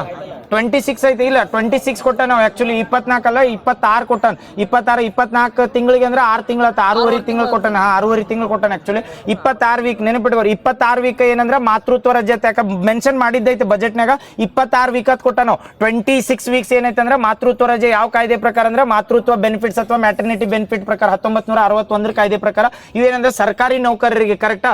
ಈಗ ಏನ್ ಮಾಡ್ತಾರಂದ್ರೆ ಈಗ ಶಾಲಾ ಕಾಲೇಜ್ ಒಳಗೆ ಏನ್ ಮಾಡೋದು, ಶಾಲಾ ಕಾಲೇಜ್ ಒಳಗ ಗೆಸ್ಟ್ ಲೆಕ್ಚರ್ಸ್ ತಗೋತಾರಲ್ಲ, ಆ ಗೆಸ್ಟ್ ಲೆಕ್ಚರ್ಸ್ ಮಾತೃತ್ವ ರಜೆ ಸಿಗ್ತೈತೋ ಇಲ್ಲೋ? ಯಾರಿಗಂದ್ರ ಈಗ ಕೊಟ್ಟಾರ. ಅದ ಬಜೆಟ್ನೇ ಮೆನ್ಷನ್ ಮಾಡ್ರಿ. ಎಷ್ಟು ದಿನ ಕೊಟ್ಟಾರಿ? ಆಪ್ಷನ್ ಕೊಡ್ತೀನಿ. 30 ದಿನ, 60 ದಿನ, 90 ದಿನ, 180 ದಿನ. ಎಟ್ಟ 90 ದಿನ. ಈಗ ಮಾತೃತ್ವ ರಜೆ ಬರ್ತೈತಿ. ಇದು ಗೌರ್ಮೆಂಟ್ ಎಂಪ್ಲಾಯೀಸ್ ಯಾರು ಇರ್ತಾರಲ್ಲ ಅವ್ರಿಗೆ ಕಂಪಲ್ಸರಿ ಇರ್ತೈತಿ. ಪೇಡ್ ಲೀವ್ ಇರ್ತೈತಿ. ಅವ್ರಿಗೆ ರೊಕ್ಕ ಏನ್ ಫುಲ್ ಪೇಮೆಂಟ್ ಇರ್ತೈತಿ ಅದ್ ಮಾಡ್ತಿರ್ತಾರೆ. ಯಾಕಂದ್ರೆ 26 ವೀಕ್ಸ್ ಬರ್ತದೆ. ಬಟ್ ಈ ಪ್ರೆಸೆಂಟ್ ಏನ್ ಮಾಡ್ರಂದ್ರ ಶಾಲಾ ಕಾಲೇಜ್ ಒಳಗೆ ಗೆಸ್ಟ್ ಟೀಚರ್ಸ್ ಹೋಗಿರ್ತಾರಲ್ಲ ಅವ್ರಿಗೆ ಏನ್ ಮಾಡ್ರಂದ್ರೆ 90 ದಿನ. ಇದು ಆಕ್ಚುಲಿ ಮೆನ್ಷನ್ ಮಾಡಿದ್ದು ಏನ್ ಮಾಡ್ರಂದ್ರೆ ಶಾಲೆಗಳ ಒಳಗೆ ಮೆನ್ಷನ್ ಮಾಡಿಲ್ರಿ. ಶಾಲೆ ಒಳಗೆ ಗೆಸ್ಟ್ ಲೆಕ್ಚರ್ಸ್ ಇರ್ತಾರಲ್ಲ ಅವ್ರಿಗೆಲ್ಲ ಕೊಡಂಗಿಲ್ಲ ಅಂದ್ರೆ ಏನಂದ್ರೆ ಕಾಲೇಜ್ ಒಳಗೆ ಗೆಸ್ಟ್ ಲೆಕ್ಚರ್ಸ್. ಯಾಕಂದ್ರೆ ಶಾಲೆ ಒಳಗೆ ಗೆಸ್ಟ್ ಲೆಕ್ಚರ್ಸ್ಗಳನ್ನ ಎಲ್ಲರೂ ಹೆಣ್ಮಕ್ಳು ತೊಂದಿರುತ್ತೇನೆ. ಅವ್ರಿಗೆ ಮಾತೃತ್ವ ರಜೆನ ಆಕ್ಚುಲಿ ಕರ್ನಾಟಕ ಗೌರ್ಮೆಂಟ್ ಡಿಕ್ಲೇರ್ ಮಾಡಿಲ್ಲ ಇನಿಷಿಯಲ್ ಆಗಿ ಇಷ್ಟ ಕೊಡ್ಬೇಕಂತೇಳಿ. ಬಟ್ ಕಾಲೇಜ್ ಒಳಗೆ ಏನಿರ್ತಾರಲ್ಲ ಪ್ರೊಫೆಸರ್ ಅಂತ ಬರ್ತಾರಲ್ಲ ಅವ್ರಿಗೆ ಗೆಸ್ಟ್ ಲೆಕ್ಚರ್ಸ್ ಅಂತ ಹೋಗಿರ್ತಾರಲ್ಲ ಅವ್ರಿಗೆ ಕಂಪಲ್ಸರಿ ಎಷ್ಟು ದಿನ ಮಾತೃತ್ವ ರಜೆ ಕೊಡ್ತಾರಂದ್ರ 90 ದಿನ. ಇವು ಎರಡು ನೆನಪಿರ್ತಾವಲ್ಲ, ಕನ್ಫ್ಯೂಸ್ ಆಗಂಗಿಲ್ಲ. ಗೌರ್ಮೆಂಟ್ಗೆ ಬಂದಾಗ ಟೋಟಲ್ ಆಗೈತಂದ್ರ 26 ವೀಕ್ ಅಂತ ಬರ್ತೈತೆ. ಆಮೇಲೆ ಇವು ಪ್ರೈವೇಟ್ದಾಗ ಗೆಸ್ಟ್ ಲೆಕ್ಚರ್ಸ್ ಅಂತ ಇರ್ತಾರ ಅವ್ರಿಗೆ ಎಷ್ಟಂದ್ರ 90 ದಿನ. ಈಗ ಹೇಳ್ರಿ ಪ್ಯಾಟರ್ನಿಟಿ ಲೀವ್ ಅಂತ ಬರ್ತೈತೆ. ಪ್ಯಾಟರ್ನಿಟಿ ಲೀವ್ ಎಷ್ಟು ದಿನ ಇರ್ತೈತಿ? 15 ದಿನ. ಈ ಪ್ಯಾಟರ್ನಿಟಿ ಲೀವ್ ಗೆಸ್ಟ್ ಟೀಚರ್ಸ್ಗಳಿಗೆ ಇರ್ತೈತೆ.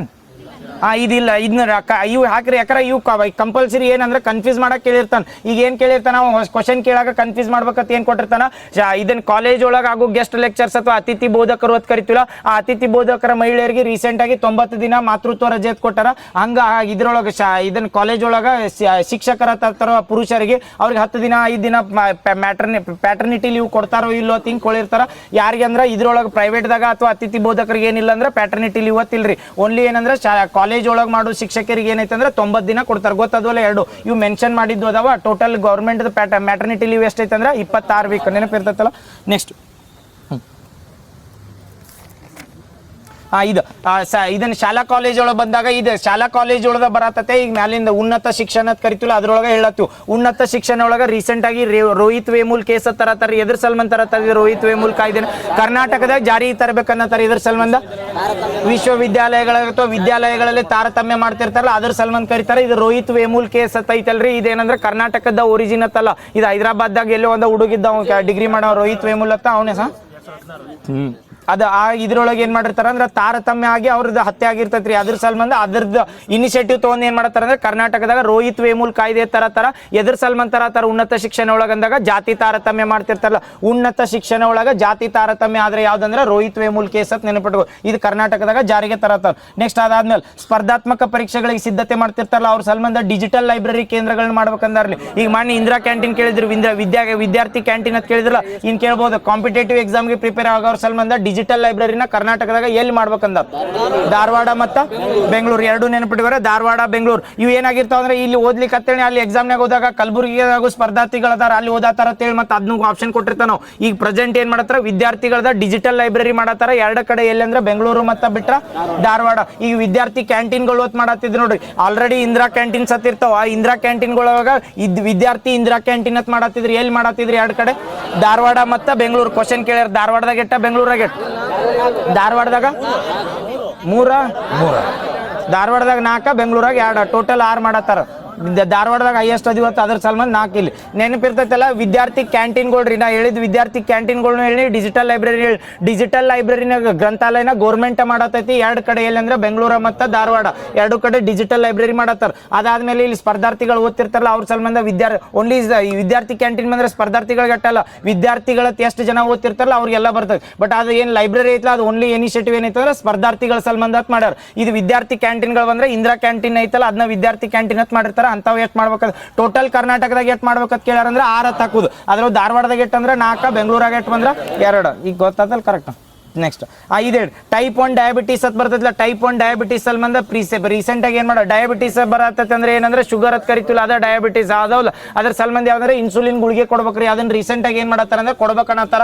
ಎಷ್ಟು ಏಜ್ ಅವ್ರಿಗೆ ಟೈಪ್ 1 ಡಯಾಬಿಟೀಸ್ ಸಲ್ಮಂದ ಉಚಿತವಾಗಿ ಕೊಡ್ಬೇಕಂದ್ರೆ ಆಪ್ಷನ್ ಕೊಡ್ತೀನಿ 16, 18, 20.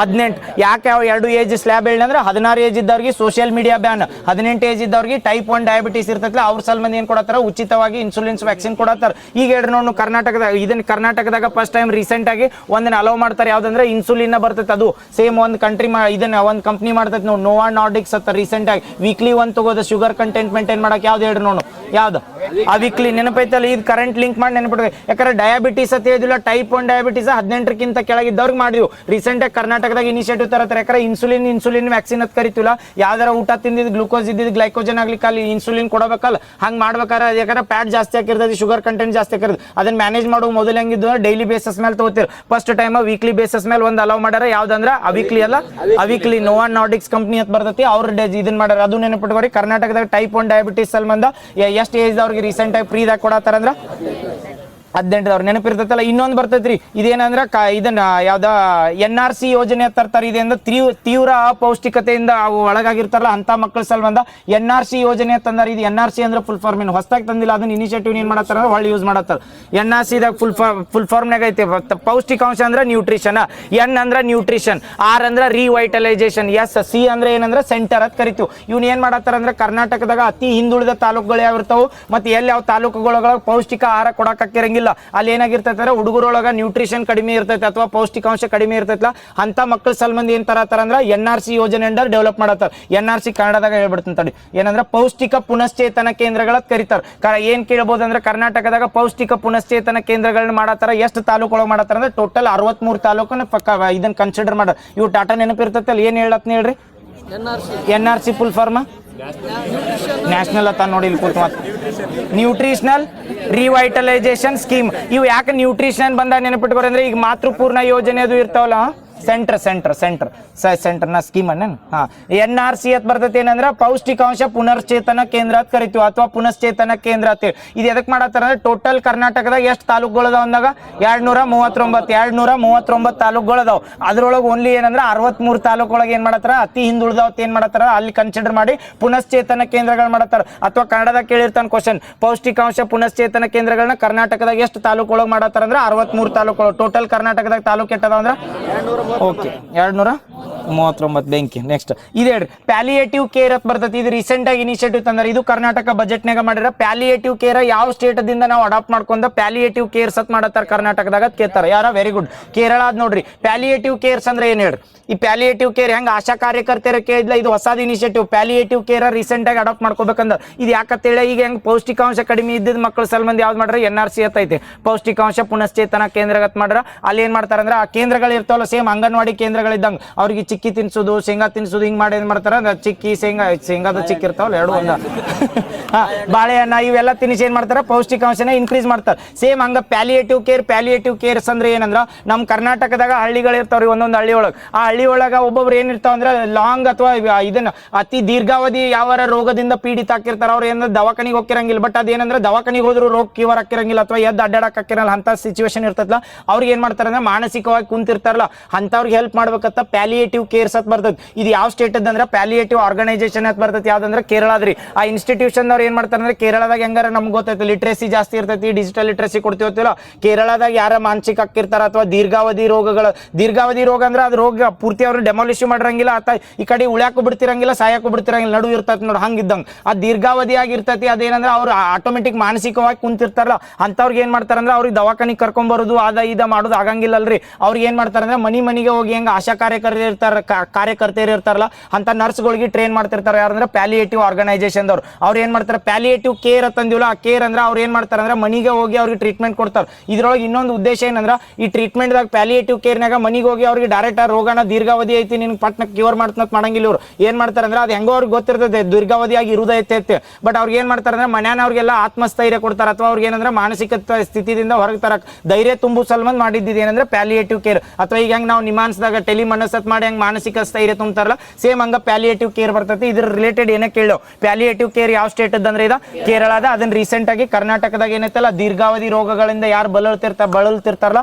ಅಂತವ್ರ ಸಲ್ಮಂದ ಪ್ಯಾಲಿಯೇಟಿವ್ ಕೇರ್ ಅಡಾಪ್ಟ್ ಮಾಡ್ಕೊಂಡಾರ. ಅದ್ರ ರಿಲೇಟೆಡ್ ಏನ್ ಕೇಳ್ರು ಗೊತ್ತಾತಲ್ಲ ಪ್ಯಾಲಿಯೇಟಿವ್ ಕೇರ್. ಈಗ ಹೇಳ್ರು ಕರ್ನಾಟಕದಾಗ ಎಲ್ಲಿ ಎಷ್ಟು ಕಡೆ ಪುನಶ್ಚೇತನ ಕೇಂದ್ರಗಳು ಮಾಡತ್ತಾರ ಪೌಷ್ಟಿಕಾಂಶ 63 ತಾಲೂಕೊಳಗೆ. ನೆಕ್ಸ್ಟ್ ಇದು ವೈದ್ಯಕೀಯ ಶಿಕ್ಷಣ ಬಂದಾಗ ರೀಸೆಂಟ್ ಆಗಿ ಶಾಂತವೇರಿ ಗೋಪಾಲಗೌಡ ಆಸ್ಪತ್ರೆ ಎತ್ ಮಾಡ್ತಾರೆ, ಯಾವ್ದನ್ನ ವಿಕ್ಟೋರಿಯಾ ಹಾಸ್ಪಿಟಲ್ ನೆನಪಿರ್ತೈತಲ್ಲ. ಶಾಂತವೇರಿ ಗೋಪಾಲಗೌಡ ಹಾಸ್ಪಿಟಲ್ ಅಥವಾ ಯಾವ್ದು ನೇಮಕ ರೀನೇಮ್ ಮಾಡ್ತಾರಂದ್ರ ವಿಕ್ಟೋರಿಯಾ ಹಾಸ್ಪಿಟಲ್ ನ ರೀನೇಮ್ ಮಾಡ್ರ. ಅದನ್ನು ಮಾಡಿ ಕೇಳ ನೋಡ್ರಿ ಕ್ವಶನ್ ಡೈರೆಕ್ಟ್. ನೆಕ್ಸ್ಟ್ ಇನ್ನೊಂದು ಕರ್ನಾಟಕದಾಗ ರೀಸೆಂಟ್ ಆಗಿ ಗೌರ್ಮೆಂಟ್ ತಗೊಂಡ ಕ್ಯಾನ್ಸರ್ ಆಸ್ಪತ್ರೆಯನ್ನು ಸ್ಥಾಪನೆ ಮಾಡ್ಬೇಕಂದ್ರೆ ಕ್ಯಾನ್ಸರ್ ಆಸ್ಪತ್ರೆ ಎಲ್ಲಿ ಮಾಡತ್ತಾರ, ಕ್ಯಾನ್ಸರ್ ಆಸ್ಪತ್ರೆ ಬೆಂಗಳೂರಾಗಲ್ಲ. ಒಂದೇ ಆಪ್ಷನ್ ಬೆಂಗಳೂರು ಕೊಟ್ಟಿರ್ತಾನ ನಾವು. ಇದು ಎಲ್ಲಿ ಅಂದ್ರೆ ಇನ್ನು ಮುನಿರಾಬಾದ ಮತ್ತೆ TB ಡ್ಯಾಮ್ ಅಂತ ಬರ್ತೈತಿ ಅಲ್ಲಿ ಮಾಡತ್ತಾರ ನೋಡಿ. ಮತ್ತೆ TB ಡ್ಯಾಮ್ ಅಂದ್ರೆ ತುಂಗಭದ್ರಾ ಡ್ಯಾಮ್ನಾಗ ಮಾಡತ್ತಿಲ್ಲ, ಅದು ಎರಡು ನಡು ಜಾಗ ಇದ್ದಾಗ.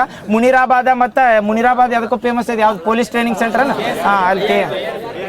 ಆಯ್ತಾ ಟ್ರೈನಿಂಗ್ ಸೆಂಟರ್ ಕರೆಕ್ಟ್.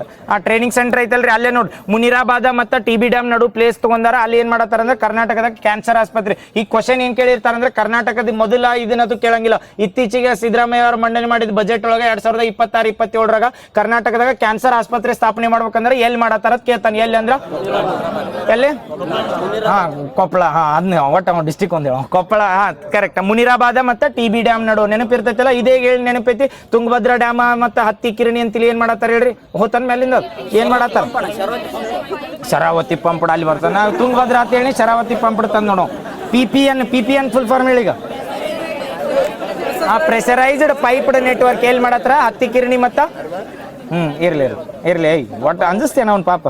ನೆಕ್ಸ್ಟ್ ಬಿಡ್ರಿ ಶಾಂತವೇರಿ ಗೋಪಾಲಗೌಡ ಆಸ್ಪತ್ರೆ ಗೊತ್ತಾತಲ್ಲ ಯಾವ್ದಂದ್ರ ವಿಕ್ಟೋರಿಯಾ ಹಾಸ್ಪಿಟಲ್ಗೆ ಏನ್ ರೀನೇಮ್ ಮಾಡ್ರಂದ್ರೆ Shantaveri Gopalagowda. Very good. Next ಇದು ಮಹಿಳಾ ಮತ್ತು ಮಕ್ಕಳ ಅಭಿವೃದ್ಧಿ.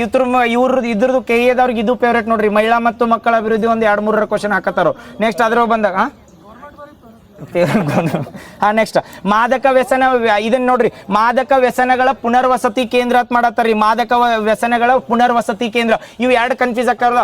ಮಹಿಳಾ ಮತ್ತು ಮಕ್ಕಳ ಅಭಿವೃದ್ಧಿ ಕಲ್ಯಾಣ ಇಲಾಖೆ ಬರ್ತೇನೆ. ಅದ್ರೊಳಗೆ ಏನ್ ಮಾಡ್ತಾರ ಅಂದ್ರೆ ಮಾದಕ ವ್ಯಸನದಿಂದ ಏನ್ ಎಡಿಕ್ಟ್ ಆಗಿರ್ತಾರಲ್ಲ ಅಂತವ ಪುನರ್ವಸತಿ ಕೇಂದ್ರ ಮಾಡತ್ತಾರ. ಎಷ್ಟು ಏಜ್ ದವ್ರಿಗೆ ಮಾಡತ್ತಾರ ಅಂದ್ರೆ 18 ಏಜ್ ದವ್ರು. ಎರಡು ಕನ್ಫ್ಯೂಸ್ ಆಗಾರ. ಈಗ ಹೇಳ್ತಾನೆ ಇದೇನಂದ್ರೆ 18 ಏಜ್ ಕಿಂತ ಕೆಳಗಿರ್ತಾರಲ್ರಿ ಅವ್ರು ಡ್ರಗ್ಸ್ಗೆ ಅದು ಎಡಿಕ್ಟ್ ಆಗ್ಲಿ ಅಥವಾ ಏನಾರ ಮಾಡಿರ್ತಾರಲ್ಲ ಅಂತವ್ರಿಗೆ ಏನ್ ಮಾಡತ್ತಾರ ಅಂದ್ರೆ ಅದ್ರದ್ದು ಪುನರ್ವಸತಿ ಕೇಂದ್ರ. ಅದರಿಂದ ಡಿ ಅಡಿಕ್ಷನ್ ಸೆಂಟರ್ಸ್ ಅಂತ ಕರಿತೀವಿ ಅಥವಾ ರಿಹ್ಯಾಬಿಲಿಟೇಷನ್ ಸೆಂಟರ್ ಅಂತ ಕರಿತೀವಿ. ಅದನ್ನ ಮಾಡತ್ತಾರ ಯಾರಂದ್ರೆ ಮಕ್ಕಳ ಮತ್ತು ಮಹಿಳಾ ಕಲ್ಯಾಣ.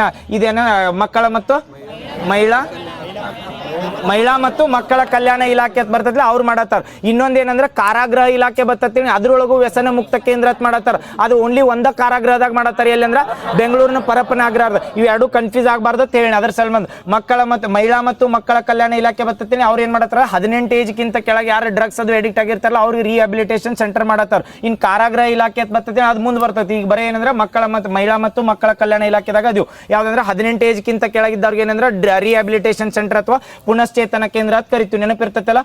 ಇದನ್ನ ಬಂದಾಗ ನೋಡ್ರಿ ಡ್ರಗ್ಸ್ ಸಲ್ಬಂದ್ ಬಂದಾಗ ಕರ್ನಾಟಕದಾಗ ರೀಸೆಂಟ್ ಆಗಿ 2 ಇನಿಷಿಯೇಟಿವ್ ತಂದಾರೆ. ಯಾವ ಬೇಡ ಬ್ರೋ ಮತ್ತೆ rise initiative. Rise full form RISE rise. R ಅಂದ್ರ ರೆಫ್ಯೂಸ್. ಆರ್ ಅಂದ್ರ ವಲ್ ಅನ್ನೋದು ರೆಫ್ಯೂಸ್. ಐ ಅಂದ್ರ ಇನ್ಫಾರ್ಮ್ ಮಾಡೋದು, ಹೇಳುದು ಯಾರ ಡ್ರಗ್ಸ್ ತಗೊಳತ್ತಾರ ಅಲ್ಲಿ ಡ್ರಗ್ಸ್ ತಗೊಳತ್ತಾರ ನೋಡ್ರಿ ಅಂತ ಹೇಳುದು. RIS ಅಂದ್ರ ಸಪೋರ್ಟ್ ಮಾಡೋದು, ಡ್ರಗ್ಸ್ ತಗೋಬೇಡ ಸಪೋರ್ಟ್ ಮಾಡೋದು. ಮತ್ತೆ ಸಪೋರ್ಟ್ ಅಂದ್ರ ನೆಕ್ಸ್ಟ್ S ಅಂದ್ರ ಸಪೋರ್ಟ್. ಆಮೇಲೆ ರೈಸ್. ಇ ಅಂದ್ರ ಎಂಪವರ್ಮೆಂಟ್ ಎಂಪವರ್ಮೆಂಟ್ ಕನ್ನಡದಾಗ ಏನಂತೀವಿ ಎಂಪವರ್ಮೆಂಟ್ ಸಬಲೀಕರಣ. Very good, ನೆನಪಿಟ್ಕೋ. ನೆಕ್ಸ್ಟ್ ಇದು ನೋಡ್ರಿ ರೀಸೆಂಟ್ ಆಗಿ ಏನ್ ಮಾಡಿದ್ರೆ ಯಾವ ಯೋಜನೆ ಅಂಡರ ಗರ್ಭಿಣಿ ಮಹಿಳೆಯರು ಇರ್ತಾರಲ್ಲ ಅವ್ರಿಗೆ ಮಧ್ಯಾಹ್ನದ ಬಿಸಿ ಊಟ ಅಂಗನವಾಡಿ ಕೇಂದ್ರದಾಗ ಕೊಡ್ಬೇಕಂದ್ರೆ ಯಾವ ಯೋಜನೆ? ಮಾತೃಪೂರ್ಣ ಯೋಜನೆ. ಇದು ನೆನಪಿಟ್ವರ ಮಾತೃಪೂರ್ಣ ಯೋಜನೆ ಆಲ್ರೆಡಿ ಐತಿ. ಮಾತೃಪೂರ್ಣ ಯೋಜನೆ ಅಂಡರ್ ಏನ್ ಇರ್ತೈತೆ ಅಂದ್ರೆ ಮಾತೃಪೂರ್ಣ ಗರ್ಭಿಣಿ ಮಹಿಳೆಯರಿಗೆ ಏನ್ ಕೊಡ್ಬೇಕಂದ್ರೆ ಅವ್ರಿಗೆ ನ್ಯೂಟ್ರಿಷನ್ ಅಥವಾ ಪೌಷ್ಟಿಕಾಂಶ ಆಹಾರಗಳನ್ನ ಏನ್ ಮಾಡ್ತಿದ್ರ ತತ್ತಿ ಅಥವಾ ರೇಷನ್ ಅದನ್ನೇನಂದ್ರೆ ಮನಿ ಕೊಡ್ತಿದ್ರು. ಫಸ್ಟ್ ಟೈಮ್ ಈ ಬಜೆಟ್ನಾಗ ಏನ್ ಹೇಳಿದ್ರೆ ಮಧ್ಯಾಹ್ನದ ಬಿಸಿ ಊಟ ಅವರ ರೆಡಿ ಮಾಡ್ಬೇಕಿಲ್ಲ ಅಂದ್ರೆ ಅಂಗನವಾಡಿ ಕೇಂದ್ರದಾಗ. ಮತ್ತೆ ಎಲ್ಲಿ ನಮ್ಮ ಕಡೆ ಇಂಪ್ಲಿಮೆಂಟ್ ಆಗಿಲ್ಲ ಅನ್ಬೇಡ್ರಿ, ಬಜೆಟ್ನಾಗ ಈಗ ಘೋಷಣೆ ಮಾಡೋದು ಇನ್ನ ಸಣ್ಣಂಗೆ ಆಕತ್ತೆ. ಅದ್ರ ಸಂಬಂಧ ನೆನಪಿರ್ತೈತಲ್ಲ, ಗೊತ್ತಾತಲ್ಲ ಯಾವ್ದು ಹೇಳಿ? ಮಾತೃಪೂರ್ಣ ಯೋಜನೆ ಅಂದ್ರೆ ಮಧ್ಯಾಹ್ನ ಬಿಸಿ ಊಟ ಅಥವಾ ಬಾಣಂತಿ ಮಹಿಳೆಯರಿಗೆ ಇರ್ತಾರ ಮತ್ತೆ ಗರ್ಭಿ. ಇದ್ರೊಳಗೆ ಇದನ್ನು ಕನ್ಸಿಡರ್ ಮಾಡ್ತೀರಿ? ಮಾತೃಪೂರ್ಣ ಯೋಜನೆ ಅಂಡರ ರೀಸೆಂಟ್ ಆಗಿ ಮಾಡ್ಯಾರ, ಅದ್ರ ಗರ್ಭಿಣಿ ಮಹಿಳೆಯರಿಗೆ ಅಷ್ಟ ಮಧ್ಯಾಹ್ನದ ಬಿಸಿ ಊಟ ಅಥವಾ ಬಾಣಂತಿಯರಿಗೆ ಅಂದ್ರೆ ಗರ್ಭಿಣಿ ಆಗ್ಲಿ ಬಾಣಂತಿಯರ ಇಬ್ಬರಿಗೆ ಬರ್ತದೆ. ಯಾಕಂದ್ರೆ ಗರ್ಭಿಣಿ ಇರ್ದವ್ರು ಮತ್ತೆ ಅವ್ರು ಡೆಲಿವರಿ ಆದ್ಮೇಲೆ ಇಲ್ಲಿ ಇವ್ರು ಕೊಡಂಗಿಲ್ಲತ್ತಲ್ಲ, ಅವ್ರು ಬಾಣಂತಿಯರು ಇರ್ತಾರಲ್ಲ ಅವ್ರಿಗೆ ಕೊಡ್ತಾರೆ. ಎರಡು ಯಾವ ಯೋಜನೆ ಅಂದ್ರ ಮಾತೃಪೂರ್ಣ ಯೋಜನೆ ಅಂಡರ್. ನೆಕ್ಸ್ಟ್ ಸಮಾಜ ಕಲ್ಯಾಣ ಇಲಾಖೆ ಒಳಗೆ ಬಂದ ರೀಸೆಂಟ್ ಆಗಿ ನೋಡ್ರಿ RTE ಅಂತ ಬರ್ತದೆ, ನೆನಪೈತೆ? Right to education. Right to education ಯಾವ ಇಯರ್? 2009 ಬರ್ತದೆ. ಈ ರೈಟ್ ಟು ಎಜುಕೇಶನ್ ಏನಂತ ಹೇಳ್ತೈತ್ರಿ? ರೈಟ್ ಟು ಎಜುಕೇಶನ್ ಅಂದ್ರೆ ಎಜುಕೇಶನ್ ತಗೋದ್ ನಮ್ದು ಹಕ್ಕು ಐತಿ, ಕರೆಕ್ಟಾ? ಯಾವ ಏಜ್ ದಿಂದ ಯಾವ ಏಜ್ ಹಕ್ಕು ಐತಿ? 6 ರಿಂದ 14 ಏಜ್ ಹಕ್ಕು ಐತಿ. ಯಾವ ವಿಧಿ ಹೇಳ್ತೈತಿ ಇದ್ರ ಬಗ್ಗೆ? 21 ಇವೆಲ್ಲ ಗೊತ್ತದಾವಲ್ಲ ಕಾನ್ಸ್ಟಿಟ್ಯೂಷನ್ ಬಂದಾಗ. ಇದು ರೈಟ್ ಟು ಎಜುಕೇಶನ್ ಅಂದಾಗ ರೈಟ್ ಟು ಎಜುಕೇಶನ್ ಅಂದ್ರೆ ನಮ್ಮ ಮೂಲಭೂತ ಹಕ್ಕದ. ಎಲ್ಲರ ನಮ್ಮ ಮನ್ಯಾಗ ಕೊಡ್ಲಿಕ್ಕತ್ತೇಳಿ ನಾವ್ ಏನ್ ಮಾಡೋದು ಅಂದ್ರೆ ರಿಟ್ ಹೊಡಿಸಬಹುದು, ನಮ್ಗೆ ಮೂಲಭೂತ ಹಕ್ಕು ಕೊಡವಲ್ರಿ ಅಂತೇಳಿ. ಇದು ರೈಟ್ ಟು ಎಜುಕೇಶನ್ 21 ದಾಗ ಡಿಕ್ಲೇರ್ ಮಾಡಿ ಆಲ್ರೆಡಿ. 6 ರಿಂದ 14 ವಯಸ್ಸಿಗೆ ಏನೈತೆ ಅಂದ್ರೆ ರೈಟ್ ಟು ಎಜುಕೇಶನ್ ಐತಿ. ಅದ್ರ ಅಂಡರ್ ಏನ್ ಮಾಡ್ರಿ ಅಂದ್ರೆ ನಾವು ಗೊತ್ತೈತ್ರಿ, ನಿಯರ್ ಇದ್ದಿದ್ದು ಯಾವ್ದಾರು ಪ್ರೈವೇಟ್ ಸ್ಕೂಲ್ ಇದ್ರೆ ಅಲ್ಲಿ ಕಂಪಲ್ಸರಿ ಏನ್ ಮಾಡ್ಬೇಕಂದ್ರೆ ಇದನ್ನ ಗೌರ್ಮೆಂಟ್ ಸ್ಕೂಲ್ ಇರ್ಲಿಕ್ಕತ್ತೇಳಿ ಪ್ರೈವೇಟ್ ಸ್ಕೂಲ್ನಾಗೂ ನಾವು ರೈಟ್ ಟು ಎಜುಕೇಶನ್ ಅಂಡ್ರೆ 20% ಐತನ? 25 ಐತೆ 25 ಅದು ಕರೆಕ್ಟ್. 25% ಸೀಟ್ಗಳು ಅಂದ್ರೆ 100 ಸೀಟ್ ಅವರಲ್ಲಿ ಅವೈಲೇಬಲ್ ಇದ್ರೆ 25 ಜನ ಏನ್ ಮಾಡ್ಬೇಕಂದ್ರೆ ಇವ್ರನ್ನ ತಗೋಬೇಕು. ಇವ್ರನ್ನ ಅಂದ್ರೆ RT ಎಷ್ಟಾಯ್ತದ? 20 25 ಅಲ್ಲ? ಹಾ, ಮತ್ತೆ ಅದಕ್ಕೆ ಡೌಟ್ಲಿ ಕೇಳ್ರಿ, ಅದಕ್ಕೆ ಮತ್ತೆ ಪಕ್ಕ ನೋಡ್ರಿ. ಮತ್ತೆ RTE ಎತ್ ಬತ್ತಲ್ರಿ, ರೈಟ್ ಟು ಎಜುಕೇಶನ್ ಯಾವ ಇಯರ್ ಅಂದ್ರೆ 2009. ಯಾವ ಏಜ್ ತನ ಇತ್ತಂದಿವು? 6 ರಿಂದ 14 ಏಜ್. 6 ರಿಂದ 14 ಏಜ್ ತನ ಕಂಪಲ್ಸರಿ ಎಜುಕೇಶನ್ ತಗೋದಿತ್ತದ. ಈಗ ಬಜೆಟ್ನಾಗ ಏನ್ ವಿಶೇಷ ಅಂದ್ರೆ ಅದನ್ನ ವಿಸ್ತರಣೆ ಮಾಡ್ರಿ. ಎಲ್ಲಿ ಏಜ್ ತನ ವಿಸ್ತರಣೆ ಮಾಡ್ರಿ ಹೇಳ್ರಿ? SC ST ಸ್ಟೂಡೆಂಟ್ದವ್ರಿಗೆ ವಿಸ್ತರಣೆ ಮಾಡ್ರೆ ಯಾವ ಏಜ್ ಗತೆ ಹೇಳ್ತಾನೆ? ಎಲ್ಲಿಂದ ಅಂದ್ರೆ 9 ರಿಂದ ಮತ್ತು 10ನೇ ತರಗತಿ. ಇವೆರಡು ಓನ್ಲಿ ಸಮಾಜ ಕಲ್ಯಾಣ ಇಲಾಖೆ ಅಂದ್ರೆ ಗೊತ್ತಾತಲ್ಲ, SC ST ದವ್ರಿಗೆ ಅಷ್ಟೇ ಇದು. ಪೂರ್ತಿ RTE ಎಜುಕೇಶನ್ ಅಂಡರ್ ಎಲ್ಲರಿಗೂ ವಿಸ್ತರಣೆ ಮಾಡಿಲ್ಲ. ಓನ್ಲಿ SC ST ದವ್ರು ಏನಿರ್ತಾರಲ್ಲ 6 ರಿಂದ 14 ಅಂದ್ರೆ ಎಲ್ಲಿ ತನ ಬಂದಿರ್ತಾರೆ? 8ನೇ ತನ ಕಲಿತಾರ. ಇದು 6 ರಿಂದ 14 8ನೇ ತನ ಎಜುಕೇಶನ್ ತಗೋದೇನಂದ್ರೆ ನಮ್ಮ ಮೂಲಭೂತ ಹಕ್ಕು ಐತೆ. 8ರ ಮೇಲಿನ ಮೂಲಭೂತ ಹಕ್ಕು ಇಲ್ಲ ಮತ್ತದ. ಯಾಕಂದ್ರೆ ಅದನ್ನ ನಾವು ಏನಂದ್ರೆ ಕಳಿಸ್ಬೇಕು ಅವ್ರ ಮನೆಯವ್ರು. ಅದು ಪೇರೆಂಟ್ಸ್ ಹೆಂಗೋ ರೈಟ್ಸ್ ಇರ್ತದೆ ಬಿಡ್ರಿ. ಬಟ್ ನಮ್ಮಲ್ಲಿ ಕಾನ್ಸ್ಟಿಟ್ಯೂಷನಲ್ ಮೆನ್ಷನ್ ಎಲ್ಲಿ ತನ ಐತೆ ಅಂದ್ರೆ 6 ರಿಂದ 1ನೇ ಸ್ಟಾರ್ಟ್ ಆಗತ್ತೆ. 14 ಏಜ್ ತನ ಕಂಪಲ್ಸರಿ ಎಜುಕೇಶನ್ ಕೊಡ್ಸಬೇಕು. ಯಾಕಂದ್ರೆ ಬೇಸಿಕ್ ಎಜುಕೇಶನ್ ಅಂತ ಕರಿತೀವಿ ಒಬ್ಬ ಮನುಷ್ಯ ಬದುಕಬೇಕಾರ. ಅದ್ರ ಸಲುವಾಗಿ 6 ರಿಂದ 8 ತನ ಇತ್ತ ಎಜುಕೇಶನ್, ಅಥವಾ 6 ರಿಂದ 14 ಏಜ್ ತನ ಇತ್ತ. ಈಗ ಯಾವ 2 ಸ್ಟ್ಯಾಂಡರ್ಡ್ ವಿಸ್ತರಣೆ ಮಾಡ್ರಿ SC ST ಒಳಗಂದ್ರೆ 9 ಮತ್ತು 10. ಇದು ನೆನಪಿಟ್ಕೋರು, ಓನ್ಲಿ SC ST ದಾಗ ಬರ್ತದೆ. ಇದು ಸಮಾಜ ಕಲ್ಯಾಣ ಇಲಾಖೆ ಗೊತ್ತಲ್ಲ. RT ಇದು ಪಕ್ಕ 20 25 ನೋಡ್ರಿ, ಅದು ನನ್ ಕನ್ಫರ್ಮ್ 25 ಅಲ್ಲ? ಹಾ ಪಕ್ಕ. ಮತ್ತೆ ನಾನು ಲಾಸ್ಟ್ ಟೈಮ್ ಮತ್ತೆ ತಪ್ಪಾಗೈತಂದಿ. ನೆಕ್ಸ್ಟ್ ಬಿಡ್ರಿ, ಇದು ಹೇಳ್ರಿ. ಈಗ ಗೊತ್ತಾತಲ್ಲ, ರೈಟ್ ಟು ಎಜುಕೇಶನ್ ಎಲ್ಲಿ ತನ ವಿಸ್ತರಣೆ ಮಾಡ್ರದ್ ಕೇಳ್ರ? 9 ಮತ್ತು 10 ತನ ಎಕ್ಸ್ಟೆಂಡ್ ಮಾಡ್ರಿ. ಇದು ಯಾವ್ದ? ಸಮಾಜ ಕಲ್ಯಾಣ ಇಲಾಖೆ ಒಳಗೆ. ರೀಸೆಂಟ್ ಆಗಿ ಸಮಾಜ ಕಲ್ಯಾಣ ಇಲಾಖೆ ಒಳಗೆ ಏನ್ ಮಾಡತ್ತಾರ ಅಂದ್ರೆ ಅಲೆಮಾರಿ ಜನಾಂಗ ವಿದ್ಯಾರ್ಥಿಗಳಿಗಾಗಿ ಏನ್ ಮಾಡತ್ತಾರ ಅಂದ್ರೆ ಪ್ರತಿ ಕಂದಾಯ ವಿಭಾಗದವಲ್ಲ ಇಲ್ಲಾರ ಏನ್ ಕೇಳಿರ್ತಾರ ಗೊತ್ತ? ಅಲೆಮಾರಿ ಜನಾಂಗ ಅಂದ್ರೆ ಗೊತ್ತಾಕತ್ತಲ್ಲ, ಅಲೆಮಾರಿ ಜನಾಂಗಗಳ ಬರ್ತೈತಲ್ಲ, SC ST ಅಂತ ಹೇಳತ್ನಲ್ಲ. ಅದ್ರಾಗ ಏನಂದ್ರೆ ಬುಡಕಟ್ಟು ಜನಾಂಗ ಅಂತ ಕರಿತೀವಿ ನೋಡ್ರಿ. ಕಾಡ್ನ್ಯಾಗ ಒಂದ್ ಕಡೆ ಇರ್ತಾರ, ಸ್ಥಳಾಂತರ ಬೇಸಾಯ ಮಾಡ್ಕೋತ ಹೋಗಿರ್ತಾರಲ್ಲ, ಅವ್ರಿಗೆ ಅಲೆಮಾರಿ ಅಂತ ಕರಿತೀವಿ. ಆ ಅಲೆಮಾರಿ ಜನಾಂಗದವ್ರು ಸಲ್ಮಂದಿ ಏನ್ ಮಾಡತ್ತಾರ ಅಂದ್ರೆ ಪ್ರತಿ ಕಂದಾಯ ವಿಭಾಗದಾಗ ಎಷ್ಟು ಅಲೆಮಾರಿ ಕೇಂದ್ರಗಳನ್ನ ಮಾಡತ್ತಾರ ಅಂದ್ರೆ 4 ಕಂದಾಯ ವಿಭಾಗಗಳು ಎಷ್ಟದಾವ್? ಅಥವಾ ಹಿಂಗ ಕೇಳಿರ್ತಾನೆ, ವಿಶೇಷ ವಸತಿ ಶಾಲೆಗಳನ್ನ ಅಲೆಮಾರಿ ಜನಾಂಗದವ್ರಿಗೆ ಎಷ್ಟು ಮಾಡತ್ತಾರ ಅಂತ ಕೇಳಿದ್ರೆ 4. ಅವ್ ಕಂದಾಯ ವಿಭಾಗ ಕೊಟ್ರೆ ಹೇಳಿಬಿಡ್ತೀರಿ, ಯಾಕಂದ್ರೆ 4 ಕಂದಾಯ ಅದಾವ. ಅವ್ ಕಂದಾಯ ಇಲಾಖೆ ಕೊಡಂಗಿಲ್ಲ. ಅಥವಾ ಅಲೆಮಾರಿ ಜನಾಂಗದ ಸಂಬಂಧ ವಿಶೇಷ ವಸತಿ ಯೋಜನೆಗಳನ್ನ ಮಾಡತ್ತಾರ. ಎಷ್ಟು ಕಡೆ ಮಾಡತ್ತಾರ ಅಂದ್ರೆ 4 ಕಡೆ. ಅಂದ್ರೆ ಪ್ರತಿಯೊಂದು ಕಂದಾಯ ವಿಭಾಗಕ್ಕೆ ಒಂದೊಂದು ವಿಶೇಷ. ಯಾರಿಗೆ ಅಂದ್ರೆ ಇದ ಓನ್ಲಿ ಅಲೆಮಾರಿ ಜನಾಂಗಕ್ಕೆ. ಅಂದ್ರೆ ಆ ಕಂದಾಯ ವಿಭಾಗದಾಗ ಒಂದ್ ಇರ್ತೈತ್ರಿ. ಅವ್ರು ಎಲ್ಲಿದ ಅಲೆಮಾರಿ ಮಾಡ್ರು ಅವ್ರಿಗೆ ವಸತಿ ಇರಾಕ ಅದೊಂದ ಕೇಂದ್ರ ಇದ್ದಂಗ. ಅದಕ್ಕೆ ಗೊತ್ತಾತಲ್ಲ, ಸಮಾಜ ಕಲ್ಯಾಣ ಇಲಾಖೆ ಅಂಡರ್ ಬರ್ತದೆ. ನೆಕ್ಸ್ಟ್ ಇನ್ನೊಂದು BR ಅಂಬೇಡ್ಕರ್. ಇಲ್ಲಿ ಏನ್ ಕ್ವಶನ್ ಕೇಳಿರ್ತಾರ ಗೊತ್ತಿ? ಈ ಕ್ರೈಸ್ತದ ಕಾಲ್ ಫಾರ್ಮ್ ಆಗಿ ಯಾವತ್ತು? ಕ್ರೈಸ್ತದ ಫುಲ್ ಫಾರ್ಮ್ ಏನ್ ಹೇಳ್ರಿ? KRIEC. ನೀವು ಬರಿತಿರ್ತೀರಿ ಹೇಳ್ರಿ. Karnataka residential Karnataka residential education institutional society ಅಂತ ಬರ್ತದೆ. Educational institution society. Karnataka residential ಏನತ್ತ? ಎಜುಕೇಶನ್ ಇನ್ಸ್ಟಿಟ್ಯೂಷನಲ್ ಸೊಸೈಟಿ ಅಂತ ಕರೀತಾರ. ಇದು ಈಗ ಎಕ್ಸಾಮ್ ಕರೆದಾರ ನೋಡ್ರಿ, ಅದನ್ನ ಕ್ರೈಸ್ ಅಂತ ಹೇಳಿ. ಇದು ಏನ್ ಕೇಳ್ಯಾರ ಅಂದ್ರೆ ರೀಸೆಂಟ್ ಆಗಿ ಕ್ರೈಸ್ದು ಏನ್ ಮಾಡತ್ತಾರ ಅಂದ್ರೆ ಎಷ್ಟು ಕ್ರೈಸ್ ವಸತಿ ಶಾಲೆಗಳನ್ನ BR ಅಂಬೇಡ್ಕರ್ ಅವ್ರ ಹೆಸರಲ್ಲಿ. ಯಾವ ಕ್ವಶನ್ ಹಿಂಗ ಕೇಳಿರಲ್ಲ, BR ಅಂಬೇಡ್ಕರ್ ಹೆಸರು ಕೊಡಂಗಿಲ್ಲ. ಇತ್ತೀಚೆಗೆ 4 ಕ್ರೈಸ್ ಸ್ಕೂಲ್ಗಳನ್ನ ಅಥವಾ ಕ್ರೈಸ್ದ ಇನ್ಸ್ಟಿಟ್ಯೂಷನ್ಗಳನ್ನ ಸೊಸೈಟಿಗಳನ್ನ ಡೆವಲಪ್ ಮಾಡ್ಬೇಕಂದ್ರೆ ಎಷ್ಟು ಯಾರ ಹೆಸರಲ್ಲಿ ಮಾಡ್ಬೇಕಂದ್ರೆ BR ಅಂಬೇಡ್ಕರ್ ಹೆಸರಲ್ಲಿ. ಇದು ನೆನಪಿಟ್ಕೋರಿ, BR ಅಂಬೇಡ್ಕರ್ ಅವ್ರ ಹೆಸರಲ್ಲಿ ಎಷ್ಟು ಮಾಡತ್ತಾರ ಅಂದ್ರೆ 4 ಕ್ರೈಸ್ ಸ್ಕೂಲ್ಗಳನ್ನ ಮಾಡತ್ತಾರ. ಸ್ಕೂಲ್ ಅಲ್ಲ, ಕ್ರೈಸ್ತ ಸೊಸೈಟಿ ಅಂತ ಕರಿತೀವಿ. ಈ ಸೊಸೈಟಿ ಯಾಕಂದ್ರೆ ಕ್ರೈಸ್ತ ಅಂದ್ರೆ ಗೊತ್ತಲ್ಲ, ಕರ್ನಾಟಕ ರೆಸಿಡೆನ್ಷಿಯಲ್ ಐ ಅಂತ ಬರ್ತದೆ, ಇನ್ಸ್ಟಿಟ್ಯೂಷನಲ್ ಎಜುಕೇಶನಲ್ ಸೊಸೈಟಿ ಅಂತ ಕರಿತೀವಿ. ಈ ಎಜುಕೇಶನಲ್ ಸೊಸೈಟಿ ಅಂಡರ್ ಯಾವ ಬರ್ತಾವ ಅಂದ್ರೆ ಕಿತ್ತೂರು ರಾಣಿ ಚೆನ್ನಮ್ಮ, ಅಥವಾ ಇವು ಮತ್ತೆ ಯಾವ ಬರ್ತಾವ? Morarji Desai, Kittur Rani Chennamma, Eklavya model school, Eklavya school, ನಾವು ಇವೆಲ್ಲ ಬರ್ತಾವಲ್ರಿ. ನವೋದಯ ಇವ್ರ ಕಡೆ ಬರಂಗಿಲ್ಲ, ನವೋದಯ ಸೆಂಟ್ರಲ್. ಅದನ್ನ ಇಲ್ಲಿ ತರ್ತಿ. ಇವು ಕರ್ನಾಟಕದ್ದು ಏನದಾವಲ್ಲ, ಇದು ಏಕಲವ್ಯ ಅಂತ ಬಂದ್ರೆ ST ಜನಾಂಗದವ್ರಿಗೆ ಅಷ್ಟ ತಗೋತಾರ ನೋಡಿ. ಇವೆಲ್ಲ ರೆಸಿಡೆನ್ಸ್ ಸ್ಕೂಲ್ ಅಂತ ಮಾಡ್ಯಾರಲ್ರಿ. ಇವು ರೆಸಿಡೆನ್ಸಸ್ ಸ್ಕೂಲ್ನೆಲ್ಲ ಮ್ಯಾನೇಜ್ ಮಾಡೋದು ಇನ್ಸ್ಟಿಟ್ಯೂಷನ್ ಯಾವ್ದಂದ್ರೆ ಇದ ಸೊಸೈಟಿ ಯಾವ್ದಂದ್ರೆ ಕ್ರೈಸ್ತ. ಈ ಕ್ರೈಸ್ದಾಗ ಸೆಲೆಕ್ಷನ್ ಆದ್ರೆ ಇವು 4 4 ಎಲ್ಲಿ ಬೇಕಾದ ಹಾಕ್ಬೋದು. ಯಾಕಂದ್ರೆ 4 ಏನದ ಅಂದ್ರೆ ಅದ್ರ ಅಂಡರ್ ವರ್ಕ್ ಮಾಡು ಇವು ಕಿತ್ತೂರು ರಾಣಿ ಚೆನ್ನಮ್ಮ ಐತಿ, ಇನ್ನೊಂದು ಯಾವ್ದಂದ್ರೆ ಮುರಾರ್ಜಿ ದೇಸಾಯಿ ಅಂತ ಬರ್ತದ್ರಿ, ಆಮೇಲೆ ಏಕಲವ್ಯ ಸ್ಕೂಲ್, ಅವು ಏನೇನು ಇದನ್ ಬರ್ತಾವಲ್ಲ ಸೊಸೈಟಿ, ಅವನ್ನೆಲ್ಲ ಕಂಟ್ರೋಲ್ ಮಾಡೋದು ಯಾವ್ದಂದ್ರೆ ಕ್ರೈಸ್ತ. ಈ ಕ್ರೈಸ್ತ ಅನ್ನೋದು ಏನಂದ್ರೆ ಇನ್ಸ್ಟಿಟ್ಯೂಷನ್, ಇದು ಬರೀ ಏನಂದ್ರೆ ಕಂಟ್ರೋಲ್ ಮಾಡೋದು. ಇದು ಯಾವ್ದಾರ ವಸತಿ ಶಾಲೆಗೆ ಇಲ್ಲಿ ಏನು ಅಲ್ಲ, ಬರೀ ಇದೇನಂದ್ರೆ ನಾವು ಎಕ್ಸಾಮ್ ನಡ್ಸಕ್ ಹೆಂಗ್ KPSC ಐತೈತ್ಲ, KPSC ಏನಾರ ಎಕ್ಸಾಮ್ ಇರ್ತಾವ, ಬರೀ ಏನಂದ್ರೆ ಎಕ್ಸಾಮ್ ಕಂಡಕ್ಟ್ ಮಾಡೋ ಅಥಾರಿಟಿ, ಅದ್ರ ಸ್ವಂತ ಯಾವ್ದೋ ಡಿಪಾರ್ಟ್ಮೆಂಟ್ ಅದು ಇಲ್ಲಿ ಬರೀ ಎಕ್ಸಾಮ್ ಕಂಡಕ್ಟ್ ಮಾಡೋದು ಅಷ್ಟ ಅದ್ರ ಕೆಲಸ. ಸೇಮ್ ಹಂಗ ಯಾವ್ದಂದ್ರೆ ಕ್ರೈಸ್ತ ಐತಲ್ಲ, ಇದೇನಂದ್ರೆ ಒಂದು ಸೊಸೈಟಿ ರೀ, ಇವ್ರು ಯಾವ್ಯಾವ ಮೇಂಟೈನ್ ಮಾಡ್ತೈತೆ ಅಂದ್ರೆ ಇದು ಯಾವ್ದು ಹೇಳಿದಿವಲ್ಲ ಈಗ ಏಕಲವ್ಯ ಮಾಡೆಲ್ ಸ್ಕೂಲ್, ಮುರಾರ್ಜಿನ ಇವನ್ನೆಲ್ಲ ಮೇಂಟೈನ್ ಮಾಡ್ತದೆ, ವಸತಿ ಶಾಲೆಗಳನ್ನ ಮ್ಯಾನೇಜ್ ಮಾಡ್ತಿರ್ತದೆ. ಅಂತವ ಎಷ್ಟು ಇತ್ತೀಚೆಗೆ ಅಂಬೇಡ್ಕರ್ ಹೆಸರಲ್ಲೇ ಸ್ಥಾಪನೆ ಮಾಡತ್ತಾರ ಅಂದ್ರೆ 4 ನೆನಪಿರ್ತಾವಲ್ಲ, ಅವ್ ಹಿಂದ ಮುಂದೆ ಮಾಡಿ ಏನೋ ಕೇಳಿದ್ರು ಗೊತ್ತಾಕವ್ ಎಷ್ಟು 4 ಮಾಡತ್ತಾರ. ಇನ್ನೊಂದು 4 ಏನು ಸ್ಥಾಪನೆ ಮಾಡತ್ತಾರ ಸಮಾಜ ಕಲ್ಯಾಣ ಇಲಾಖೆದಿಂದ ಅಲೆಮಾರಿ, ಅವ್ 2 4 4 2 4 4 ನೆನಪಿಟ್ಕೋಬಹುದು. 4 4 ಅದು 4 ಇದು 4. ಅಲೆಮಾರಿ ಜನಾಂಗಕ್ಕೆ ವಿಶೇಷ ವಸತಿ ಎಷ್ಟಂದ್ರೆ 4. ಆಮೇಲೆ ಇದನ್ನ ಕ್ರೈಸ್ತ ಮಾಡೆಲ್ ಸ್ಕೂಲ್ನಾಗ 4 ಎಲ್ಲಿ ಅಂದ್ರೆ 4 ವಸತಿ ಶಾಲೆಗಳನ್ನ ಮಾಡತ್ತಾರ. ನೆಕ್ಸ್ಟ್ ಅಲ್ಪಸಂಖ್ಯಾತ ಇಲಾಖೆ ಅಂತ ಬರ್ತದೆ. ಈ ಅಲ್ಪಸಂಖ್ಯಾತ ಇಲಾಖೆ ಬಂದಾಗ ಒಂದ ಏನ್ ಹೈಲೈಟ್ ಅಂದ್ರೆ ಯಾಕಂದ್ರೆ ವಕ್ಫ್ ಬೋರ್ಡ್ ಅಂತ ಬರ್ತಿತ್ತಲ್ಲ, ವಕ್ಫ್ ಬೋರ್ಡ್ ರೀನೇಮ್ ಮಾಡ್ಯಾರ ಉಮ್ಮೀದ್ ಅಂತ, ಅದೆಲ್ಲ ಅಂದ್ರೆ ಸೆಂಟ್ರಲ್ ಲೆವೆಲ್ಗೆ ಅದಿನ್ನ ಬಿಲ್ ಪಾಸ್ ಆಗಿಲ್ಲ, ಅದು ಆತೇಳಿ ಅದ್ರ ನ್ಯೂಸ್ನೇ ಬರ್ಬೋದು. ಬಟ್ ಕರ್ನಾಟಕದಾಗ ಅಲ್ಪಸಂಖ್ಯಾತ ಇಲಾಖೆದಿಂದ ಏನ್ ಮಾಡತ್ತಾರ ಅಂದ್ರೆ ಹಜ್ ಭವನಗಳ ನಿರ್ಮಾಣ ಮಾಡತ್ತಾರ. ಕರ್ನಾಟಕದಾಗ ಪ್ರಸ್ತುತ ಇರೋದು ಒಂದು ಹಜ್ ಭವನ ಎಲ್ಲಿ ಹತ್ರ ಬೆಂಗಳೂರಾಗ ಐತಿ. ಇನ್ 2 ಹಜ್ ಭವನಗಳನ್ನ ಎಲ್ಲೆಲ್ಲಿ ಮಾಡತ್ತಾರ್ರಿ? ಹುಬ್ಬಳ್ಳಿ ಮತ್ತ ಕಲಬುರ್ಗಿ. ನೆನಪಿರ್ತೈತಿಲ್ಲ, ಕಲಬುರ್ಗಿಗೆ ಒಂದು, ಹುಬ್ಬಳ್ಳಿ ಒಂದು, 2 ನಾರ್ತ್ ಕರ್ನಾಟಕದಾಗ ಬರ್ತಾವ, ಹುಬ್ಬಳ್ಳಿ ಮತ್ತ ಕಲಬುರ್ಗಿ. ಆಲ್ರೆಡಿ ಎಲ್ಲೈತೆ ಅಂದ್ರೆ ಹಜ್ ಭವನ ಬೆಂಗಳೂರಾಗ. ಕ್ರೈಸ್ತ ಶಾಲೆ ಕರೆಕ್ಟ್. ಇದು ಕ್ರೈಸ್ತ ಶಾಲೆ ಅಲೆಮಾರಿ ಸ್ಕೂಲ್ಗಳನ್ನ ಹೇಳಲ್ಲ, ಕಂದಾಯ ಇಲಾಖೆ ಮತ್ತೆ ಕ್ರೈಸ್ತ ಎಲ್ಲಿ ಮಾಡತ್ತಾರ ಅಂತೇಳಿ. ಅದು ಆಕ್ಚುಲಿ ಅವ್ರ ಏನಂದ್ರೆ ಪ್ಲೇಸ್ ಡಿಕ್ಲೇರ್ ಮಾಡಿಲ್ಲ, ಇಲ್ಲೇ ಮಾಡ್ತಾನ ಅಂತೇಳಿ ಒಟ್ಟು ಮಾಡ್ಯಾರ. ಹಾ ಕರೆಕ್ಟ್ ಕೊಟ್ರಲ್ಲ, ಅಂಬೇಡ್ಕರ್ ಭೇಟಿ ನೀಡಿ ಕಲಬುರ್ಗಿ, ವಿಜಯಪುರ, ಬೆಳಗಾವಿ, ಕೋಲಾರ. ಕರೆಕ್ಟ್. ಇದ್ರದ್ದು ಯಾವ್ದು ಅಲೆಮಾರಿದ್ ಮಾಡಿಲ್ಲ ನಾ ಕಂದಾಯ ವಿಭಾಗದ. ಕರೆಕ್ಟ್. ಅಲೆಮಾರಿದ 4 ಹೇಳಿ, ಮತ್ತೆ ಯಾವ್ದಂದ್ರೆ ಅಂಬೇಡ್ಕರ್ದು 4 ಹೇಳಿನಲ್ಲ. ಅಲೆಮಾರಿ ಜನಾಂಗದ ಏನೈತಿಲ್ಲ ಅವ್ 4 ಪ್ಲೇಸ್ ಕೊಟ್ಟಿಲ್ರಿ, ಬಟ್ ಕ್ರೈಸ್ತದ ಕೊಟ್ಟಾರ. ಕರೆಕ್ಟ್. ಎಲ್ಲೆಲ್ಲಿ ಕೊಟ್ರ ಅಂದ್ರ ಈಗ ಹೆಂಗ್ ಗಾಂಧೀಜಿ ಭೇಟಿ ಕೊಟ್ಟಿದ್ದ ಸ್ಥಳದ ಒಳದಾಗ ಗಾಂಧಿ ಭವನ ಮಾಡತ್ತಾರ ಅಥವಾ ಗಾಂಧಿ ಸ್ಮಾರಕ ಮಾಡತ್ತಾರ? ಇದು ಮನೆ ಬಜೆಟ್ನಾಗ ಡಿಕ್ಲೇರ್ ಮಾಡ್ರಿ. ಗಾಂಧೀಜಿ ಕರ್ನಾಟಕದಾಗ ಭೇಟಿ ಕೊಟ್ಟ ಸ್ಥಳಗಳಲ್ಲಿ ಗಾಂಧಿ ಸ್ಮಾರಕ ಮಾಡತ್ತಾರ, ಭವನಗಳನ್ನ ಮಾಡತ್ತಾರ. ಯಾವ್ದ ಭವನ? ವೆರಿ ಗುಡ್, ತಪ್ಪದ. ಯಾಕಂದ್ರೆ ಗಾಂಧಿ ಸ್ಮಾರಕಗಳನ್ನ ಮಾಡತ್ತಾರ. ಗಾಂಧೀಜಿ ಕರ್ನಾಟಕದಾಗ ಎಷ್ಟು ಭೇಟಿ ಕೊಟ್ಟಾರಲ್ಲ, ಇವು ಕ್ವಶನ್ ಕನ್ಫ್ಯೂಸ್ ಇವನ ಮಾಡ್ತಿರ್ತಾನೆ. ಇಲ್ಲ, ಕ್ವಶನ್ ಕನ್ಫ್ಯೂಸ್ ಇವನ ಮಾಡ್ತಿರ್ತಾನೆ. ಯಾಕಂದ್ರೆ ಅಲ್ಲಿ ಎಕ್ಸಾಮ್ನಾಗ ಕೂತಾಗ ಹಂಗ ಅನಿಸ್ತೈತಿ. ಏನ್ ಅನಿಸ್ತೈತಿ ಅಂದ್ರೆ ಗಾಂಧೀಜಿ ಭೇಟಿ ಕೊಟ್ಟದಾಗ ಸ್ಮಾರಕ ಯಾಕೆ ಮಾಡಿರ್ತಾರ ಬಿಡು, ಭವನ ಮಾಡಿರ್ಬೇಕಂತ ಅನಿಸ್ತೈತಿ. ಬಟ್ ಏನಂದ್ರೆ ಕರ್ನಾಟಕದಾಗ ಗಾಂಧೀಜಿ ಭೇಟಿ ಕೊಟ್ಟ ಸ್ಥಳದಾಗ ಏನ್ ಮಾಡತ್ತಾರ ಅಂದ್ರೆ ಸ್ಮಾರಕಗಳನ್ನ ಮಾಡತ್ತಾರ. ಸೇಮ್ ಹಂಗ ಅಂಬೇಡ್ಕರ್ ಕರ್ನಾಟಕದಾಗ ಭೇಟಿ ಕೊಟ್ಟಿದ್ದು 4 ಸ್ಥಳ ಅದಾವಲ್ಲ, ಬೇರೆ ಕಡೆ ಭೇಟಿ ಕೊಟ್ಟಿಲ್ಲತ್ತಲ್ಲ, ಇವು 4 ಸ್ಥಳದಾಗ ಅಟ್ಟ ಹೈಲೈಟ್ ಮಾಡಿ ಏನ್ ಮಾಡ್ತಾರ ಕ್ರೈಸ್ತ ಸ್ಕೂಲ್ಗಳು ಮಾಡತ್ತಾರ. ಯಾವ 4 ಹೇಳಿ ಹೇಳ್ರಿ? ಬಡ ಹೇಳಿ ಹೇಳ್ಬೇಡ, ಕೆಳಗ ಮೇಲೆ ಡಿವೈಡ್ ಮಾಡ್ರಿ ಅವನು ಹೇಳ್ರಿ. ಕಲಬುರ್ಗಿ ನೆಕ್ಸ್ಟ್, ಬೆಳಗಾವ ಎಲ್ಲಿ ಇಲ್ಲಿ ಮ್ಯಾಲಿಂದ ಬರ್ನು. Kalaburagi next, Belagavi next, Kolar next, ಇನ್ನೊಂದು ಯಾವ್ದು ಉಳಿಸಿ? ಬಿಜಾಪುರ. ಮ್ಯಾಲ್ 3 ಅದು. ಕರೆಕ್ಟ್. ಯಾವ ಬರ್ತಾವ? ಇನ್ನೊಂದು ಕಲಬುರ್ಗಿ, ಬಿಜಾಪುರ, ಬೆಳಗಾವಿ. ನೆನಪಿ ಕಲಬುರ್ಗಿ, ಬಿಜಾಪುರ, ಬೆಳಗಾವ. ಲಾಸ್ಟ್ ಬಂದಾಗ ಕೋಲಾರ. ಆ ರೈತ ಮಾಲ್ ಆತಲ್ಲ ಅಲ್ಲೇ ಕೋಲಾರದಾಗ, ಅದನ್ನೊಂದು ಆ್ಯಡ್ ಮಾಡ್ಕೊಂಡ್ಬಿಡ್ರಿ. 4 ಗೊತ್ತಾದವಲ್ಲ. ಇವೇನಂದ್ರ ನಾಳೆ ಇದನ್ನು ಕ್ವಶನ್ ಕೇಳಿರ್ತಾರ. ಇವು ಕ್ವಶನ್ ಹೆಂಗ ಮಲ್ಟಿಪ್ಲೈ ಮಾಡಿರ್ತಾರ ಅಥವಾ ಹೆಂಗ್ ಚೇಂಜ್ ಮಾಡಿರ್ತಾರ ಅಂದ್ರೆ, ಅಥವಾ ಗಾಂಧೀಜಿ ಭೇಟಿ ಕೊಟ್ಟಿದ್ದೀವಿ 4 ಸ್ಥಳದಾಗ ಕ್ರೈಸ್ತ ಸ್ಕೂಲ್ ಮಾಡತ್ತಾರ, ಅಥವಾ ಅಂಬೇಡ್ಕರ್ ಭೇಟಿ ಕೊಟ್ಟಾಗ, ಅಥವಾ ಯಾರು ಭೇಟಿ ಕೊಟ್ಟ ಸ್ಥಳದಾಗ ಕ್ರೈಸ್ತ ಸ್ಕೂಲ್ ಮಾಡತ್ತಾರ, ಹಿಂಗೂ ಕೇಳಿರ್ತಾರ. ಅದ್ರ ಸಂಬಂಧ ಹೇಳಿ ಅಂಬೇಡ್ಕರ್ ಭೇಟಿ ಕೊಟ್ಟಿದ್ದು 4 ಸ್ಥಳದಾಗ ಏನ್ ಮಾಡತ್ತಾರ ಅಂದ್ರೆ ಕ್ರೈಸ್ತ ಸೊಸೈಟಿಗಳು ಮಾಡತ್ತಾರ. ಸೊಸೈಟಿನ ಅದು ಸ್ಕೂಲ್ ಅಲ್ಲ. ಗೊತ್ತಾತಲ್ಲ ಕ್ರೈಸ್ತದ ಫುಲ್ ಫಾರ್ಮ್? ಕ್ರೈಸ್ತ ಫುಲ್ ಫಾರ್ಮ್ ಹೇಳ್ಬಿಡ್ರಿ last. Karnataka residential institutional educational society ಅಂತ ಬರ್ತದೆ. ನೆನಪಿರ್ತೈತಲ್ಲ. 4 ಯಾವ ಪ್ಲೇಸ್ ಹೇಳ್ಬಿಡ್ರಿ ಈಗ 1 ಹಿಡ್ದ. ಕಲಬುರ್ಗಿ, ಬಿಜಾಪುರ, ಬೆಳಗಾವ. Very good. ಕಲಬುರ್ಗಿ, ಬಿಜಾಪುರ, ಬೆಳಗಾವ, ಇನ್ನೊಂದ ಕೋಲಾರ. Very good.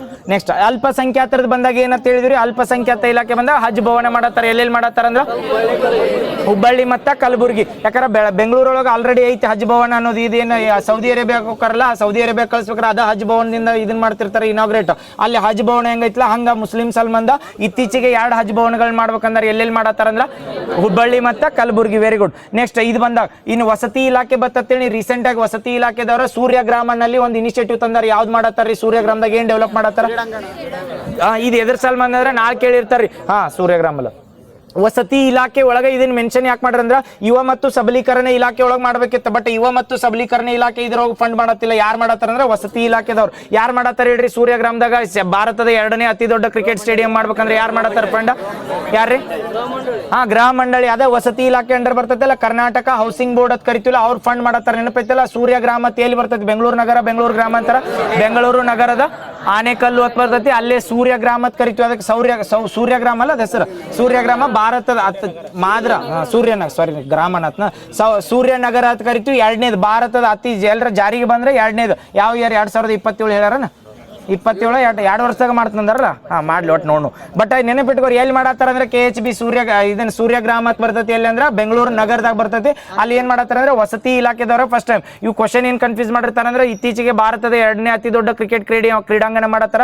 ಇದು ಯುವ ಮತ್ತು ಸಬಲೀಕರಣ ಇಲಾಖೆ ಬರ್ತೈತಿ ಅಥವಾ ಕರ್ನಾಟಕ ಕ್ರಿಕೆಟ್ ಬೋರ್ಡ್ ಬರ್ತೈತಿ ಅಥವಾ ವಸತಿ ಇಲಾಖೆ ಬರ್ತೈತಿ ಅಂದ್ರೆ ವಸತಿ ಇಲಾಖೆ. ಇದು ಫಸ್ಟ್ ಟೈಮ್ ನೋಡ್ರಿ ವಸತಿ ಇಲಾಖೆದವರು ಒಂದು ಕ್ರಿಕೆಟ್ ಸ್ಟೇಡಿಯಂ ಮಾಡೋದು. ನೆಕ್ಸ್ಟ್ ಆಹಾರ ಮತ್ತು ಸರಬರಾಜು ಇಲಾಖೆ ಬಂದ ಇದು ಇಂಪಾರ್ಟೆಂಟ್ ಐತೆ.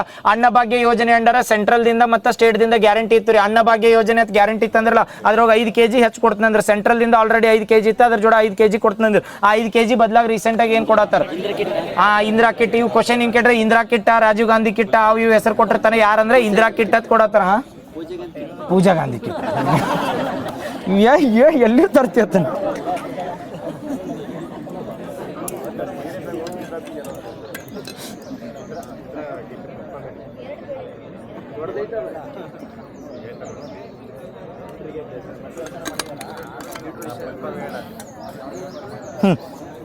ಅನ್ನಭಾಗ್ಯ ಯೋಜನೆ ಗೊತ್ತಲ್ರಿ. ಅನ್ನಭಾಗ್ಯ ಯೋಜನೆ ಅಂದ್ರೆ ರೀಸೆಂಟ್ ಆಗಿ 5 kg ಬದಲಾಗಿ ಏನ್ ಕೊಡತ್ತಾರ ಅಂದ್ರ ಇಂದಿರಾ ಕಿಟ್ ಕೊಡತ್ತಾರ. ನೆಕ್ಸ್ಟ್ ಇನ್ನೊಂದು ಬರ್ತೈತ್ರಿ. ಅಲ್ಲ ಇದ್ರೊಳಗ ಡೈರೆಕ್ಟ್ ಏನ್ ಕೇಳಿರ್ತಾರ ಗೊತ್ತ, ಪಿಸ್ಟ್ ಅನ್ನೋ ಅಪ್ಲಿಕೇಶನ್ ಬರ್ತೈತಿ. ಈ ಪಿಸ್ಟ್ ಅಪ್ಲಿಕೇಶನ್ ಯಾವ್ದಕ್ ಸಂಬಂಧ ಏನತ್ತ ಇಂದಿರಾ ಕಿಟ್ ಅದನ್ನ ಫುಲ್ ಫಾರ್ಮ್ ಇಂದಿರಾ ಅಂತ ಬರಿತೀವಿ. INDRI ಅಂತ ಬರಿತೀವಲ್ಲ ಇಂದಿರಾ ಅಂತ ಬರಿತೀವಿ. ಕರೆಕ್ಟ್.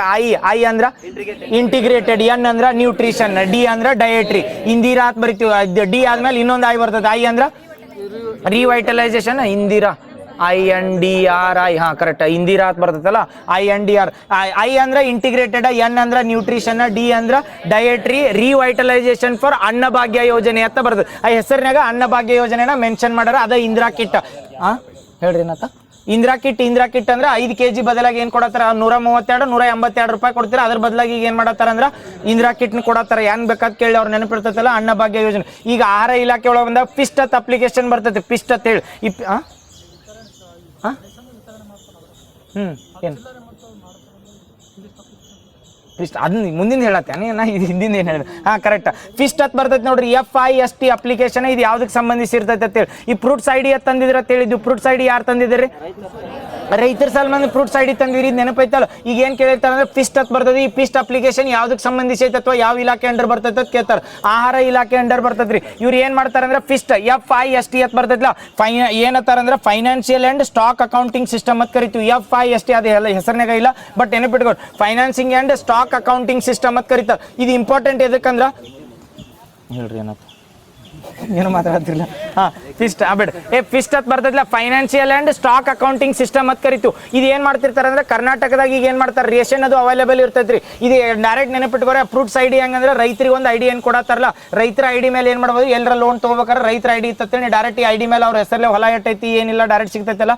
ಫಿಸ್ಟ್ ID ಎದುರಿಸಲ್ ಬಂದಿರ್ತೈತೆ ಅಂದ್ರೆ ಕರ್ನಾಟಕದಾಗ ಅನ್ನಭಾಗ್ಯ ಯೋಜನೆ ಆಗಲಿ ಅಥವಾ ಯಾವುದೋ ಯೋಜನೆ ಬರಲಿ ಅದರಿಂದ ಏನು ಪಬ್ಲಿಕ್ ಡಿಸ್ಟ್ರಿಬ್ಯೂಷನ್ ಮಾಡ್ತಿರ್ತೀವಲ್ಲ ಆ ಸಪ್ಲೈ ಎಷ್ಟೈತಿ ಎಷ್ಟಿಲ್ಲ ಅದ್ರದ್ದು ಅಕೌಂಟ್ ಎಲ್ಲ ಯಾವ್ದು ಇರ್ತೈತೆ ಅಂದ್ರೆ ಫಿಸ್ಟ್ ಅಪ್ಲಿಕೇಶನ್ ದಾಗ ಇರ್ತೈತೆ. ಆ ಫಿಸ್ಟ್ ಫುಲ್ ಫಾರ್ಮ್ ಏನಂದ್ರೆ ಫೈನಾನ್ಸಿಂಗ್ ಅಂಡ್ ಅಕೌಂಟಿಂಗ್ ಸಿಸ್ಟಮ್ ಅಂತ ಕರೀತಾರೆ. ಇದು ಯಾಕೆ ನ್ಯೂಸ್ನಾಗ ಇತ್ತಂದ್ರೆ ಈ ಉಗ್ರಾನು ಸ್ಟಾಕ್ ಏನಂದ್ರೆ ಫೈನಾನ್ಷಿಯಲ್ ಸ್ಟಾಕ್ ಅಕೌಂಟಿಂಗ್ ಸಿಸ್ಟಮ್. ನಾ ಏನನ್ನೇ ಸ್ಟಾಕ್ ಹೇಳಿಲ್ಲ ಅಂದೆ.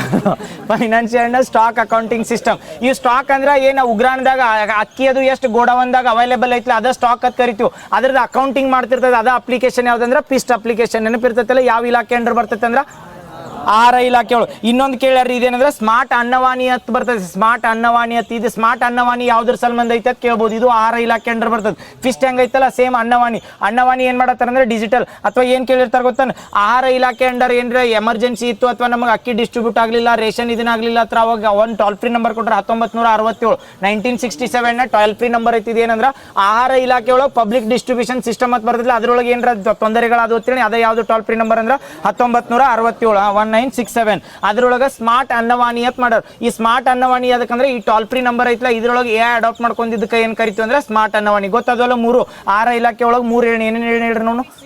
1 ಫಿಸ್ಟ್ ಕರೆಕ್ಟ್. ಇನ್ನೊಂದ ಇಂದಿರಾ ಕಿಟ್ ಒಂದು ಕೊಟ್ರೆ ನೆಕ್ಸ್ಟ್ ಇನ್ನೊಂದು ಯಾವ್ದಂದ್ರೆ ಸ್ಮಾರ್ಟ್ ಅನ್ನವಾಣಿ ಅಥವಾ ಸ್ಮಾರ್ಟ್ ಅನ್ನವಾಣಿ ಅತ್ ಕರ್ನಾಟಕದಾಗ ಬರ್ತೈತಿ. ಇದು ಎದಕ್ಕೆ ಸಂಬಂಧಿಸೈತಿ ಅತ್ ಕೇಳಿರತ್ತೇಳಿ ಯಾವ್ದಂದ್ರೆ ಯಾರ ಇಲಾಖೆ ಅಂಡರ್ ಬರ್ತೈತಿ. ಏನ್ ಮಾಡ್ತಾರೆ ಅಂದ್ರೆ ಟೋಲ್ ಫ್ರೀ ನಂಬರ್ ಐತ್ರಿ, ಅದ್ರೊಳಗೆ ಏನ್ ಮಾಡ್ತಾರೆ ಅಂದ್ರೆ artificial intelligence toll free number. ಯಾವ ಟೋಲ್ ಫ್ರೀ ನಂಬರ್ ಅಂದ್ರೆ 1967 ಕರೆಕ್ಟ್. ಕಾಯಕ ಭಾಗ್ಯ ಯೋಜನೆ ಅಂತೂ ಗೊತ್ತೈತಿ, ಇದು ರಿಪೀಟ್ ಮಾಡಿದ್ವಿ. ಕಾಯಕ ಭಾಗ್ಯ ಎದ್ರ ಸಲ್ಮಂದ್ ಹೇಳ್ರಿ ಮುಂದೆ ಹೋಗ್ಬಿಟ್ಟು.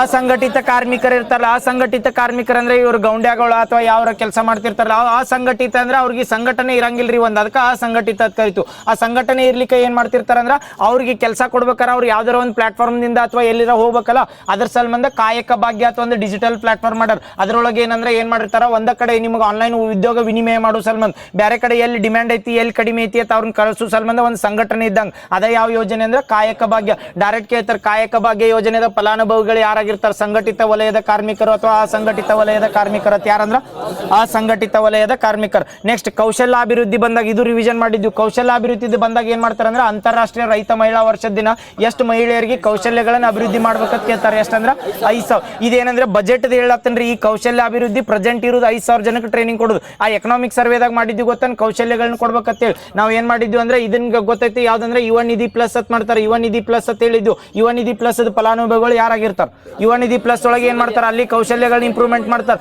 ನಾಳೆ ಕೇಳಿರ್ತಾರೆ ಯುವ ನಿಧಿ ಪ್ಲಸ್ನಾಗ 1500 3000 ಇದ್ದಿದ್ದ 4000 5000 ಮಾಡಿರತ್ ಕೇಳ್ರಿ. ಅದ ಯುವ ನಿಧಿ ಪ್ಲಸ್ನಾಗ ಇನ್ಕ್ರೀಸ್ ಮಾಡಿರಂಗಿಲ್ಲ. ಏನ್ ಮಾಡ್ತಾರೆ ಅಂದ್ರೆ ಕೌಶಲ್ಯಗಳನ್ನ ಇನ್ಕ್ರೀಸ್ ಮಾಡ್ತಾರೆ. ಅದೇನಂದ್ರೆ ಲಾಸ್ಟ್ ಇಯರ್ದು ಈ ಎಕನಾಮಿಕ್ ಸರ್ವೆ ಹಿಂದಿನ ಇರ್ತದೆ, ಬಜೆಟ್ ಮುಂದಿನ ಇರ್ತದೆ. ಈಗ 5,000 ಜನಕ್ಕೆ ಟಾರ್ಗೆಟ್ ಐತಿ. ಅದೇನಂದ್ರೆ ಎಕನಾಮಿಕ್ ಸರ್ವೆದಾಗ ಹೇಳಿದ್ವಲ್ಲ, ಅದೇನಂದ್ರೆ ಕೌಶಲ್ಯಗಳನ್ನ ಇಂಪ್ರೂವ್ಮೆಂಟ್ ಮಾಡಕ ಯುವ ನಿಧಿ ಪ್ಲಸ್ ಅಂತ ತಂದಿದ್ರು. ಯುವ ನಿಧಿ ಒಳಗೆ ಏನ್ ಮಾಡ್ತಿದ್ವಿ 1500 3000 ಕೊಡ್ತಿದ್ವಲ್ಲ. ಯುವ ನಿಧಿ ಪ್ಲಸ್ ಒಳಗೆ ಏನ್ ಮಾಡ್ತಾರೆ ಅಂದ್ರೆ ಅದು ಕನ್ಫ್ಯೂಸ್ ಏನಕ್ಕಂದ್ರೆ ಆಲ್ರೆಡಿ 1500 3000 ಕೊಡ್ತಾರೆ, ಪ್ಲಸ್ನಾಗ ಜಾಸ್ತಿ ರೊಕ್ಕ ಕೊಡ್ಬೋದು ಅಂತ ಅನಿಸ್ತದೆ. ಬಟ್ ಯುವ ನಿಧಿ ಪ್ಲಸ್ನಾಗ ಫೈನಾನ್ಷಿಯಲ್ ಸಪೋರ್ಟ್ ಮಾಡಂಗಿಲ್ಲ. ಯುವ ನಿಧಿ ಪ್ಲಸ್ ಒಳಗೆ ಏನೋ ಇರುದಂದ್ರೆ ಓನ್ಲಿ ಕೌಶಲ್ಯಗಳನ್ನ ಏನಂದ್ರೆ ಕೌಶಲ್ಯಗಳನ್ನ ಇಂಪ್ರೂವ್ ಮಾಡ್ತಾರೆ. ಅದು ಯಾರಾದ್ರೂ ಫಲಾನುಭವಿಗಳಾಗಿರ್ತಾರೆ ಹೇಳ್ರಿ, ಎಲ್ಲಾ ಯೂತ್ಸ್ ಆಗಿರ್ತಾರ ಅಥವಾ ಯುವ ನಿಧಿ ಆದವ್ರಷ್ಟ.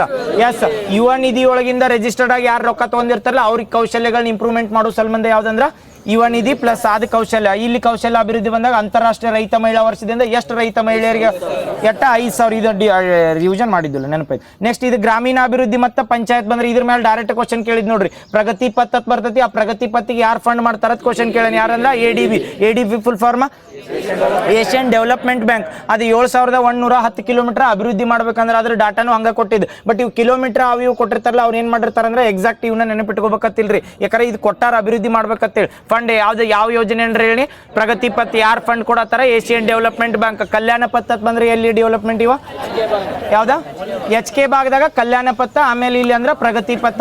ಗ್ರಾಮೀಣ ರಸ್ತೆಗಳನ್ನ ಅಭಿವೃದ್ಧಿ ಮಾಡತ್ತಾರ, ಗೊತ್ತಾತಲ್ಲ.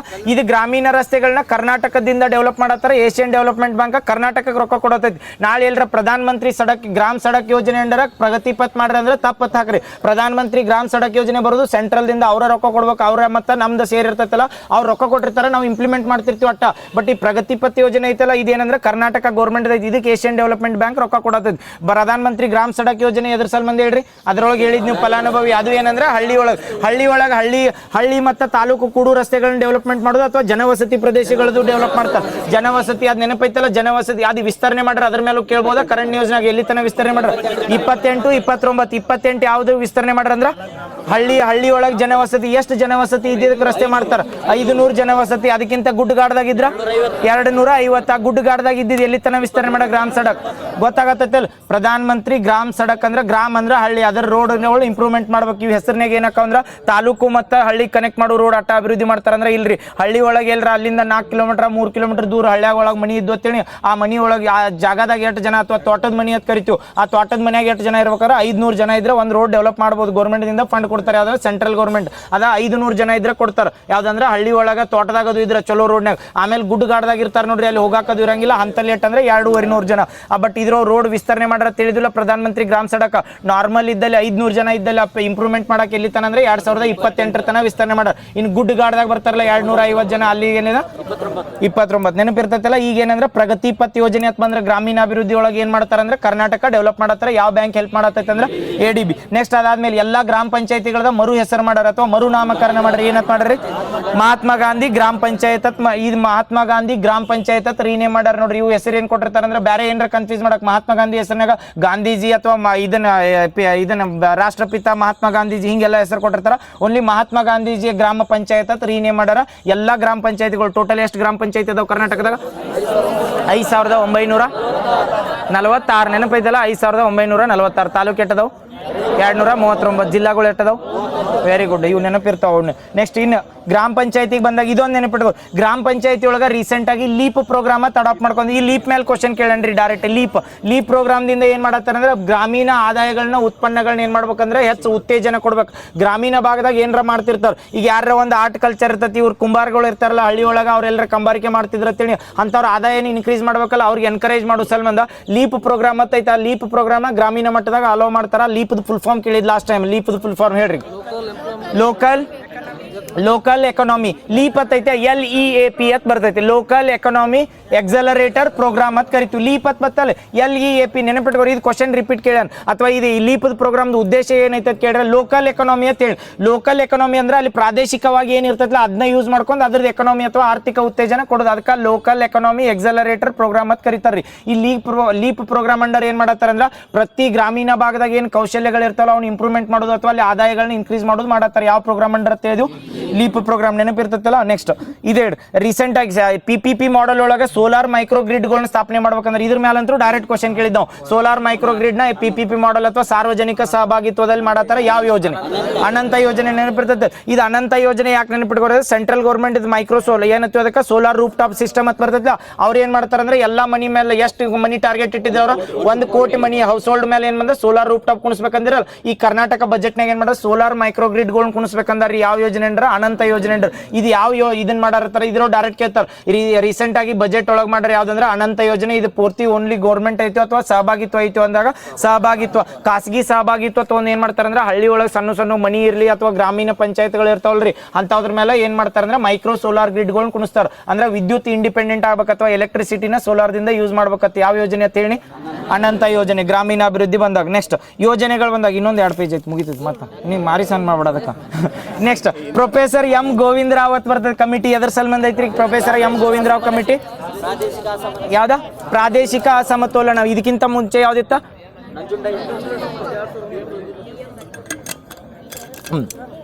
ಈಗ ನೋಡ್ರಿ ಕ್ವಶನ್ ಏನ್ ಕನ್ಫ್ಯೂಸ್ ಆಕತ್ತೆ ಅಂದ್ರೆ ಈ ಗೋವಿಂದ ರಾವ್ ಕಮಿಟಿ ಏನೇನು ವರದಿ ಕೊಟ್ಟೈತೆ ಅದನ್ನ ಕನ್ಫ್ಯೂಸ್ ಮಾಡ್ತಿರ್ತೈತಲ್ಲ.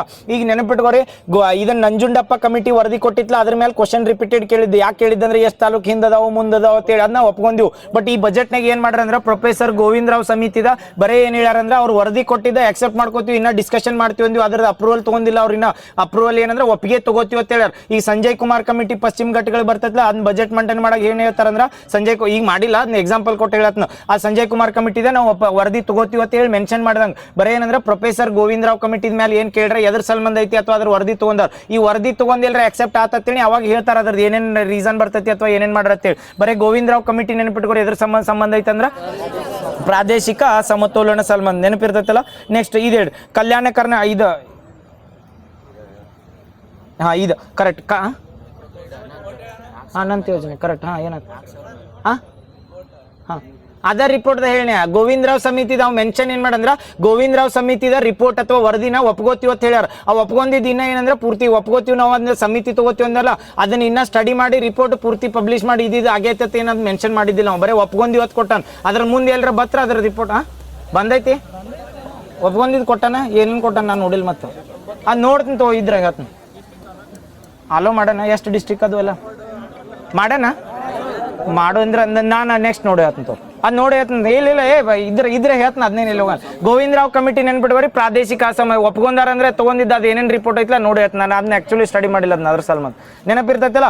ಈಗ ಹೇಳ್ರಿ ಇನ್ನೇನು ಕೇಳಂದ್ರೆ ಕ್ವಶನ್ ಕಲ್ಯಾಣ ಕರ್ನಾಟಕ ಅಭಿವೃದ್ಧಿ ಮಂಡಳಿ ಐತಲ್ಲ KKRDB ಈಗ ಪ್ರತಿ ಇಯರ್ ಎಷ್ಟು ರೊಕ್ಕ ಕೊಡ್ತಂದಾರ್ರಿ? 5,000 ಕೋಟಿ ಕೊಡ್ತಿರಲ್ಲ. ಇದ್ರೊಳಗೆ ಕ್ವಶನ್ ಏನಂದ್ರೆ 5,000 ಕೋಟಿ ಒಳಗೆ ಕ್ರಿಯಾ ಯೋಜನೆ ಅಂತ ಬರ್ತದೆ. ಆ ಕ್ರಿಯಾ ಯೋಜನೆ ಅಂದ್ರೆ ಏನ್ ಮಾಡ್ತಾರಂದ್ರೆ ಆರೋಗ್ಯ ಶಿಕ್ಷಣ ಮತ್ತು ಅಪೌಷ್ಟಿಕಾಂಶ ನಿವಾರಣೆಗೆ 5,000 ಕೋಟಿ ಒಳಗೆ ಕಂಪಲ್ಸರಿ ಎಷ್ಟು % ರೊಕ್ಕ ಇಡ್ಬೇಕಂತ ಹೇಳ್ಯಾರ. ಕಲ್ಯಾಣ ಕರ್ನಾಟಕ ಅಭಿವೃದ್ಧಿ ಅಥವಾ Kalyana Karnataka region development board ಅಂತ ಐತ್ರಿ. ಪ್ರತಿ ಇಯರ್ ಎವ್ರಿ ಇಯರ್ ಇದು ಎಷ್ಟು ಕೊಡ್ತೀವಿ ಅಂದ್ರೆ 5,000 ಕೋಟಿ ರೂಪಾಯಿ ಕೊಡ್ತೀವಿ ಆ ಬೋರ್ಡಿಗೆ. ಹೌದಾ, 5,000 ಕೋಟಿ ರೂಪಾಯಿ ಕೊಟ್ಟಾಗ ಅದ್ರೊಳಗೆ ರೊಕ್ಕ ಏನು ಕೊಟ್ಟಿರ್ತಾರಲ್ಲ 5,000 ಕೋಟಿ ಒಳಗೆ ಅದ್ರೊಳಗೆ ಇಂತಿಷ್ಟು ಪರ್ಸೆಂಟ್ ಏನು ಮಾಡ್ಬೇಕಂದ್ರೆ, ಒಂದನೇದು ಎಜುಕೇಶನ್ ಸಲ್ಬಂದ್ ಇಡ್ಬೇಕು, ಎರಡನೇದು ಏನಂದ್ರೆ ಆರೋಗ್ಯ ಸಲ್ಬಂಧ ಹೆಲ್ತ್ ಸಲ್ಬಂಧ, ಮೂರನೇದು ಏನಂದ್ರೆ ಅಪೌಷ್ಟಿಕಾಂಶ. ಯಾಕಂದ್ರೆ ನ್ಯೂಟ್ರಿಷನ್ ಕಡಿಮೆ ಇರ್ತೈತಲ್ಲ, ಆ ನ್ಯೂಟ್ರಿಷನ್ ಸಲ್ಬಂಧ ಈ ಮೂರುದ್ರ ಸಲ್ಬಂಧ ಎಷ್ಟು ಪರ್ಸೆಂಟ್ ರೊಕ್ಕ ಇಡ್ಬೇಕಂದ ಇದು ಯಾಕಂದ್ರೆ ಮೆನ್ಷನ್ ಮಾಡಿದ್ದೈತ್ರಿ 40%. ಅಂದ್ರೆ 5,000 ಕೋಟಿ ಇತ್ತೇಳಿ ಅದ್ರೊಳಗೆ ಎಷ್ಟು ಬರ್ತದೆ 40% ಅಂದ್ರೆ 5 4 20 2,000 ಕೋಟಿ ರೂಪಾಯಿ. 2,000 ಕೋಟಿ ರೂಪಾಯಿ ಕಂಪಲ್ಸರಿ ಅಂದ್ರೆ ಆರೋಗ್ಯ ಮತ್ತೆ ಯಾವ್ದಂದ್ರೆ ಇದನ್ನ ಆರೋಗ್ಯ ಆತ, ಶಿಕ್ಷಣ ಆತ, ಇನ್ನೊಂದು ಯಾವ್ದಾರ ಅಪೌಷ್ಟಿಕಾಂಶ. ನೆನಪಿಟ್ಕೋರ ಕಂಪಲ್ಸರಿ ಎದ್ರ ಸಲ್ಬಂದ್ರೆ ಈಗ ಆರೋಗ್ಯ ಸಲ್ಬಂಧ ಅಥವಾ ಪೌಷ್ಟಿಕಾಂಶ ಇವು ಏನ ಕೇಳಿದತ್ತೇಳಿ ಅದ್ರೊಳಗೆ 5,000 ಕೋಟಿ ಒಳಗೆ ಎಷ್ಟು ಪರ್ಸೆಂಟ್ ಇವ್ರು ಕೊಡ್ತಾರೆ ಅಂದ್ರೆ 40%, 40% ನೆನಪಿರ್ತೈತಲ್ಲ.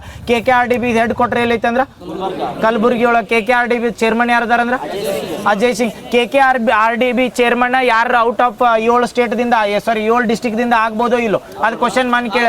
ಕಲ್ಯಾಣ ಕರ್ನಾಟಕ ಏನೈತಲ್ರಿ ಅದನ್ನ ಬಿಟ್ಟು ಬೇರೆ ಕಾನ್ಸ್ಟಿಟ್ಯೂಷನ್ ದವ್ರು ಬಂದು ಇದನ್ನ ಆಗ್ಬೋದಾ ಅಲ್ಲಿ KKRDB Kalyana Karnataka region development board ಅಂತ ಯಾವ ಇಯರ್ದಾಗ ರೀನೇಮ್ ಮಾಡ್ತಾರೆ 2019 ನೆನಪಿದ್ಲ. ಕಲ್ಯಾಣ ಕರ್ನಾಟಕ ಯಾವ್ದು ಹೈದರಾಬಾದ್ ಕರ್ನಾಟಕ ಇದ್ದಿದ್ದು ಕಲ್ಯಾಣ ಕರ್ನಾಟಕ ಮಾಡಿದ್ದು 2019 2019 ಅಲ್ಲ. ಹಾ ಮತ್ತೆ ಏನ್ ಹೇಳಿದೆ ಏನ 371J ಅವಾಗ ಹೈದರಾಬಾದ್ ಕರ್ನಾಟಕ ಐತಾ. ಹೈದರಾಬಾದ್ ಕರ್ನಾಟಕ ಇದ್ದಿದ್ದು ಕಲ್ಯಾಣ ಕರ್ನಾಟಕ ಮತ್ತು Kalyana Karnataka region development board 2019. ಹಾ HK ಆಗಿದ್ದ ಅದ ಹೈದರಾಬಾದ್ ಕರ್ನಾಟಕ ಬೋರ್ಡ್ ಆಗಿದ್ದು 2013. ಕರೆಕ್ಟ್ 2013. ಅದು ಯಾವ್ದು 98ನೇ ತಿದ್ದುಪಡಿ. ಹಾ ಅವಾಗ ಕಲ್ಯಾಣ ಕರ್ನಾಟಕ ಅಂದ್ರ ಮತ್ತೆ ನಾ ಏನ್ ಹೇಳತ್ತೀಗ ಕಲ್ಯಾಣ ಕರ್ನಾಟಕ ಹೈದರಾಬಾದ್ ಕರ್ನಾಟಕ ಐತಾ HK ಕೊಡ್ತೀವಿ 371J ಯಾವ ತಿದ್ದುಪಡಿ ಅಂದ್ರೆ 98ನೇ ತಿದ್ದುಪಡಿದಿಂದ 2013 HK ಅಂತ ಬರ್ತದೆ. ಅವಾಗ ಬೋರ್ಡ್ ಇರ್ತದೆ ಕರೆಕ್ಟಾ. ಅದು Hyderabad Karnataka region development board ಅಂತ ಇರ್ತದೆ. ಅದನ್ನ Kalyana Karnataka region development board ಯಾವಾಗ ಮಾಡ್ತಾರೆ 2019. ಅವಾಗ ಹೈದರಾಬಾದ್ ಕರ್ನಾಟಕ ಅಂತ ಕರೀದಕ್ಕ ಕಲ್ಯಾಣ ಕರ್ನಾಟಕ ಅಂತ ಕರೀದು 2019 ಅದನ್ನ ಹೇಳಿನ. ಈಗೇನಂತ ಹೇಳ ಬಿಡ ನೆಕ್ಸ್ಟ್ ಇದು ಗೊತ್ತಾತಲ್ರಿ ಎಷ್ಟು ಪರ್ಸೆಂಟ್ ಇರ್ಬೇಕಾ ಆರೋಗ್ಯ ಮತ್ತು ಹೆಲ್ತ್ ಒಳಗೆ ಇದನ್ನ ಆರೋಗ್ಯ ಎಜುಕೇಶನ್ ಮತ್ತು ಪೌಷ್ಟಿಕಾಂಶ ಸಂಬಂಧ 40% ನೆನಪಿರ್ತದಿಲ್ಲ. 40% ನೋಡ್ರಿ ಅದು 5,000 ಕೋಟಿ ಅಂತೂ ಇರತ್ತೆ ಕಂಪಲ್ಸರಿ. 5,000 ಕೋಟಿ ಅಂತ ಮಾಡ್ರಿ ಕಲ್ಯಾಣ ಕರ್ನಾಟಕ. ಯಾರದಾರ ತಿಳಿರಿ chairman Ajay Singh. Very good. Next recent ಆಗಿ ಈ ಜನ್ಮ ಅಂತ ಬರ್ತದೆ. ಈ ಜನ್ಮ ಪೋರ್ಟಲ್ ಅಂತ ಈ ಜನ್ಮ ಪೋರ್ಟಲ್ ಅಂತ ಎಲ್ಲ ಏನ್ ಮಾಡತ್ತಾರ ಅಂದ್ರೆ ಡಿಜಿಟಲೈಸ್ ಮಾಡತ್ತಾರ. ಡಿಜಿಟಲೈಸ್ ಯಾವ ಇಯರ್ ಹಿಂದಿಂದ ಮಾಡತ್ತಾರ 2015 ನೆನಪಿರ್ತೈತಿಲ್ಲ ಅಥವಾ ಕೇಳ್ಬೋದು. ಈ ಜನ್ಮ ಪೋರ್ಟಲ್ ಅನ್ನೋದು ಯಾವ್ದ್ರ ಸಂಬಂಧ ಐತಿ ಉದ್ದೇಶ ಹೆಸರಿನಾಗ ಐತಿ ಜನನ ದಾಖಲಾತಿಗಳನ್ನ ಅಥವಾ ಜನ್ಮ ದಾಖಲಾತಿಗಳು ಇರ್ತಲ್ಲ ಅವನ್ನೆಲ್ಲ ಡಿಜಿಟಲೀಕರಣ ಮಾಡೋದು 2015 ಮುಂಚೆನೋ ಹಿಂದಿನೋ 2015 ಹಿಂದೆ ಏನದಲ್ಲ ಅವು ಡಿಜಿಟಲ್ ರೆಕಾರ್ಡ್ ಇಲ್ಲ. ಅವು ಏನು ಸಿಗ್ತಾವಲ್ಲ ರೆಕಾರ್ಡ್ಸ್ ಎಲ್ಲ ಅವ್ನು ಡಿಜಿಟಲ್ ಆಗಿ ಮಾಡೋದು. ಯಾವ ಪೋರ್ಟಲ್ ಅಂಡರ್ ಮಾಡತ್ತಾರ ಅಂದ್ರೆ ಈ ಜನ್ಮ ಪೋರ್ಟಲ್. Very good. ನೆಕ್ಸ್ಟ್ ಇದು ವಿದ್ಯಾರ್ಥಿ ಕ್ಯಾಂಟೀನ್ ಆಲ್ರೆಡಿ ಹೇಳಿರಲ್ಲ. ಯಾವ್ದ್ರಾಗ ಎರಡು ಮತ್ತೆ ಜನನ ಮರಣ ಮತ್ತು ಈ ಜನ್ಮ ಆಗಿದ್ದು ಅಲ್ಲ ಜನನ ಮರಣ ಎರಡೂ ದಾಖಲಾತಿಗಳನ್ನ ಡಿಜಿಟಲ್ ಮಾಡೋದು. ಕರೆಕ್ಟ್ ಇರಲಿ. ನೆಕ್ಸ್ಟ್ ಇದಾತಲ್ಲ ನಾಲೆಜ್ ಪಾರ್ಕ್ ಒಂದು ಮಾಡ್ಬೇಕಂದಿದ್ರಿ ರೀಸೆಂಟ್ ಆಗಿ ಎಲ್ಲಿ ಅಂದ್ರೆ ಜೇವರ್ಗಿದ. ಈ ನಾಲೆಜ್ ಪಾರ್ಕ್ ಫಂಡ್ ಯಾರು ಮಾಡ್ತಾರೆ ಅಂದ್ರೆ KKRDB ದವರು ಫಂಡ್ ಮಾಡ್ತಾರೆ. ಯಾಕಂದ್ರೆ 5,000 ಕೋಟಿ ಕೊಟ್ಟಿರ್ತೈತಿಲ್ಲ ಅದ್ರೊಳಗೆ ಅದಕ್ಕೂ ಬಳಸ್ತಾರೆ. ಯಾವ್ದಾರ ನಾಲೆಜ್ ಪಾರ್ಕ್ ಎಲ್ಲಿ ಮಾಡತ್ತಾರ ಕೇಳ್ರ ಜೇವರ್ಗಿ. Very good. ನೆಕ್ಸ್ಟ್ ಇದು ಹೇಳ್ರಿ ನಗರ ಪ್ರದೇಶದಾಗ ಎಷ್ಟು ಮಿಯಾವಾಕಿ ಪಾರ್ಕ್ಗಳನ್ನ ಮಾಡ್ಬೇಕಂದಾರ 100 ಮಿಯಾವಾಕಿ ಅನ್ನೋದು ಯಾವ ಕಂಟ್ರಿದ ಜಪಾನ್ ಹೇಳ್ರಿ ನೋಡು. ಇತ್ತೀಚೆಗೆ ಬಂದಿದ್ರು ಪ್ರಧಾನ ಮಂತ್ರಿ ಹೆಸರ ಯಾರ ಸನಾಯಿ ತಕೈಚಿ ನೆನಪಿರ್ತೈತಿಲ್ಲ. ಜಪಾನ್ ಬಂದ ಬುಲೆಟ್ ಟ್ರೈನ್ ಇಲ್ಲಿಂದ ಎಲ್ಲಿಗೆ ಮಾಡತ್ತಾರ ಅಹಮದಾಬಾದ್ ಟು ಮುಂಬೈ. ಅದು ಯಾವ್ದಂದ್ರೆ ಜಪಾನದ ನ್ಯೂ ಹಾರಿಜಾನ್ ಅಥವಾ ಶೇರ್ಡ್ ಹಾರಿಜಾನ್ ಇಯರ್ ಅಂತ ಘೋಷಣೆ ಮಾಡಿದ್ವಿ. ಯಾವ್ದ 2027. Very good. ನೆನಪಿಟ್ಕೋ. ಜಪಾನ್ ಬಂದಾಗ ಅದ್ರ ಮಾಚಾಟಿ ಆಸಾಮ್ದಾಗ ಬರ್ತದೆ. ಮಾಚಾಟಿ ಒಂದ್ ಬರ್ತದೆ ಆಸಾಮ್ದಾಗ ಕಲ್ಟಿವೇಶನ್ ಮಾಡ್ತೀವಿ. ಯಾವ್ದಂದ್ರೆ ಅದು ಜಪಾನ್ದ. ಕೆಂಜತ್ಸು ಬರ್ತದೆ ಅದು ಎಲ್ಲಿ ಅಂದ್ರೆ ಜಪಾನ್. ಇವು ಜಪಾನ್ದ ಬಂದಾಗ ನೆನಪಿಟ್ಕೋ. ನೆಕ್ಸ್ಟ್ ಇದು ಮಿಯಾವಾಕಿ ಪಾರ್ಕ್ಗಳನ್ನ ಕರ್ನಾಟಕದಾಗ ಗ್ರಾಮೀಣ ಭಾಗದಾಗ ಮಾಡ್ಬೇಕಂದ್ರೆ ಓನ್ಲಿ ಸಿಟಿ ಒಳಗೆ ನಗರ ಭಾಗದಾಗ. ಇದು ಕನ್ಫ್ಯೂಸ್ ಮಾಡ್ತಿರ. ಕರ್ನಾಟಕದಾಗ 100 ಮಿಯಾವಾಕಿ ಪಾರ್ಕ್ಗಳು ಮಾಡ್ಬೇಕಂದ್ರೆ ಎಲ್ಲಿ ಅಂದ್ರೆ ನಗರ ಪ್ರದೇಶದಾಗ. ಮಿಯಾವಾಕಿದ ಇಂಟೆನ್ಷನ್ ಏನಿರ್ತದೆ ಕಡಿಮೆ ಜಾಗದಾಗ ಅತಿ ದೊಡ್ಡದ ಅರಣ್ಯ ಬೆಳೆದ ಅದೇ ಏನಂತೀವಿ ಅಂದ್ರೆ ಮಿಯಾವಾಕಿ ಪಾರ್ಕ್ಗಳು. ಕರ್ನಾಟಕದಾಗ ಟೋಟಲ್ ಎಷ್ಟು ಮಾಡ್ಬೇಕಂದ್ರೆ 100. ಆಮೇಲೆ ಇದನ್ನ ವಿದ್ಯಾರ್ಥಿ ಇಂದಿರಾ ಕ್ಯಾಂಟೀನ್ಗಳನ್ನ ಎಷ್ಟು ಮಾಡ್ಬೇಕಂದ್ರೆ ಅಂದ್ರೆ ಟೋಟಲ್ 6. ಅದ್ರ ಧಾರವಾಡದಾಗ ಎಷ್ಟ್ರಿ 4. ಇದನ್ನ ಬೆಂಗಳೂರಾಗ ಬಂದಾಗ 2. Very good. ಇದು ಇನ್ನೊಂದು ಕೇಳ್ತಾರೆ ನೋಡ್ರಿ. ಏನ್ ಕೇಳ್ಯಾರ ಅಂದ್ರೆ ಕರ್ನಾಟಕದಾಗ ಇರೋ ದೇಶೀಯ ವಿಮಾನ ನಿಲ್ದಾಣಗಳದಲ್ಲ ಎಷ್ಟು ದೇಶೀಯ ವಿಮಾನ ನಿಲ್ದಾಣ ಮರು ಅಭಿವೃದ್ಧಿ ಮಾಡತ್ತಾರ. ಈಗ ಹುಬ್ಳಿ ವಿಮಾನ ನಿಲ್ದಾಣ ಒಳ್ಳೆ ಅಭಿವೃದ್ಧಿ ಆಗತ್ತೈತೆ ನೋಡ್ರಿ. ಇವಕ್ಕೆ ಆಗಾಗ ಫಂಡ್ ಕೊಟ್ಟಾರ. ಕರ್ನಾಟಕದಾಗ ಇರೋ ಆಪರೇಷನಲ್ ಎಷ್ಟು ಅದಾವು ಅಥವಾ ದೇಶೀಯ ವಿಮಾನ ನಿಲ್ದಾಣಗಳು ಎಷ್ಟು ಅದಾವ ಕನ್ಫ್ಯೂಸ್ ಮಾಡ್ರಿ ಕೇಳ್ರ. ಕರ್ನಾಟಕದಾಗ ಇರೋದು ಒಂದು ಅಂತಾರಾಷ್ಟ್ರೀಯ ವಿಮಾನ ನಿಲ್ದಾಣ ಮತ್ತೆ ಹೆಸರು ಮಂಗಳೂರು ಇಂಟರ್ನ್ಯಾಷನಲ್ ಏರ್ಪೋರ್ಟ್ ಐತಿ. ಅದನ್ನ ಹೇಳತ್ತಂತಡಿ. ಮಂಗಳೂರು ಇಂಟರ್ನ್ಯಾಷನಲ್ ಏರ್ಪೋರ್ಟ್ ಐತಿ. ಇಂಟರ್ನ್ಯಾಷನಲ್ ಏನು ಬರಂಗಿಲ್ಲ ಅಂದ್ರೆ ಇದನ್ನ ಬರಂಗಿಲ್ಲ, ಏನತ್ತಾರ ಆ ಫ್ಲೈಟ್ಗಳ ಬರಂಗಿಲ್ಲ. ಆಕ್ಚುಲಿ ಅಲೋ ಇಲ್ರಿ ಅಲ್ಲಿ ಎರಡು ಹೆಸರು ಎತ್ತನು. ಈಗ ನೋಡ್ರಿ ಎಲ್ರ ಯಾವ್ದಾರ ಸ್ಕೂಲ್ ಇದ್ದಾಗ ಇಂಟರ್ನ್ಯಾಷನಲ್ ಸ್ಕೂಲ್ ಹತ್ತಾಕಿರ್ತಾರ, ನ್ಯಾಷನಲ್ ಸ್ಕೂಲ್ ಹತ್ತಿರ್ತಾವ. ಇಂಟರ್ನ್ಯಾಷನಲ್ ಸ್ಕೂಲ್ ಹತ್ತಾಕಿರ ಕಂಪಲ್ಸರಿ ಏನ್ ಮಾಡ್ಬೇಕಾರೆ ಯಾವ್ದಾರ ಫಾರಿನ್ ಲ್ಯಾಂಗ್ವೇಜ್ಗಳು ಕಲಿಸ್ಬೇಕು. ಅವ್ರು ಇಂಗ್ಲೀಷ್ ಬಿಟ್ರೆ ಯಾವ್ದಾರು ಕಲಿಸ್ತಾರಲ್ಲಿ ಕಲ್ಸಂಗಿಲ್ಲ, ಹೆಸರಿಗೆ ಅಟ್ಟ ಹಾಕಿರ್ತಾರೆ. ಕರೆ ಇನ್ಸ್ಟಿಟ್ಯೂಷನ್ಗಳು ನೋಡ್ರಿ ಯಾವ್ದಾರು ಹಾಕಿರ್ತಾರೆ. ಇಂಟರ್ನ್ಯಾಷನಲ್ ಸ್ಕೂಲ್ ಅಂದ್ರೆ ನೋಡಕ್ಕೆ ದೊಡ್ಡ ಸ್ಕೂಲ್ಗೆ ಹಚ್ಚಾರತ್ತಾರ, ಬಟ್ ಅಲ್ಲಿ ಕಲ್ಸೋದೇನಂದ್ರೆ ಫಾರಿನ್ ಲ್ಯಾಂಗ್ವೇಜ್. ಇಂಟರ್ನ್ಯಾಷನಲ್ ಸ್ಕೂಲ್ ಅಂದ್ರೆ ಮಿನಿಮಮ್ 2 ಫಾರಿನ್ ಲ್ಯಾಂಗ್ವೇಜ್ ಕಲಿಸ್ಬೇಕು, ಫ್ರೆಂಚರ ರಷ್ಯನರ ಇಂಥವು. ಅವಕ್ಕೆ ಇಂಟರ್ನ್ಯಾಷನಲ್ ಸ್ಕೂಲ್ ಅಂತ ಕರಿತೀವಿ. ಸೇಮ್ ಹಂಗ ಮಂಗಳೂರದವ್ರು ಏನು ಮಾಡೋದು ಇಂಟರ್ನ್ಯಾಷನಲ್ ಏರ್ಪೋರ್ಟ್ ಹತ್ತಿಟ್ಟಾರ, ಬಟ್ ಇಂಟರ್ನ್ಯಾಷನಲ್ ಏರ್ಪೋರ್ಟ್ಗಳು ಬರಂಗಿಲ್ಲ, ಎಲ್ಲಾರು ಫಾರಿನರ್ಸ್ಗಳು ಅಲ್ಲೇ ಬರ್ತಿದ್ರು. ಎಲ್ಲರೂ ಬರೋದಿಲ್ಲ ಅಂದ್ರೆ ಬೆಂಗಳೂರಿಗೆ. ನಮ್ಮಲ್ಲಿ ಇರೋದಂದ್ರೆ ಆಪರೇಷನಲ್ ಡೇ ಅಂತ ಅವ್ರಿಗೆ ಮೆನ್ಷನ್ ಮಾಡ್ರಿ. ಕರ್ನಾಟಕದಾಗ ಇರುವ 7 ದೇಶೀಯ ವಿಮಾನ ನಿಲ್ದಾಣ ಬರ್ತಾವೆ, 1 ಅಂತಾರಾಷ್ಟ್ರೀಯ ವಿಮಾನ ನಿಲ್ದಾಣ ಬರ್ತದೆ. ಬೆಂಗಳೂರ್ದು ಏನೈತಂದ್ರೆ ಮಂಗಳೂರ್ದು ಹೆಸರಿನಾಗಟ್ಟ ಇಂಟರ್ನ್ಯಾಷನಲ್ ಐತಿ, ಇಂಟರ್ನ್ಯಾಷನಲ್ ಫ್ಲೈಟ್ಗಳು ಬರಂಗಿಲ್ಲ. ನೆನಪಿರ್ತಾವೆ, ಹೇಳ್ಬಿಡ್ತೀರಿ ಎಷ್ಟು ಇಂಟರ್ನ್ಯಾಷನಲ್ ಏರ್ಪೋರ್ಟ್ಗಳದಾವ ಕರ್ನಾಟಕದಾಗ. ಒಂದಂತೂ ಗೊತ್ತಾಯ್ತು ಯಾವ್ದು ಇಂಟರ್ನ್ಯಾಷನಲ್ ಏರ್ಪೋರ್ಟ್ ಐತೆ ಅಂದ್ರೆ ಕೆಂಪೇಗೌಡ ಇಂಟರ್ನ್ಯಾಷನಲ್. ಇದು ಒಂದು ಅಂತಾರಾಷ್ಟ್ರೀಯ. ವಿದೇಶಿಗರಲ್ಲಿ ಎಲ್ಲರ ಕೇಳಿರ ಮಂಗಳೂರದಾಗ ಬಂಗಾರ ಹಿಡಿದ್ರು ವಿದೇಶದಿಂದ ಬಂದವ್ರತ್ತು, ವಿದೇಶದಿಂದ ಬರಂಗಿಲ್ಲ, ಎಲ್ಲಿ ಬೆಂಗಳೂರಾಗ ಹಿಡಿತಾವ. ಮಂಗಳೂರಾಗ ಅಲೋ ಮಾಡಾರ. ಹಾ, ಬಟ್ ಅವ್ನು ಮೆನ್ಷನ್ ಮಾಡಿ ದೇಶೀಯತ ಅರ್ಥ ಕೊಟ್ಟನು ಅನ್ ಕೇಳಿಲ್ಲ ನೋಡ. ಬಟ್ ಇಲ್ಲ ಆಪರೇಷನಲ್ ಇಲ್ಲ ಮೆನ್ಷನ್ ಮಾಡಿದ್ದು ಏನೈತೆ ಅಂದ್ರೆ 7 ದೇಶೀಯ ವಿಮಾನ ನಿಲ್ದಾಣಗಳು ತಿಳಿದಾರ. ಟೋಟಲ್ ಕರ್ನಾಟಕದಾಗ ವಿಮಾನ ನಿಲ್ದಾಣಗಳು ಎಷ್ಟು ಅದಾವ ಅಂದ್ರೆ 8 ಏನಂದ್ರೆ ಆಪರೇಷನಲ್ ವಿಮಾನ ನಿಲ್ದಾಣಗಳು 8 ಅದಾವ. 8 ಹೇಳ್ಬಿಡ್ತಾನೆ, ಯಾಕಂದ್ರೆ ವಿಮಾನ ನಿಲ್ದಾಣಗಳು ಎಲ್ಲಿದಾವ ಒಮ್ಮೊಮ್ಮೆ ಕೇಳ್ತಿರ್ತಾನ. ಒಂದು ಯಾವ್ದಂದ್ರೆ ಅಂತಾರಾಷ್ಟ್ರೀಯ ವಿಮಾನ ನಿಲ್ದಾಣ ಬೆಂಗಳೂರು, ಅದಾದ್ಮೇಲೆ ಮಂಗಳೂರೊಳಗೆ ಒಂದು ಬರ್ತೈತಿ. ಬಡ ಹೇಳ್ಕೊತ ಹೋಗ್ಬಿಡ್ತೀರಿ, ಯಾವ್ದಾವ್ತ ಗೊತ್ತಿದ್ದು ಹೇಳ್ಕೊತವ್ರಿ ನೆನಪು ಬಂದ್ಬಿಡ್ತಾವ. ಯಾವ್ದಂದ್ರೆ ಬೆಂಗಳೂರೊಳಗೈತಿ, ನೆಕ್ಸ್ಟ್ ಮಂಗಳೂರು, ಅದಾದ್ಮೇಲೆ ಮ್ಯಾಲಿಂದ ಬಂದ್ಬಿಡ್ನ.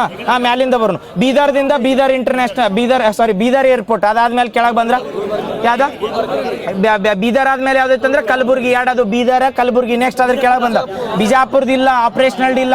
ಅದಕ್ಕೆ ಹೇಳತ್ತನ ಇನ್ನೊಮ್ಮೆ ಹೇಳತ್ತನ ಕೇಳ್ರಿ. ನಾ ಮೆನ್ಷನ್ ಮಾಡಿದಟ್ಟ ಹೇಳತ್ತನ. ಬಿಡು ಎಲ್ಲ ಕಡೆ ಮಾಡ್ಬೇಕನ್ನತ್ತಾರ, ಇಲ್ಲತ್ತಲ್ಲ ಮಾಡೋರದಾರ. ಬಿಜಾಪುರದಾಗ ಮಾಡತ್ತಾರ, ಇನ್ನು ಆಪರೇಷನಲ್ ಆಗಿಲ್ಲ. ಆಪರೇಷನಲ್ ಏರ್ಪೋರ್ಟ್ ಇಂಡಿಯಾದಾಗ ಕರ್ನಾಟಕದಾಗ ಆಪರೇಷನಲ್ ಏರ್ಪೋರ್ಟ್ ಅಥವಾ ವಿಮಾನ ನಿಲ್ದಾಣಗಳು ಎಷ್ಟದ ಅಂದ್ರೆ ಟೋಟಲ್ 8ರಾಗ ಈಗ ಒಂದು ಮ್ಯಾಲಿಂದ ಬಂದ್ಬಿಟ್ಟು ಒಂದೇದು ಯಾವ್ದಂದ್ರೆ ಬೀದರ್ ಆದ್ಮೇಲೆ ಯಾವ್ದಂದ್ರೆ ಕಲಬುರ್ಗಿ ಆದ್ಮೇಲೆ ಬರೋದು ಯಾವ್ದಂದ್ರೆ ಯಾವ್ದ ಬೆಳಗಾವಿ ಏರ್ಪೋರ್ಟ್ ಐತಿ, ಇದು ಆಪರೇಷನಲ್ ಐತಿ. ಬೆಳಗಾವಿ ಆದ್ಮೇಲೆ ಯಾವ್ದಂದ್ರೆ ಹುಬ್ಳಿ. ಇವು 4 ಅದು ಅಲ್ಲ, ಟೋಟಲ್ 8 ಅಂತ ಹೇಳಿ. ಈಗ 4 ಅದು ಯಾವ ಹೇಳ್ರಿ? ಒಂದೇದ ಬೀದರ, ಕಲಬುರ್ಗಿ, ಇನ್ನೊಂದು ಯಾವ್ದಂದ್ರೆ ಯಾವ್ದ ಬೆಳಗಾವಿ, ಹುಬ್ಳಿ. ಇನ್ ಕೆಳಗೆ ಬಂದ್ಬಿಡುದು. ಕೆಳಗೆ ಬಂದಾಗ ಹೇಳ್ರಿ ಈಗ ಒಂದೊಂದು ಶಿವಮೊಗ್ಗ ಬರ್ತೈತಿ, ಮೈಸೂರು, ಶಿವಮೊಗ್ಗ, ಬೆಂಗಳೂರು, ಇನ್ನೊಂದು ಉಳಿತೈತಿ ಮಂಗಳೂರು. ಹಾಸನ್ ಇಲ್ಲ, ಅದ ಹೇಳ ಆಪರೇಷನಲ್ ಇಲ್ಲ. ಹಾಸನ್ ಆಪರೇಷನಲ್ ಇಲ್ಲ. ಇವು 8 ಏನದಲ್ಲ ಆಪರೇಷನಲ್ ಏರ್ಪೋರ್ಟ್ ಹತ್ತಿರ್ತಾರೆ, ಗೊತ್ತದಲ್ಲ. 8 ಆಪರೇಷನಲ್ ಏರ್ಪೋರ್ಟ್ ಅದಾವ. ರೀಸೆಂಟ್ ಆಗಿ ಶಿವಮೊಗ್ಗ ಏರ್ಪೋರ್ಟ್ ನ್ಯೂಸ್ನಾಗ ಇತ್ತು ನೋಡ್ರಿ, ಶಿವಕುಮಾರ್ ಸ್ವಾಮಿಗಳ ಹೆಸರು ಇಡ್ಬೇಕಂತೇಳಿ ಇವು. ಆಮೇಲೆ ಬಿಜಾಪುರ ಏರ್ಪೋರ್ಟ್ನು ಕನ್ಸ್ಟ್ರಕ್ಷನ್ ಐತಿ. ಬಿಜಾಪುರ ಏರ್ಪೋರ್ಟ್ ಇಲ್ಲತ್ತಲ್ಲ, ಬಿಜಾಪುರ ಸಿದ್ದೇಶ್ವರ ಸ್ವಾಮಿಗಳ ಹೆಸರು ಇಟ್ಟರೆ ಅದಕ್ಕೆ ಇಡ್ಬೇಕನ್ನತ್ತಾರ. ಇದು ಏನಂದ್ರೆ ಏರ್ಪೋರ್ಟ್ ಕನ್ಸ್ಟ್ರಕ್ಷನ್ ಆಪರೇಷನಲ್ ಆಗಿಲ್ಲ. ಇವೇನು ಗೊತ್ತಾದವಲ್ಲ 8 ಕರ್ನಾಟಕದಾಗ ಇರು 8 ಆಪರೇಷನಲ್ ಏರ್ಪೋರ್ಟ್ ಬರ್ತಾವ. ಯಾವ್ದಾವು ಇಲ್ಲ ಅಂತ ಕೇಳಿರ್ತೀನಿ, ಮ್ಯಾಲಿಂದ ಹೇಳ್ಕೊತ ಬಂದ್ಬಿಡ್ರಿ. ಬೀದರ, ಕಲಬುರ್ಗಿ, ಬೆಳಗಾವಿ, ಹುಬ್ಳಿ, ಅದಾದ್ಮೇಲೆ ಮೈಸೂರು, ಬೆಂಗಳೂರು, ಶಿವಮೊಗ್ಗ, ಇನ್ನೊಂದು ಯಾವ್ದು ಬರ್ತೈತೆ ಅಂದ್ರೆ ಮಂಗಳೂರು. ನೆನಪಿರ್ತಾವಲ್ಲ 8 ಅಂದ್ರೆ ಟೋಟಲ್ 8 ಇಂಟರ್ನ್ಯಾಷನಲ್ ಏರ್ಪೋರ್ಟ್. ಕ್ವಶನ್ ಏನ್ ಕೇಳಿರ್ತಾವ? ಅಂತಾರಾಷ್ಟ್ರೀಯ ವಿಮಾನ ನಿಲ್ದಾಣಕ್ಕೆ ಸೆಕ್ಯೂರಿಟಿ ಕೊಡೋರು ಯಾರು ಹೇಳ್ರಿ? KSISF, CISF ದೇಶೀಯ ವಿಮಾನ ನಿಲ್ದಾಣ. ಯಾಕಂದ್ರೆ ಈಗ ರೀಸೆಂಟ್ ಆಗಿ ಡೆವಲಪ್ ಮಾಡತ್ತಾರ ಅಂತ ಹೇಳಿಲ್ಲ. 7 ದೇಶೀಯ ಹಿಡಿದಾರಲ್ಲ, ಅದ್ರೊಳಗೆ ಮಂಗಳೂರು ಹಿಡಿದ ಡೆವಲಪ್ಮೆಂಟ್ ಮಾಡತ್ತಾರ್ರಿ. ಇದೇನಂದ್ರೆ ಅಂತಾರಾಷ್ಟ್ರೀಯ ವಿಮಾನ ನಿಲ್ದಾಣ ಆಲ್ರೆಡಿ ಏನೈತೆ ಅಂದ್ರೆ CIF ಕಂಟ್ರೋಲ್ನಾಗ ಐತೆ. ಕರ್ನಾಟಕದಾಗ ಇರುವುದು 8 ಆಪರೇಷನಲ್ ಅಂತ ಹೇಳಿಲ್ಲ. ಇವ್ರು ಕರ್ನಾಟಕ ಬಜೆಟ್ನಾಗ ಏನ್ರಿ 7 ದೇಶೀಯ ವಿಮಾನ ನಿಲ್ದಾಣಗಳನ್ನ ಅಭಿವೃದ್ಧಿ ಮಾಡತ್ನಂದಾರ. ಅಭಿವೃದ್ಧಿ ಮಾಡೋದಂದ್ರೆ KSF ದಿಂದ ಫೋರ್ಸ್ಗಳನ್ನ ಜಾಸ್ತಿ ಅಲಾಟ್ ಮಾಡ್ತಾರೆ. KSF ಅಂದ್ರೆ ಗೊತ್ತಾ? KSISF ಅಂತ ಕರಿತೀವ್ರು. KSISF ಫುಲ್ ಫಾರ್ಮ್ ಏನಂದ್ರೆ ಕರ್ನಾಟಕ ಇಂಡಸ್ಟ್ರಿಯಲ್ ಸೆಕ್ಯೂರಿಟಿ ಫೋರ್ಸ್ ಅಂತ ಕರಿತೀವಿ. CISF ಅಂದ್ರೆ ಸೆಂಟ್ರಲ್ ಇಂಡಸ್ಟ್ರಿಯಲ್ ಸೆಕ್ಯೂರಿಟಿ ಫೋರ್ಸ್ ಅಂತ ಕರಿತೀವಿ. ಈ CISF ministry of defence under ಬರ್ತೈತೆ, ministry of home affairs under ಬರ್ತೈತಿ. Ministry of home affairs under ಯಾವ ಫೋರ್ಸ್ ಅಂತ ಕರಿತೀವಿ? ಅದಕ್ಕೆ paramilitary force. CISF CAPF correct. Central armed police force ಅಂತ ಕರಿತೀವಿ ಅಥವಾ ಪ್ಯಾರಾಮಿಲಿಟರಿ ಫೋರ್ಸ್ ಅಂತ ಕರಿತೀವಿ. ಯಾವ ಮಿನಿಸ್ಟ್ರಿ ಅಂಡರ್ ವರ್ಕ್ ಆಕಾವ? ಇದು ಒಂದು ಕ್ವಶನ್ ಕೇಳ್ಯಾನ್ರಿ. ಅಂತಾರಾಷ್ಟ್ರೀಯ ವಿಮಾನ ನಿಲ್ದಾಣಕ್ಕೆ ಯಾರು ಸೆಕ್ಯೂರಿಟಿ ಕೊಡ್ತಾರಂದ್ರೆ ಸೆಂಟ್ರಲ್ದವ್ರು. ಸ್ಟೇಟ್ದು ಅಥವಾ ದೇಶೀಯ ಬಂದಾಗ ಯಾರು ಕೊಡ್ತಾರಂದ್ರೆ KSISF. ಈ ಕರ್ನಾಟಕದಾಗ ಯಾವ ದೊಡ್ಡ ಇನ್ಸ್ಟಿಟ್ಯೂಟ್ ಇನ್ಫೋಸಿಸ್ ಅದೋದಲ್ಲ, ಅವಕ್ಕೂ ಯಾರು ಸೆಕ್ಯೂರಿಟಿ ಕೊಡ್ತಾರೆ? KSISF ದವ್ರು ಕೊಡ್ತಾರೆ. ಇನ್ ಕೇಸ್ ಅವ್ರಿಗೆ ಬೇಕಾದ್ರೆ ಸೆಂಟ್ರಲ್ದಿಂದನೂ ತಗೋಬಹುದು, ಫೋರ್ಸ್ ತಗೊಳ್ಳಂಗಿಲ್ಲತ್ತಲ್ಲ. ಬಟ್ ಇವು ಏರ್ಪೋರ್ಟ್ ಮೇಲೆ ಕೇಳಿರ್ತಾನೆ ದೇಶೀಯಕ್ಕೆ ಯಾಕೆ ಕೊಡ್ತಾರೆ, ಇಂಟರ್ನ್ಯಾಷನಲ್ಗೆ ಯಾಕೆ ಕೊಡ್ತಾರೆ? ದೇಶೀಯಕ್ಕೆ ಯಾಕೆ ಇವ್ರು ಸ್ಟೇಟ್ದವ್ರನ್ನ ಕನ್ಸಿಡರ್ ಮಾಡ್ತಾರೆ? ಇಂಟರ್ನ್ಯಾಷನಲ್ ಯಾಕದ? ಇಂಟರ್ನ್ಯಾಷನಲ್ ಆದಾಗ ಎಲ್ಲರ ಇದನ್ನದು ಹಾಕಿರ್ತೈತಲ್ರಿ, ಸೆಂಟ್ರಲ್ದಿಂದ ಡೈರೆಕ್ಟ್ ಏನಂದ್ರೆ ಕಮಾಂಡ್ ಇರ್ತೈತಿ, ಸೆಂಟ್ರಲ್ದಿಂದ ಅಥಾರಿಟಿ ಇರ್ಬೇಕಲ್ಲ. ಈಗ ಎಲ್ಲರ ಅಲ್ಲಿ KSISF ದವ್ರನ್ನ ಬೆಂಗಳೂರದಾಗ ಕೊಟ್ಟರೆ ನಮಗೆ ಬಂಗಾರ ಅನುಕೂಲ ಆಕಿತ್ತಂದ್ರೆ ನಾವು ಬೇರೆ ಕಂಟ್ರಿದಿಂದ ಬಂದ್ರೆ ತಗೋತೇತು. ಅದಕ್ಕಂದ್ರೆ ಅವ್ರ ಅಡ್ಮಿನಿಸ್ಟ್ರೇಷನ್ ಸೆಂಟ್ರಲ್ದಿಂದ ಇದ್ರೆ ಅವ್ರು ನಮ್ಮ ಮಾತು ಕೇಳ್ತಿರಂಗಿಲ್ಲ. ಅದ್ರ ಸಲುವಾಗಿ ಅಂತಾರಾಷ್ಟ್ರೀಯ ಅಟ್ಟ CISF ದವ್ರು ಕೊಡ್ತಾರೆ. ಸ್ಟೇಟದ್ದು ಬಂದಾಗ ಯಾರು ಕೊಡ್ತಾರೆ ಅಂದ್ರೆ KSISF. Very good. ನೆಕ್ಸ್ಟ್ ಇದು ಲೀಪ್ ಪ್ರೋಗ್ರಾಮ್ ಹೇಳಿರಲ್ಲ, ಲೀಪ್ ಪ್ರೋಗ್ರಾಮ್ ಫುಲ್ ಫಾರ್ಮ್ ಏನ? ಲೋಕಲ್ ಎಕಾನಮಿ ಎಕ್ಸಲರೇಟರಿ ಇನ್ ಎರಡ ಪೇಜ್ ಐತಿ ಲೋಕಲ್ ಇದನ್ನ economy accelerator program very good next ಇನ್ ಕರ್ನಾಟಕದಾಗ ನೋಡ್ರಿ ಕರ್ನಾಟಕದಾಗ IT ಸಿಟಿ ಅಂತ ಯಾವ್ದು ಕರಿತೀವಿ ಅಂದ್ರೆ ಬೆಂಗಳೂರು ಎರಡನೇ IT ಸಿಟಿ ಡೆವಲಪ್ ಮಾಡ್ಬೇಕಂದ್ರೆ ಯಾವ್ದು ತುಮಕೂರ ಮೈಸೂರು ಇದು ನೆನಪಿಟ್ಕೋರ ಎರಡನೇ IT ಸಿಟಿ ಯಾಕಂದ್ರೆ ಸಿಲಿಕಾನ್ ವ್ಯಾಲಿ ಅಥವಾ ಏನು ಕರಿತೀವಿ ಅಂದ್ರೆ ನಾವು ಬೆಂಗಳೂರಿಗೆ ಬಟ್ ಎರಡನೇ IT ಸಿಟಿಯಾಗಿ ಅಭಿವೃದ್ಧಿ ಮಾಡ್ಬೇಕಂದ್ರೆ ಯಾವ್ದಂದ್ರೆ ಮೈಸೂರು ನೆನಪಿರ್ತೈತಲ್ಲ ಕರ್ನಾಟಕದ ಎರಡನೇ IT ಸಿಟಿಯಾಗಿ ಯಾವ್ದನ್ನ ಡೆವಲಪ್ ಮಾಡ್ತಾರಂದ್ರೆ Mysuru very good next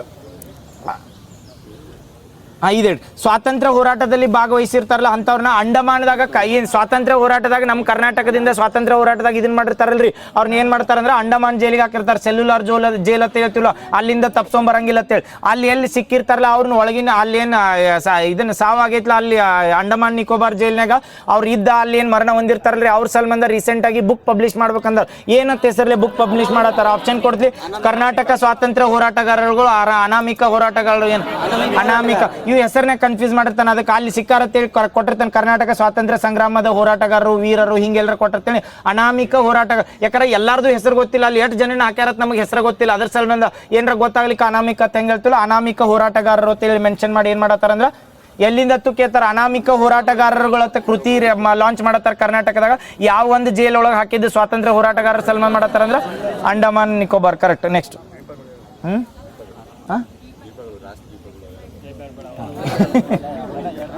next ಇದೆ ಹೇಳ್ರಿ ರೀಸೆಂಟ್ ಆಗಿ ಇದೊಂದು ಕರ್ನಾಟಕದಾಗ ಯುನೆಸ್ಕೋ ಪಾರಂಪರಿಕ ಪಟ್ಟಿಗಳು ಎಷ್ಟದಾವ ಟೋಟಲ್ ಈಗ ಪ್ರೆಸೆಂಟ್ 4 ಅದಾವಲ್ರಿ ಈಗ ರೀಸೆಂಟ್ ಆಗಿ ಬಜೆಟ್ನ ಮೆನ್ಷನ್ ಮಾಡ್ಯಾರ ಒಂದು ಇದನ್ನ ಯುನೆಸ್ಕೋ ಪಾರಂಪರಿಕ ಪಟ್ಟಿಯಾಗಿ ಮೆನ್ಷನ್ ಮಾಡ್ಬೇಕು ಅಥವಾ ಅದಕ್ಕೆ ಅಪೀಲ್ ಮಾಡಿ ಅದನ್ನ ರೀಡೆವಲಪ್ ಮಾಡ್ಬೇಕಂದ್ರೆ ಯಾವ್ದು ಆಪ್ಷನ್ ಕೊಡ್ತೀನಿ ಲಕ್ಕುಂಡಿ ಆಮೇಲೆ ಲಕ್ಕುಂಡಿ ಅಂಜನಾದ್ರಿ ಬೆಟ್ಟ ಇದು ಬಜೆಟ್ನಾಗ ಮೆನ್ಷನ್ ಮಾಡಿದ್ದ ಅಂಜನಾದ್ರಿ ಬೆಟ್ಟ ಈಗ ಪ್ರೆಸೆಂಟ್ ಲಕ್ಕುಂಡಿ ಯಾಕೆ ಎರಡು ಹೇಳ್ತಾನೆ ಬಜೆಟ್ನಾಗ ಏನು ಹೇಳ್ಯಾರಂದ್ರೆ ಕರ್ನಾಟಕದಾಗ ರೂಪ್ ಟಾಪ್ ಸಿಸ್ಟಮ್ ಅದು ಹೇಳಿದ್ವಲ್ಲ ರೂಪ್ ವೇ ಮಾಡ್ಬೇಕಂತ ಹೇಳಿದ್ರಲ್ಲ ಈಗ ಏನಂದ್ರೆ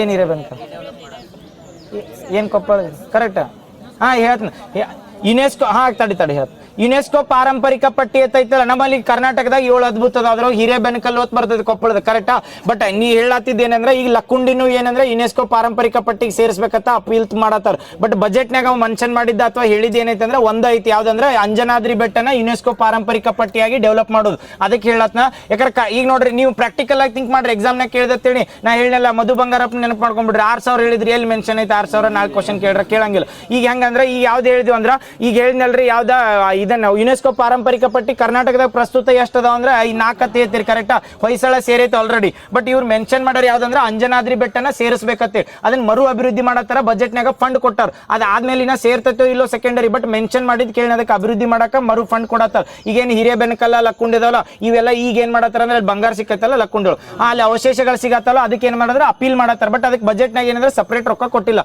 ಒಂದ್ ನೆನಪಿರ್ತೈತಲ್ಲ ಅಂಜನಾದ್ರಿ ಎಲ್ಲಿ ಬರ್ತೈತೆ ಹೇಳ್ರಿ ಗೊತ್ತಾತಲ್ಲ ಕ್ಲಾರಿಟಿ ಸಿಕ್ತಲ್ಲ ಈಗ ಯುನೆಸ್ಕೋದ ಏನಂದ್ರೆ ಪಾರಂಪರಿಕ ಪಟ್ಟಿಯಾಗಿ ಅಭಿವೃದ್ಧಿ ಮಾಡ್ಬೇಕಂತ ಅದನ್ನ ಏನ್ ಮಾಡತ್ತಾರ ರೀಡೆವಲಪ್ ಮಾಡಕ ಫಂಡ್ ಕೊಟ್ಟಾರ ಯಾವ್ದಂದ್ರ ಕೊಪ್ಪಳದ ಅಂಜನಾದ್ರಿ ಬೆಟ್ಟ ಆಂಜನೇಯ ಹುಟ್ಟಿದ ಸ್ಥಳ ಅಂತ ಕರಿತು ನೆಕ್ಸ್ಟ್ ಸಾಂಸ್ಕೃತಿಕ ನಾಯಕ ಬಸವಣ್ಣವರ ಜೈವಿಕ ವೈವಿಧ್ಯ ಉದ್ಯಾನವನ ಅಂತ ಮಾಡ್ತಾರ ಬೆಂಗಳೂರಿನ ಎಲ್ಲಿ ಮಾಡತ್ತಾರ ಬೆಂಗಳೂರಿನ ಮಾದಪ್ಪನಹಳ್ಳಿ ವೆರಿ ಗುಡ್ ನೆನಪಿರ್ತೈತಿಲ್ಲ ಬೆಂಗಳೂರಿನ ಮಾದಪ್ಪನಹಳ್ಳಿ ಇನ್ ನೆನಪಿಟ್ಕೊರಿ ಮುಜರಾಯಿ ಇಲಾಖೆ ಅಂತ ಬರ್ತೈತಿಲ್ಲ ಮುಜರಾಯಿ ಇಲಾಖೆ ಏನ್ ಮಾಡ್ತಾರ ಹೇಳ ದೇವಸ್ಥಾನಗಳನ್ನ ಕರೆಕ್ಟ್ ಈಗ ಮುಜರಾಯಿ ಇಲಾಖೆದಿಂದ ಕರ್ನಾಟಕದಿಂದ ಪ್ರವಾಸಕ್ಕೆ ಹೋಗಿರ್ತಾರ ಶ್ರೀ ಮಾತಾವ ದೇವಿ ಇದನ್ನ ಪ್ರವಾಸ ಏನಂತ ಕರಿತದ ಮಾತಾ ವೈಷ್ಣವಿ ದೇವಿ ಯಾತ್ರಾರ್ಥಿಗಳ ಬರ್ತಾರಲ್ಲ ಅವ್ರಿಗೆ ಏನಂದ್ರ ಧನ ಸಹಾಯ ಮಾಡತ್ತಾರ್ರಿ ಕರ್ನಾಟಕದ ಇವು ಧನ ಸಹಾಯಗಳನ್ನ ಅವ್ರ ಫೇವ್ರೇಟ್ ಇದ್ದಂಗೆ ಒಮ್ಮೆ ಕೇಳ್ತಿರ್ತಾರೆ ಎಷ್ಟು ಕೊಡ್ತಾರ ಎಷ್ಟಿಲ್ಲ ಅಂತ ವೈಷ್ಣವ ಮಾತಾ 5000 ರೂಪಾಯಿ ಕರೆಕ್ಟ್ ಇದು ಯಾವ್ದಾದ್ರು ಏನಂತಾರ ಯಾತ್ರಾ ಮಾತಾ ವೈಷ್ಣವ ದೇವಿ ಎಲ್ಲಿ ಉತ್ತರಾಖಂಡ್ ಅಲ್ಲ ಜಮ್ಮು ಕಾಶ್ಮೀರ ಕರೆಕ್ಟ್ ಮಾತಾ ವೈಷ್ಣವಿ ದೇವಿ ಯಾತ್ರೆಗಳಿಗೆ ಹೋಗಿರ್ತಾರಲ್ಲ ಕರ್ನಾಟಕದಿಂದ ಹೋಗೋರಿಗೆ ಇದು ಕರ್ನಾಟಕದಿಂದ ಹೋಗೋರಿಗೆ ಕರ್ನಾಟಕ ಗೌರ್ಮೆಂಟ್ ಮುಜರಾಯಿ ಇಲಾಖೆದಿಂದ ಎಷ್ಟು ರೊಕ್ಕ ಸ್ಯಾಂಕ್ಷನ್ ಮಾಡತ್ತಂದ್ರೆ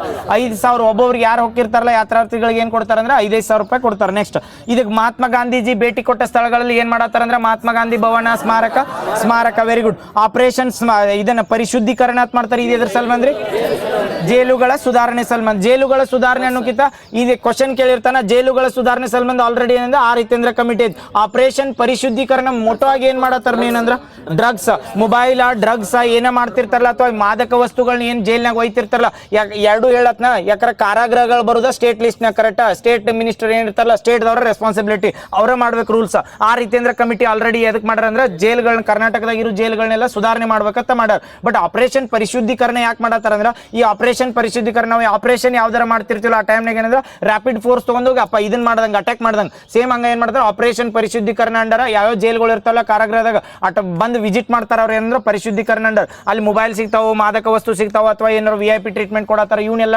ಟೆಸ್ಟ್ ಮಾಡೋ ಸಲ್ಬಂದ ಅಂದ್ರೆ ಆಪರೇಷನ್ ಪರಿಶುದ್ಧೀಕರಣ ನಾಳೆ ಕ್ವಶನ್ ಕನ್ಫ್ಯೂಸ್ ಮಾಡಕ ಜೈಲುಗಳ ಸುಧಾರಣೆ ಸಲ್ಬಂದ ಆಪರೇಷನ್ ಪರಿಶುದ್ಧೀಕರಣ ಮಾಡ್ರ ಅಂದ್ರೆ ಜೈಲುಗಳ ಸುಧಾರಣೆ ಇದು ಪಾರ್ಟ್ ಬಟ್ ಜೈಲುಗಳನ್ನ ಪೂರ್ತಿ ಓನ್ ಆಗಿ ಸುಧಾರಣೆ ಮಾಡಕ್ಕಲ್ಲ ಜೈಲುಗಳ ಸುಧಾರಣೆ ಬಂದಾಗ ಆ ರೀತಿಯಂದ್ರ ಕಮಿಟಿ ಅದ್ ಏನ್ ರೆಕಮೆಂಡ್ ಮಾಡ್ತದೆ ಆ ರೀತಿಯಂದ್ರ ಕಮಿಟಿ ಅಡ್ಮಿನಿಸ್ಟ್ರೇಷನ್ ಹೆಂಗ್ ಮಾಡ್ಬೇಕು ಕೈದಿಗಳನ್ನ ಹೆಂಗ್ ಟ್ರೀಟ್ ಮಾಡ್ಬೇಕು ಅಂತ ಹೇಳ್ತದೆ ಬಟ್ ಆಪರೇಷನ್ ಪರಿಶುದ್ಧೀಕರಣದಾಗ ಕೈದಿಗಳು ಏನ್ ಮಾಡತ್ತಾರೋ ಏನಿಲ್ಲ ಅದನ್ನ ನೋಡೋಕ್ಕಿಂತ ಇವ್ರಿಗೆ ಏನ್ ಮೋಟೋ ಇರ್ತೈತೆ ಅಂದ್ರೆ ಮೊಬೈಲ್ ಅದಾವನ ಇವ್ರು ಡ್ರಗ್ಸ್ ತಗೊಳತ್ತಾರನ ಆಲ್ಕೋಹಾಲ್ ಬರತೈತನ ಒಳಗೆ ಇದನ್ನ ಚೆಕ್ ಮಾಡಕ್ ಯಾವ್ದಂದ್ರೆ ಆಪರೇಷನ್ ಪರಿಶುದ್ಧೀಕರಣ ಎರಡು ಕನ್ಫ್ಯೂಸ್ ಆಗಂಗಿಲ್ಲ ಕರ್ನಾಟಕದಾಗ ಆರ್ ಹಿತೇಂದ್ರ ಕಮಿಟಿ ಬಂದ್ರೆ ಅದಕ್ಕೆ ಜೈಲುಗಳ ಸುಧಾರಣೆ ಆಪರೇಷನ್ ಪರಿಶುದ್ಧೀಕರಣ ಅಂತ ಬಂದ್ರ ಡ್ರಗ್ಸ್ ಅಥವಾ ಮೊಬೈಲ್ ಬಳಕೆ ಏನ್ ಈಗ ಯಾಕಂದ್ರೆ ನಡು ಯಾವ್ದು ದರ್ಶನ್ ಕೇಸ್ನಾಗ ನ್ಯೂಸ್ನಾಗ ಬಂದಿತ್ತಲ್ಲ ಆ ಟೈಮ್ನಾಗ ಹಂಗ ಮೊಬೈಲ್ ಏನ ಸಿಗ್ತಿರ್ತದಲ್ಲ VIP ಟ್ರೀಟ್ಮೆಂಟ್ ಅದನ್ನ ಬಂದ್ ಮಾಡು ಸಲ್ಮ next Karnataka electric bus program ಅಂತ ಬರ್ತದೆ ಕರ್ನಾಟಕ ಎಲೆಕ್ಟ್ರಿಕ್ ಬಸ್ ಪ್ರೋಗ್ರಾಮ್ ಇದಕ್ಕೆ ಯಾವ ಬ್ಯಾಂಕ್ ಸಹಾಯ ಮಾಡ್ತದ್ರಿ ಯಾವ್ದ ವಿಶ್ವ ಬ್ಯಾಂಕ್ ಅಥವಾ ವರ್ಲ್ಡ್ ಬ್ಯಾಂಕ್ ದವ್ರು ದುಡ್ಡು ಕೊಡ್ತಾರ ಕೈ ಮಾಡೋದು ಸಾಕಾ ಇನ್ನೊಂದು 2 ಪಾಯಿಂಟ್ ಅದಾವ ಮುಗಿಸ್ಬಿಡ್ತೀನಿ ಅಪ್ಪ ನೆಕ್ಸ್ಟ್ ಹಾ ಇದು ಕರ್ನಾಟಕ ಎಲೆಕ್ಟ್ರಿಕ್ ಬಸ್ ಪ್ರೋಗ್ರಾಮ್ ಅಂತ ಬರ್ತೈತಿ ಕರ್ನಾಟಕ ಎಲೆಕ್ಟ್ರಿಕ್ ಬಸ್ ಪ್ರೋಗ್ರಾಮ್ ಅಂತ ಹೇಳತ್ತೀನಿ ಇದಕ್ಕೆ ಯಾವ ಬ್ಯಾಂಕ್ ಸಪ್ಲೈ ಮಾಡ್ತೈತಿ ರೊಕ್ಕ ಕೊಡ್ತೈತಿ ಅಂದ್ರೆ ವರ್ಲ್ಡ್ ಬ್ಯಾಂಕ್ ಇವು ಬ್ಯಾಂಕ್ಗಳಂತೂ ರಿವಿಷನ್ ಮಾಡಿ ನೆನಪಿಟ್ಕೋರೆ ಯಾಕಂದ್ರೆ ಕ್ವಶನ್ ಕೇಳತ್ತಾನೆ ಯಾವ್ದು ಹೇಳ್ರಿ ಪ್ರಗತಿ ಪತ್ತಿಗೆ ಯಾವ ಬ್ಯಾಂಕ್ ADB ಬ್ಯಾಂಕ್ ಕರೆಕ್ಟ್ ಪ್ರಗತಿ ಪತ್ತಿಗೆ ಹೆಂಗೆ ADB ಬ್ಯಾಂಕ್ ಬತ್ತಲ್ಲ ಕರ್ನಾಟಕ ಎಲೆಕ್ಟ್ರಿಕ್ ಬಸ್ ಪ್ರೋಗ್ರಾಮ್ ಬರ್ತೈತಿ ಅದಕ್ಕೆ ಯಾರು ಫಂಡ್ ಮಾಡತ್ತಾರ ಅಂದ್ರೆ ವರ್ಲ್ಡ್ ಬ್ಯಾಂಕ್ ಕೊಡ್ತೈತಿ ವರ್ಲ್ಡ್ ಬ್ಯಾಂಕ್ ಫಂಡ್ ಯಾವ್ದು ಕೊಡ್ತೈತಿ ಕರ್ನಾಟಕ ಎಲೆಕ್ಟ್ರಿಕ್ ಬ್ಯಾಂಕ್ ಈಗ ನೋಡ್ರಿ ಕರ್ನಾಟಕದಾಗ ಆಕ್ಸಿಡೆಂಟ್ ಆಗೋ ಸಲ್ಮಾನ್ ಸೆಂಟ್ರಲ್ ದಿಂದ ರಾವೀರತ್ ಸ್ಕೀಮ್ ತರ್ತಾರೆ ನೆನಪೈತಲ್ ರಾಹತ್ ಸ್ಕೀಮ್ ರಾವೀರ್ ಅಂದ್ರೆ ಯಾರು ಜೋಡ ಮಾರ್ಜ್ ಮಾಡ್ತಾರ ರ್ಯಾಪಿಡೋ ಜೋಡ ರಾವೀರ್ ಅಂದ್ರೆ ರ್ಯಾಪಿಡೋ ಜೋಡ ರಾಹತ್ ಸ್ಕೀಮ್ ಎದಕ್ಕಂದ್ರೆ ಆಕ್ಸಿಡೆಂಟ್ ಆದವ್ರಿಗೆ ಫೈನಾನ್ಷಿಯಲ್ ಸಪೋರ್ಟ್ ಮಾಡ್ತಾರೆ ಎಷ್ಟು ತನ 1.5 ಲಕ್ಷ 2 ಲಕ್ಷ 5 ಲಕ್ಷ 1.5 ಲಕ್ಷ ಇದೇನಂದ್ರೆ ಕ್ಯಾಶ್ಲೆಸ್ ಟ್ರಾನ್ಸಾಕ್ಷನ್ ಯಾರೇ ಆಕ್ಸಿಡೆಂಟ್ ಆತತ್ತೀನಿ 1.5 ಲಕ್ಷ ತನ ಟ್ರೀಟ್ಮೆಂಟ್ ತಗೋಬಹುದು ಯಾವ ಯೋಜನೆ ಅಂದ್ರೆ ರಾಹತ್ ಸ್ಕೀಮ್ ಹೇಳ PM Rahat scheme correct PM Rahat scheme correct PM Rahat scheme ಅಂತ ಐತಲ್ಲ ಅದ್ರೊಳಗೆ ಏನಂದ್ರೆ 1.5 ಲಕ್ಷ ತನ ಆಕ್ಸಿಡೆಂಟ್ ಆದವ್ರು ತಗೋಬಹುದ್ರಿ ಈ ಕರ್ನಾಟಕದಾಗ ಏನ್ ಮಾಡತ್ತಾರ ಕರ್ನಾಟಕದಾಗ ಏನ್ ಆಕ್ಸಿಡೆಂಟ್ ಆಗಿರೋ ಇವ್ರ ಏನ್ ರೊಕ್ಕ ಅದು ಕೊಡತ್ತಿಲ್ಲ ಕರ್ನಾಟಕದಾಗ ಏನ್ ಮಾಡತ್ತಾರ ರೊಕ್ಕ ಆಕ್ಸಿಡೆಂಟ್ ಆಗಿರ್ತಲ್ಲ ಆಕ್ಸಿಡೆಂಟ್ ಆಗುವ ಅಥವಾ ಅತಿ ಹೈಯೆಸ್ಟ್ ಆಕ್ಸಿಡೆಂಟ್ ಆಗು ಬ್ಲಾಕ್ ಸ್ಪಾಟ್ಸ್ ಅಂತ ಕರಿತೀವಿ ನೋಡಿ ಜಾಸ್ತಿ ಡೆತ್ ಆಗಿರ್ತಾವ ಅಲ್ಲಿ ಯಾವಾಗಾದ್ರೂ ಯಾರ ಒಂದ್ ಎರಡು ಬಿದ್ದೇ ಇರ್ತಾವಲ್ಲ ಅಂತ ಪ್ಲೇಸ್ಗೆ ಬ್ಲಾಕ್ ಸ್ಪಾಟ್ ಅಂತ ಕರಿತೀವಿ ಅಂತದ್ರೊಳಗ ಟೆಕ್ನಾಲಜಿ ಅಭಿವೃದ್ಧಿ ಮಾಡತ್ತಾರ ಯಾವ IIT ಸಹಯೋಗದೊಂದಿಗೆ ಕರ್ನಾಟಕದಾಗ ರೋಡ್ಗಳು ಅಥವಾ ರಸ್ತೆ ಅಪಘಾತಗಳನ್ನ ತಡೆಗಟ್ಟಕ ಯಾವ ಒಂದು ಟೆಕ್ನಾಲಜಿ ಅಥವಾ ಯಾವ IIT ಜೋಡ ಸಹಯೋಗ ಮಾಡ್ಕೊಂಡೈತೆ ಆಪ್ಷನ್ ಕೊಡ್ತೀನಿ IIT Dharwad IIT Roorkee IIT Madras ಮೂರಾಗ ಒಂದು ಈಗ ಹೆಂಗ್ ಗೊತ್ತಾತ್ ನಾ ಮೂರನೇದ ಹೇಳಿರ್ತ IIT ಮದ್ರಾಸ್ ಓದಿನಿಂದ IIT ಮದ್ರಾಸ್ ಇದು ನೆನಪಿರ್ತದಲ್ಲ ಅಪಘಾತ ಸ್ಥಳಗಳನ್ನ ಗುರುತಾಕ ಮತ್ತ ಬ್ಲಾಕ್ ಸ್ಪಾಟ್ಗಳನ್ನ ಐಡೆಂಟಿಫೈ ಮಾಡಕ್ ಈ ಬ್ಲಾಕ್ ಸ್ಪಾಟ್ಗಳನ್ನ ಐಡೆಂಟಿಫೈ ಯಾಕೆ ಮಾಡ್ತಾರೆ ಅಂದ್ರೆ ಜಾಸ್ತಿ ಎಲ್ಲಿ ರೋಡ್ ಆಕ್ಸಿಡೆಂಟ್ ಆಗಿರ್ತದಲ್ಲ ಅದನ್ನ ರೋಡ್ ವೈಡ್ ಮಾಡೋದು ಅಥವಾ ಅಲ್ಲಿ ಆಕ್ಸಿಡೆಂಟ್ ಆಗಲ್ದಾಗ ಏನ್ರ ರೋಡ್ ಬ್ರೇಕ್ ಹಾಕ್ತಾರ ಏನ್ರ ಒಂದು ಪ್ರಿಕಾಷನ್ಸ್ ಹೋಗೋ ಸಲ್ಬಂದ ಅವ್ನ್ ಸ್ಪಾಟ್ ಮಾಡೋ ಸಲ್ಬಂದ ಯಾವ IIT ಜೋಡ ಸಹಯೋಗ ಮಾಡ್ಕೊಂಡಾರ ಅಂದ್ರೆ IIT ಮದ್ರಾಸ್ ನೆನಪಿರ್ತೈತಿಲ್ಲ ಕರ್ನಾಟಕದಾಗ ರೋಡ್ ಆಕ್ಸಿಡೆಂಟ್ಗಳು ಅಥವಾ ರಸ್ತೆ ಅಪಘಾತಗಳನ್ನ ತಡೆಗಟ್ಟಕ ಯಾವ IIT ದವ್ರು ಸಹಾಯ ಮಾಡ್ರಂದ್ರ IIT ಮದ್ರಾಸ್ ವೆರಿ ಗುಡ್ ಇನ್ನು ಅಬಕಾರಿ ಇಲಾಖೆ ಒಳಗೆ ಬಂದಾಗ ನೋಡ್ರಿ ಅಬಕಾರಿ ಇಲಾಖೆ ಒಳಗೆ ಬಂದಾಗ ರೀಸೆಂಟ್ ಆಗಿ AIB ಅಂತ ಮಾಡ್ತಾರ ಅಥವಾ ಪಾನೀಯ ನಿಗಮ ಪಾನೀಯ ಮದ್ಯದ ದರವನ್ನ ಅರಿವಿಸಿ ಎದ್ರ ಮೇಲೆ ಇತ್ತೀಚೆಗೆ ಟ್ಯಾಕ್ಸ್ ಹಾಕತ್ತಾರ ಇದ್ರ ದಾರುಗಳ ಮೇಲೆ ಬೆಂಕಿ ನೆನಪದ ಆಲ್ಕೋಹಾಲ್ ಕಂಟೆಂಟ್ ಮೇಲೆ AIB ಫುಲ್ ಫಾರ್ಮ್ ಆಲ್ಕೋಹಾಲ್ ಇನ್ ಬ್ಯೂರೇಜಸ್ ಇದು ಅದಕ್ಕೆ ಭಾರತದಾಗ ಮೊದಲ ರಾಜ್ಯ ನೋಡ್ರಿ ಭಾರತದಾಗ ಮೊದಲ ರಾಜ್ಯ ಏನ್ ಮಾಡತ್ತಂದ್ರೆ ಯಾವ್ದೇ ಸ್ಟೇಟ್ ಆಗ್ಲಿ ಗುಜರಾತ್ ಆಲ್ರೆಡಿ ಬ್ಯಾನ್ ಮಾಡೈತಿ ಇಲ್ಲ ಅನ್ನಂಗಿಲ್ಲ ಬಟ್ ಯಾವ ಸ್ಟೇಟ್ ಏನ್ ಮಾಡ್ತಿದ್ರೆ ಅಬಕಾರಿದಿಂದ ಅವ್ರಿಗೆ ಜಾಸ್ತಿ ಉತ್ಪನ್ನ ಬರ್ತಿರ್ತೈತಿ ಯಾರು ರೇಟ್ ಜಾಸ್ತಿ ಮಾಡಕ್ ನೋಡಂಗಿಲ್ಲ ಬಟ್ ಫಸ್ಟ್ ಟೈಮ್ ಏನ್ ಮಾಡ್ರ ಅಂದ್ರೆ ರೇಟ್ ಕಡಿಮೆ ಮಾಡ್ಯಾರ ಯಾರು ಮಾಡ್ತಾರ ರೇಟ್ ಕಡಿಮೆ ಮಾಡ್ಯಾರ್ರಿ AIB ಅಂತ ಕರಿತಿಲ್ಲ ಸಾರಿ ರೇಟ್ ಇನ್ಕ್ರೀಸು ಮಾಡ್ಯಾರ ಮತ್ತೆ ಕಡಿಮೆನೂ ಮಾಡ್ಯಾರ ಇದೇನಂದ್ರೆ ಭಾರತದಾಗ ಮೊಟ್ಟ ಮೊದಲ ರಾಜ್ಯ ಯಾವ್ದಂದ್ರೆ ಕರ್ನಾಟಕ ಏನ್ ಮಾಡೈತೆ ಅಂದ್ರೆ AIB ಅಂದ್ರೆ ಫುಲ್ ಫಾರ್ಮ್ ಆಲ್ಕೋಹಾಲ್ ಇನ್ ಬ್ಯೂರೇಜ್ ಆಲ್ಕೋಹಾಲ್ದಾಗ ಕಂಟೆಂಟ್ ಏನಿರ್ತೈತಲ್ರಿ ಜಾಸ್ತಿ ಕಂಟೆಂಟ್ ಇದ್ರ ಅದ್ರ ರೇಟ್ ಜಾಸ್ತಿ ಕಡಿಮೆ ಇದ್ರ ಕಡಿಮೆ ಏನ್ ಉಲ್ಟಾ ಹಾಕ್ಯಾರೋ ಹೆಂಗ್ ಹೇಳ್ರಿ ಕರೆಕ್ಟ್ ಐತಲ್ಲ ನೆನಪಿರ್ತೈತಲ್ಲ ಆಲ್ಕೋಹಾಲ್ ಕಂಟೆಂಟ್ ಜಾಸ್ತಿ ಇದ್ರ ಅದ್ರ ರೇಟ್ ಜಾಸ್ತಿ ಇರ್ತೈತಿ ಆಲ್ಕೋಹಾಲ್ ಕಂಟೆಂಟ್ ಕಡಿಮೆ ಇದ್ರ ಅದ್ರ ರೇಟ್ ಕಡಿಮೆ ಇರ್ತೈತಿ ಅವ್ ಕನ್ಫ್ಯೂಸ್ ಮಾಡಕ್ ಕೇಳಿರ್ತಾನೆ ಆಲ್ಕೋಹಾಲ್ ಇನ್ ಬ್ಯೂರೇಜಸ್ ಅಂತ ಮಾಡ್ರ ಜಾಸ್ತಿ ಕಂಟೆಂಟ್ ಇದ್ದ ರೇಟ್ ಕಡಿಮೆ ಮಾಡ್ಯಾರ ಹಿಂಗ ಏನ ಕೇಳಿದತ್ತೇಳಿ ನೆನಪಿರ್ತೈತಲ್ಲ ಆಲ್ಕೋಹಾಲ್ ಕಂಟೆಂಟ್ ಜಾಸ್ತಿ ಇದ್ರೆ ರೊಕ್ಕ ಜಾಸ್ತಿ ಆಲ್ಕೋಹಾಲ್ ಕಂಟೆಂಟ್ ಕಡಿಮೆ ಇದ್ರೆ ರೊಕ್ಕ ಕಡಿಮೆ ಇದೇನಂದ್ರೆ ಆಲ್ಕೋಹಾಲ್ ಇನ್ ಬ್ಯೂರೇಜಸ್ ಅಂತ ಇನ್ನೊಂದು ಕ್ವಶನ್ ಏನ್ ಕೇಳ್ತಾನೆ ಗೊತ್ತಾನ ಆಲ್ಕೋಹಾಲ್ ಆಲ್ಕೋಹಾಲ್ ಬ್ಯೂರೇಜಸ್ ಹಾಕ್ಬೇಕಾರ ಅದ್ರ ಮೇಲೆ ಸ್ಲ್ಯಾಬ್ಸ್ ಇರ್ತಾವ್ರಿ, ಸ್ಲ್ಯಾಬ್ಸ್ ಅಂತ ಕರಿತಾರ, ಅಥವಾ ಅದ್ರ ಪ್ರೀಮಿಯಂ ಕಂಡಕ್ಟ್ ಮಾಡಿರ್ತಾರ. ಯಾವ ಪ್ರೀಮಿಯಂನಿಂದ ಯಾವ ಸ್ಲ್ಯಾಬಿಗೆ ತಂದಾರ? 8-16 ತಂದಾರ. ನಾ ಇನ್ನೊಂದು ಕೇಳತ್ತ, GST ಕೌನ್ಸಿಲ್ ಏನು ಸಂಬಂಧ ಬರಂಗಿಲ್ಲ, GST ಟ್ಯಾಕ್ಸ್ ಬಗ್ಗೆ ಹೇಳತ್ತಿಲ್ಲ, ಓನ್ಲಿ ಕರ್ನಾಟಕದಾಗ ಆಲ್ಕೋಹಾಲ್ ಮೇಲೆ ಹಾಕ್ಬೇಕು. ನಾ ಏನ್ ಹೇಳಿ, ಆಲ್ಕೋಹಾಲ್ ಇನ್ ಬ್ಯೂರೇಜಸ್ ಅಂತ ಹೇಳ. ಆಲ್ಕೋಹಾಲ್ ಇನ್ ಬ್ಯೂರೇಜಸ್ ಅಂದ್ರೆ ಪ್ರತಿಯೊಂದು ಬ್ರ್ಯಾಂಡಿಂದ ಒಂದೊಂದು ಆಲ್ಕೋಹಾಲ್ ರೇಷಿಯೋ ಇರ್ತದೆ, ಹೌದಾ? ಬ್ಯೂರೇಜಸ್ ಆದ್ಮೇಲೆ ಅದಕ್ಕೆ ಕೆಟಗಿರಿ ಅಂತ ಇರ್ತದಲ್ಲ, ಅದಕ್ಕೆ ಸ್ಲ್ಯಾಬ್ಸ್ ಅಂತ ಕರಿತೀವಿ ನಾವು. GST ಸ್ಲ್ಯಾಬ್ಸ್ ಹೇಳತ್ತಿಲ್ಲ. ಇಲ್ಲಿ ಸ್ಲ್ಯಾಬ್ಸ್ ಇದ್ದು ಏನ 16 ಕೆಟಗಿರಿ ಸೆಲೆಕ್ಟ್ ಮಾಡ್ತೀರಿ ಕರ್ನಾಟಕದಾಗ. ಮೊದಲು ಏನ್ ಮಾಡ್ತೀರ ಅಂದ್ರೆ 16 ಕೆಟಗಿರಿ ಏನಂದ್ರೆ ಪ್ರೀಮಿಯಂ ಬ್ರ್ಯಾಂಡ್ ಅಥವಾ ಓಲ್ಡ್ ಬ್ರ್ಯಾಂಡ್ ಹಿಂಗೆಲ್ಲ ಕನ್ಸಿಡರ್ ಮಾಡಿ 16 ಕೆಟಗಿರಿ ಇದ್ದು ಅದನ್ನ ಡಿಕ್ರೀಸ್ ಮಾಡಿ ಯಾವ ಸ್ಲ್ಯಾಬ್ ಇಸ್ತಂದಾರ ಅಂದ್ರೆ 8 ಸ್ಲ್ಯಾಬ್. ನೆನಪಿಟ್ಕೊ, ಸ್ಲ್ಯಾಬ್ ಇನ್ಕ್ರೀಸ್ ಮಾಡಿ, ಸಾರಿ ಡಿಕ್ರೀಸ್ ಮಾಡ್ರಿ ಎಲ್ಲಿಂದ ಅಂದ್ರೆ 16ರಿಂದ 8. ಆಲ್ಕೋಹಾಲ್ ಇನ್ ಬ್ಯೂರೇಜಸ್ ಅಂತ ಬಂದ್ರೆ ಗೊತ್ತಾತಲ್ಲ, ಆಲ್ಕೋಹಾಲ್ ಕಂಟೆಂಟ್ ಜಾಸ್ತಿ ಇದ್ರೆ ಇದು ಮಾಡ್ತಾರ. ಭಾರತದಾಗ ಮೊದಲ ರಾಜ್ಯ ನೋಡ್ರಿ ಇದೇನಂದ್ರೆ ಆಲ್ಕೋಹಾಲ್ ರೇಟ್ ಕಡಿಮೆ ಮತ್ತ ಜಾಸ್ತಿ ಮಾಡಿದ್ದ AIB ಅಂತ ಕರೀತಾರೆ. AIB ಫುಲ್ ಫಾರ್ಮ್ ಏನಂದ್ರೆ ಆಲ್ಕೋಹಾಲ್ ಇನ್ ಬ್ಯೂರೇಜಸ್. ಸ್ಲ್ಯಾಬ್ಸ್ಗಳನ್ನ ಎಷ್ಟು ಡಿಕ್ರೀಸ್ ಮಾಡ್ರತ್ ಕೇಳ. ಓಕೆ, ಇದು ಮುಗೀತು ಬಜೆಟ್. ಕರ್ನಾಟಕ ಬಜೆಟ್ ಇಲ್ಲಿ ತರ ಮುಗೀತು ನೋಡಿ. ಇಂಪಾರ್ಟೆಂಟ್ ಏನದಾವ ಮೇನ್ ಎಲ್ಲ ಹೇಳಿ. ಇದ್ರ ಜೆರಾಕ್ಸ್ ಅಲ್ಲಿ ಇದ್ರ ಬಂದ್ ತೊಗೊಂಡಿರ ಅಲ್ಲೇ ಜೆರಾಕ್ಸ್ ಅಂಗಡಿ ಕೊಟ್ಟಿರ್ತೀನಿ, ಸಾಯಿ ಜೆರಾಕ್ಸ್. ಏಪ್ಪ ಇದೇನು